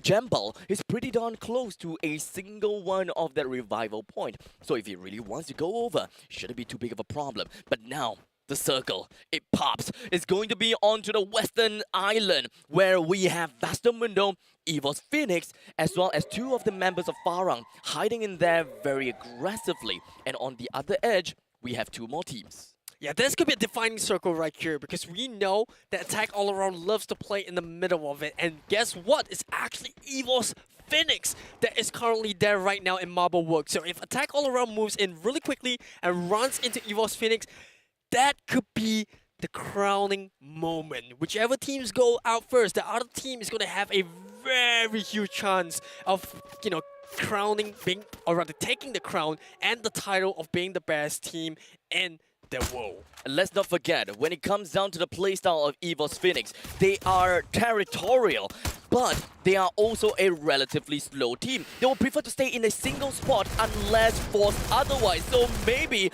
that situation may happen. But for now, we're going to be shifting our sights right onto field as EVOS Divine, one of the members, Mr. 05, found himself in an unfortunate situation. Sam 13 finds himself all the way at the top of this ridge, raining lead from above. He would want to land a couple of shots of the members from the side of Minerals Esports while Abax completely alone. The only thing that he have is going to be a single shotgun. He did manage to bring Hoda down, but Sam 13, what can you do at this point in time? Only to try to go for an execute, but that's not gonna work, buddy. That's not gonna work. Where's Beyond? That's the question. Well, unfortunately, he will be running away from the fight as EVOS Divine. They know that they have a very bad spot that they are playing for. And unfortunately for them, not the start that they want. But over to the positives, we do see V Gaming here, getting a better position, trying to claw it back up. They need those points, whatever points they can get to improve the positioning. And whereas for Fixer 03, look at the damage he's done so far. 467, nothing to really shout about, but still impressive given how early the game is. It's currently 5 minutes into the game. The first circle is just starting to close out. 12 teams still remains, but when it comes down to number counts, only 43 members remain. When it comes down to how many people can come back into the game, that is going to be the next question, as now the storm slowly envelops the entirety of Purgatory, forcing teams that are not inside a safe area to make their move soon. And within just a short course of time, we're starting to see attack all around, making their way to the center part of the circle, right as Aris said. And for EVOS Phoenix, they're still somewhere inside of Marble Works, where Loud has now managed to avoid them, at least for now. Yeah, they could play passive if they want, but now onto the southern end of the circle. Mundo is actually really, really close to Farang, right at the top of Mount Villa. And well, Farang has yet to buy out the remaining 2 members that they lost in the earlier firefight. So if Mundo take the fight right now, they are in the advantageous position where they can find themselves 2 valuable kills. Remember, they're in 3rd place with 61 points. That's not too far off attack all around. That's the buyback. That's the buyback that we're looking out for. If Mundo were to keep their eyes up into the sky, they may very well be able to know that Farang or one of these teams is actually pretty darn close, and they don't have a lot of utilities for one another. And you know what? We do have a devil in the midst. As Farang now finds himself in the midst of the danger zone, it is not going to be good for them. But Mundo kind of seems as though they are in for the danger. They would want to get themselves inside of it all. If they were to move any more towards the eastern side, they might very well meet up with Pablo as well as Jambal. And on to the eastern end of the fight, Team Flash fighting it out with Vivo Kate for the control and the rights to enter in the middle of it all. While Minerals, well, they're taking a little bit of a long trip alongside with EVOS Divine coming in for Mood House. They got all the time in the world. They got Afterburner effect, so they don't really have to rush in. It's only the second phase where, it's kind of negligible if you have the Afterburner. If only they have Master of All. I've kind of been hyping that up for many, many times, but unfortunately it's not quite made to meta just yet, but I'm still gonna say it anyways. Well, he's trying his luck. I'm trying my luck. Okay. Yeah, I mean, I love K, okay? I play K. And I really love playing the outside of circle. I'm not a very aggressive player, mind you, so I just like to play in the outside of circle, get myself the EP, and just take the storm. I'm not bleeding in every orifice of my body. My EP is keeping me alive. And now General taking his team on the right. It's Vivo Kate will cover some ground to make the win circle. Lucre is dropping all around the map right now as we do see Vivo Kate finally finding themselves at the edge. I think this is a perfect play for them. I don't think they will be in trouble too soon if they actually know it. But Team Flash moving in, they want to take control of this bridge, which is going to be a key point in time because teams starting to move in from the northern end as well as the east might find themselves getting gatekept by Team Flash. Information has been found. Modestia They know exactly where their opponent is, and they are going to be gatekeeping inside of the bridge. Are they going to be going to the bridge? That is the question. Yeah, Team Loud though, they could mess it up for Evo's Phoenix. Yes, Evo's Phoenix looks really strong, but if they get taken out by Loud, that's going to put Attack All Around in a prime position to actually claw those valuable points to try to overtake the reigning kings of Free Fire World Series. And I gotta say, Team Loud, don't count them out. Yes, they haven't been performing so far, but they have the firepower to take this fight. Oh, Wask! They're going to make their way right onto the bridge in the southern side that connects the southern island and the western island. This is not going to be putting Genius in a really good spot. Mr. Ali as well as Dowley is eventually going to be making their way through the bridge as well. But they decided to go another way. They understood that that bridge is going to be a danger zone because there's way too much people that are just going to be guarding this area. Jemble lobbing a little bit of this grenade. Dark Love understood his mission. He's just going to be working on that. There's the Charge Buster trying to land on top of Jemble, but unfortunately not going to be working that out very well. Bingsu, he tries to go for a flank. He's trying to get a kill down the Jemble, but this front liner is not going down just yet. The back liners from the side of Farah, they're giving a lot of suppressing fire, and that is how they're being able to bring down Dark Love because of that Charge Buster. And face, oh, Gaming, they are going to be the first team that will be eliminated in game number 6. There was an unexpected fight coming up for Farang. They had one member that was actually isolated from the rest, and that was Jambao, but he bought so much time as V Gaming were lost. They tunneled vision and they got punished so badly. That was tough for V Gaming. They are having the spot being compromised right now. It is going to be tough, but we'll take a look at that a while later because in the northern part of this current circle, boy oh boy, things are going to get dicey as we have quite a couple of teams here. Evo's Phoenix as well as Loud, they are now teetering on a breaking point. Any sound that they make, every lead that they shoot out right out of the barrel of this gun is going to alert the hordes around them, and that is going to be K1 that started the first fight onto Moshi. Well, not exactly the best fight, the Evo's Phoenix, and how important this is for Attack All Around, they do not know, but the gods are currently in their favor as Evo's Phoenix finds themselves being pushed the walls behind their backs. This is gonna be tough. We only have one team eliminated, and there's another team that needs to suffer the fate of having no placement points at all. Which is going to be the team is kind of hard to say, as now is 11 minutes into the game. A lot of these teams, they are pretty safe and sound, at least for now, but they can hear the whizzes, the sound of the bullets going past of their heads. They don't know if whether the shots are even going to land, but Mr. 05 is going to be the first one to be receiving those shots, and so will the Cruz, as he finds himself knocked down by K1's grenade, leaving Jonah, the last member left, coming from the side of Evo's Phoenix. Well, what an unexpected turn of events. Loud here landing Attack All Around a helping hand. And now Minotaur Esports. No! And Joanna gets removed as well.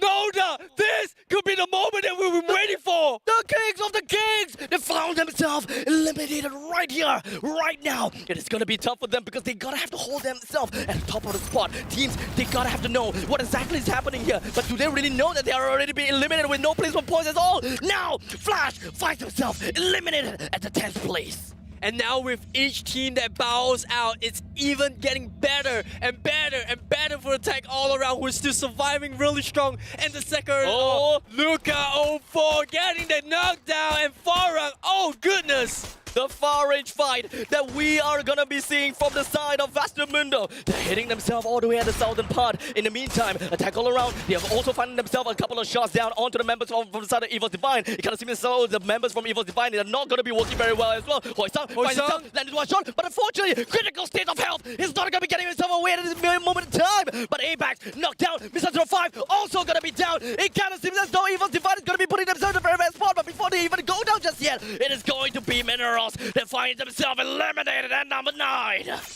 And now looks like Foki, they know it. They're getting momentum in right now. Was 8th team, but it doesn't matter. Look at the time right now. 6 kills on the board.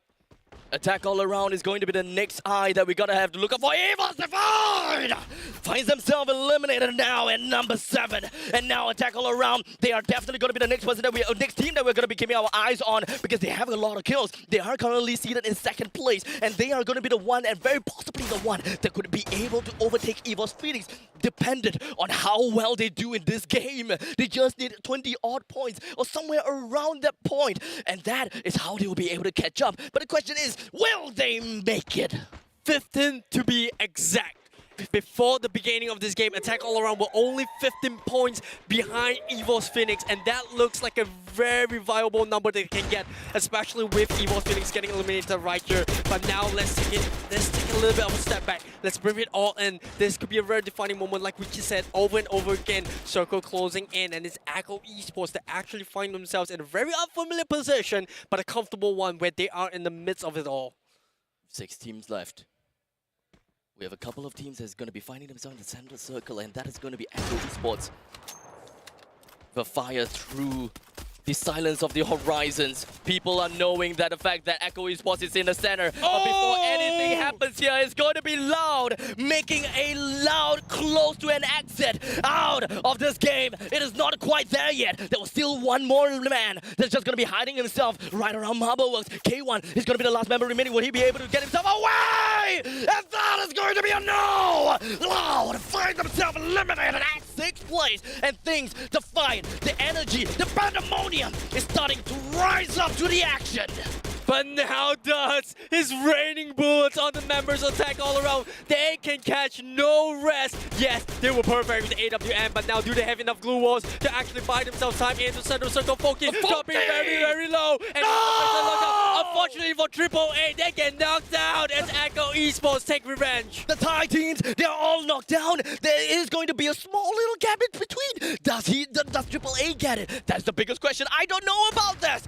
But there's another team that they are in the running right now. They are in the western part of this current circle. Vastamundo, all 4 of them still alive, completely ready with utilities, with glue walls. They are all ready and raring to go with a total of 4 kills to their name right now. All they gotta do is take control of the center part of the circle, and would that mathematically work for them?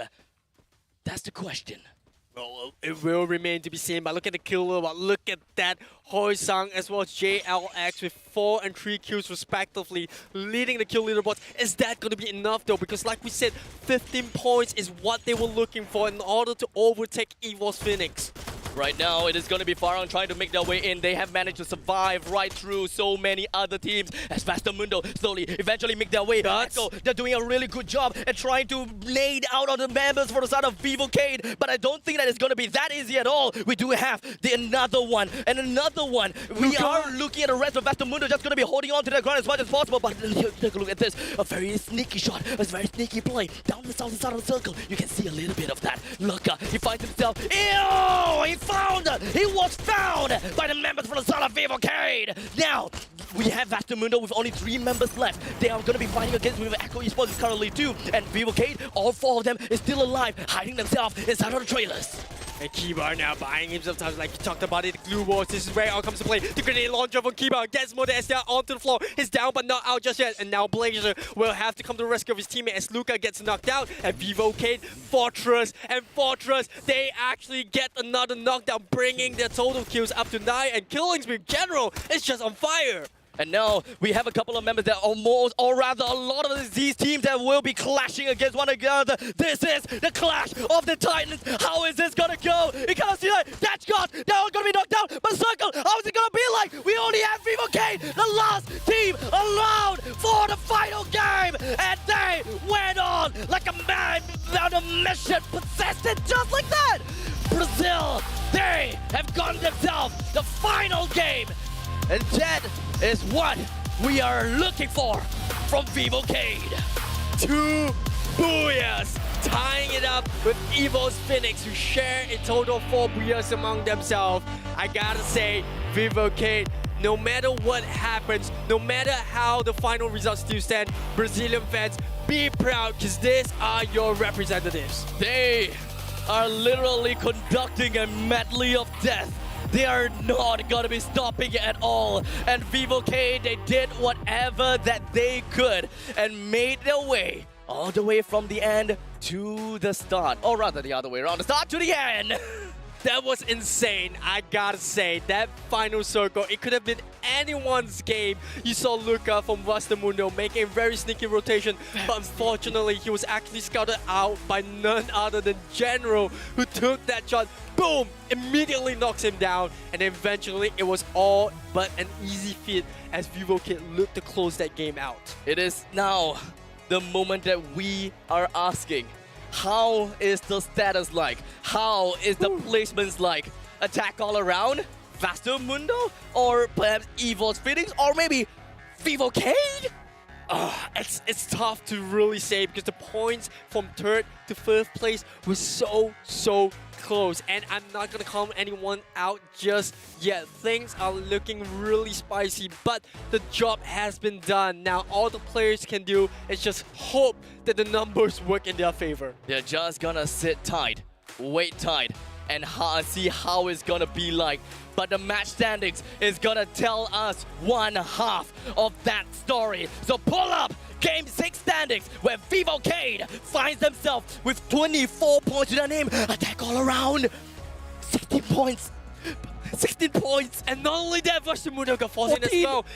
Plus the fact that Evil's Phoenix at 0. So there could be a really good possibility that Attack all around could be your new champions, but I'm just Are they really the one? I'm not gonna jinx them. Well, I'm not gonna say anything just yet. Gonna wait for the final tabulations to take place because we know that the Thai fans are revving up right now. No matter what happens, they have a very high chance that it could be back-to-back Thai champions. I mean, right now it may not be back-to-back Evil's Phoenix, but this will make a stance as to how the Thailand team shapes the entirety of Free Fire Esports. Because if the first, if last year is the Thailand team that won, this year the Thailand team won again, that is going to be a massive statement. Imagine what a story this was for Attack all around. They were second in their region. They came into the play-ins. It looked impossible. They were going up against all these big boys, and now they have a very good chance. But looking at the total standings, 12th to 7th place, you got Watt with 29 points, Minerals Esports with 11th place with 34 points, Team Flash in 10th with 37 points as well, tying it up with Farang in 9th place, who climb up a little bit of a performance, I would say, and Echo Esports in 8th with 38 points, Loud in 7th place, 46 points. That is not the answer that I was expecting from some of these teams. But how about 6th place? It is V Gaming. Even though they got knocked out pretty darn early, they still managed to hold their ground, clutch it out. 51 points to their name, no booyah, but 5th place. Evo's Divine, unfortunately getting knocked down a little bit of a purge from the 4th place that they were at before Game 6, but still a respectable finish without a single booyah, but 27 kills and 60 points. 4th place goes over to VivoCade with 2 booyahs to their name. They have a total of 73 points, and they show the competition what it is like. Yes, they may be the second of the Brazilian region, but they beat Loud in the world stage. That's what it matters. That is a respectable finish coming out from the Brazilian teams. But here we go. Drum roll for the podium finish. It's none other than your favorite Vastamundo coming in third with a total of 75 points and a booyah. Now, ladies and gentlemen, this is where the biggest question is in place. Which of the Thailand team is the one that will take the crown here for the Free Fire World Series 2022? It's Attack all around! By just 1 point, they are the champions. They came in. This is a perfect ending. Oh my goodness, Attack all around. Congratulations, Charmaine. Take it away. Thai fans, rejoice. This is your moment. Ladies and gentlemen, your champions of the Free Fire World Series 2022, give it up for Attack All Around! Oh my gosh, the feeling, come on down here, gentlemen. Well deserved, look at that. Giving each other the hugs, oh my goodness. What a moment. These guys are taking it all in. Come on down here, gentlemen. Lift that trophy, it is all yours, look at that.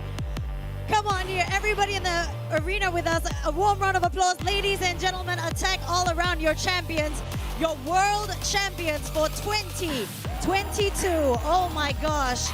One booyah and a kill count of 42. Come on down here, gentlemen. Oh, look at that. A warm embrace. Amazing. An amazing moment. Taking it all in.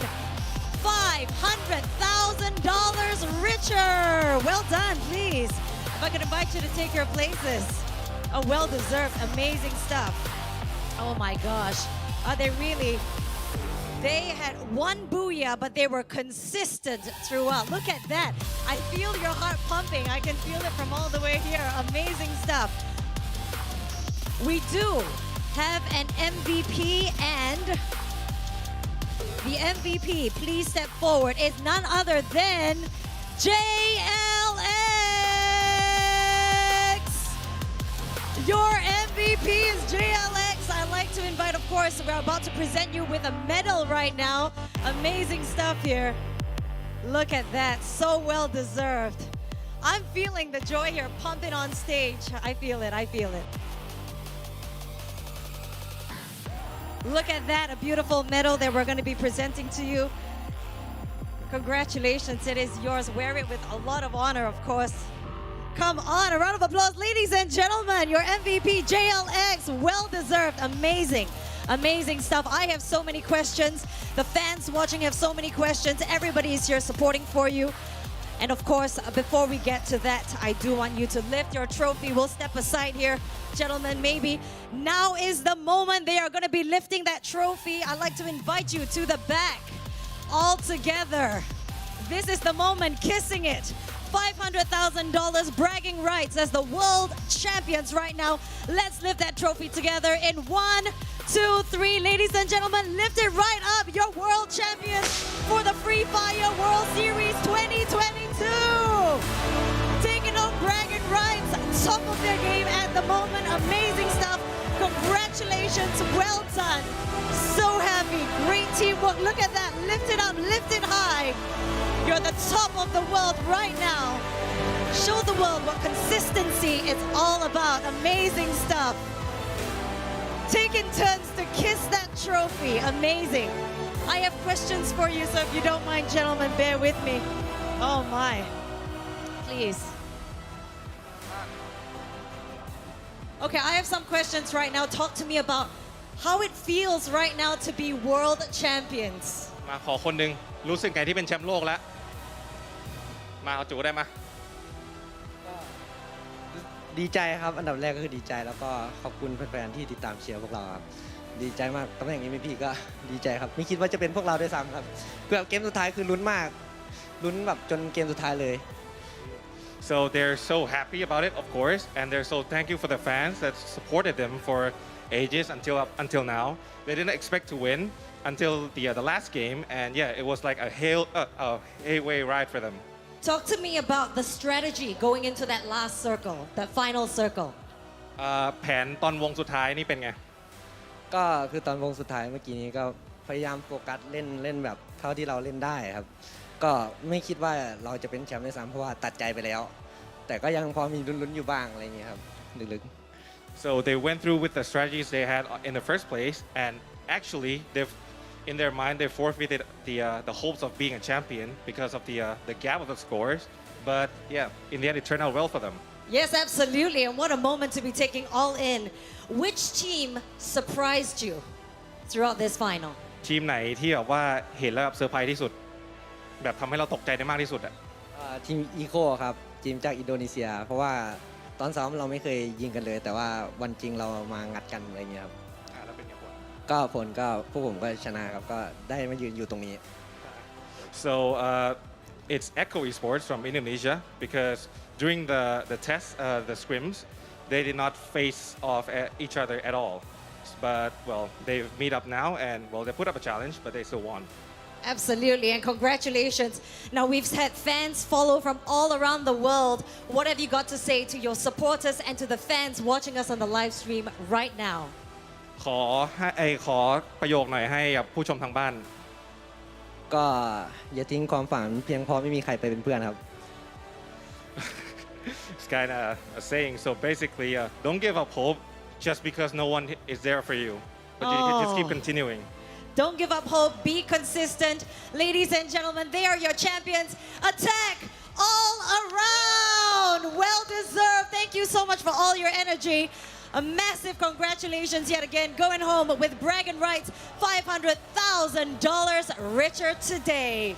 Thank you so much for watching. From all of us coming to you live from Singapore, from our casters, we had Iris, we had Howler, we had the amazing Jean as well. Amazing stuff. Charmaine signing out from Singapore. Thank you to Garena for making this happen. We'll see you at the next Free Fire World Series. Signing out.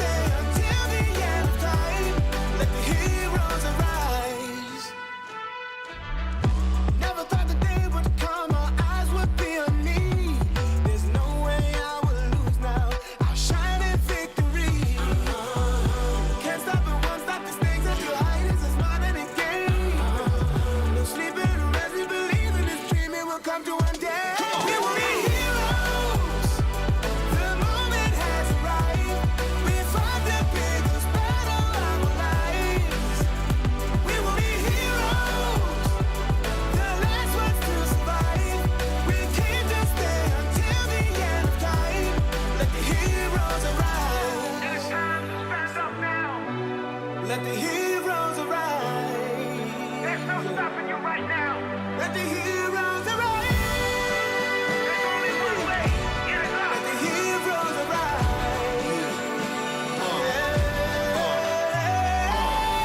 It is what it is, I'ma get it. And I'ma push it to the limit. I don't do it for the fame or the credit, but I'm gonna be the rookie of the year when I finish. You gon' want it, then I'ma take it and I'm gonna make it. Facing the dangers and ways that will turn into celebration. I am courageous, I may just be the greatest alive. I become a sensation when the heroes arrive. We will be heroes. The moment has arrived. We fought the biggest battle of our lives. Come on. We will be heroes. The last ones to survive. We can't just stay until the end of time. Let the heroes. We will be heroes. Come on. The moment has arrived. We fought the biggest battle of our lives.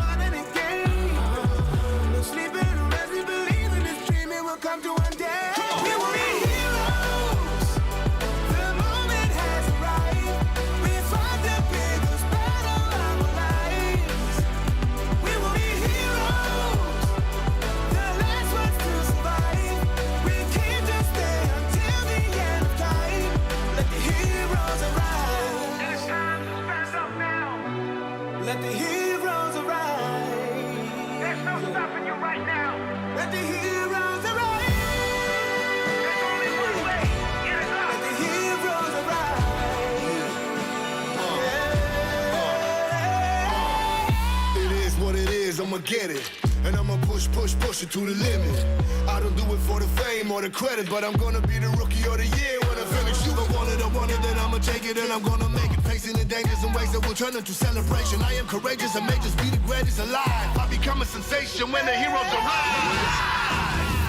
We were heroes.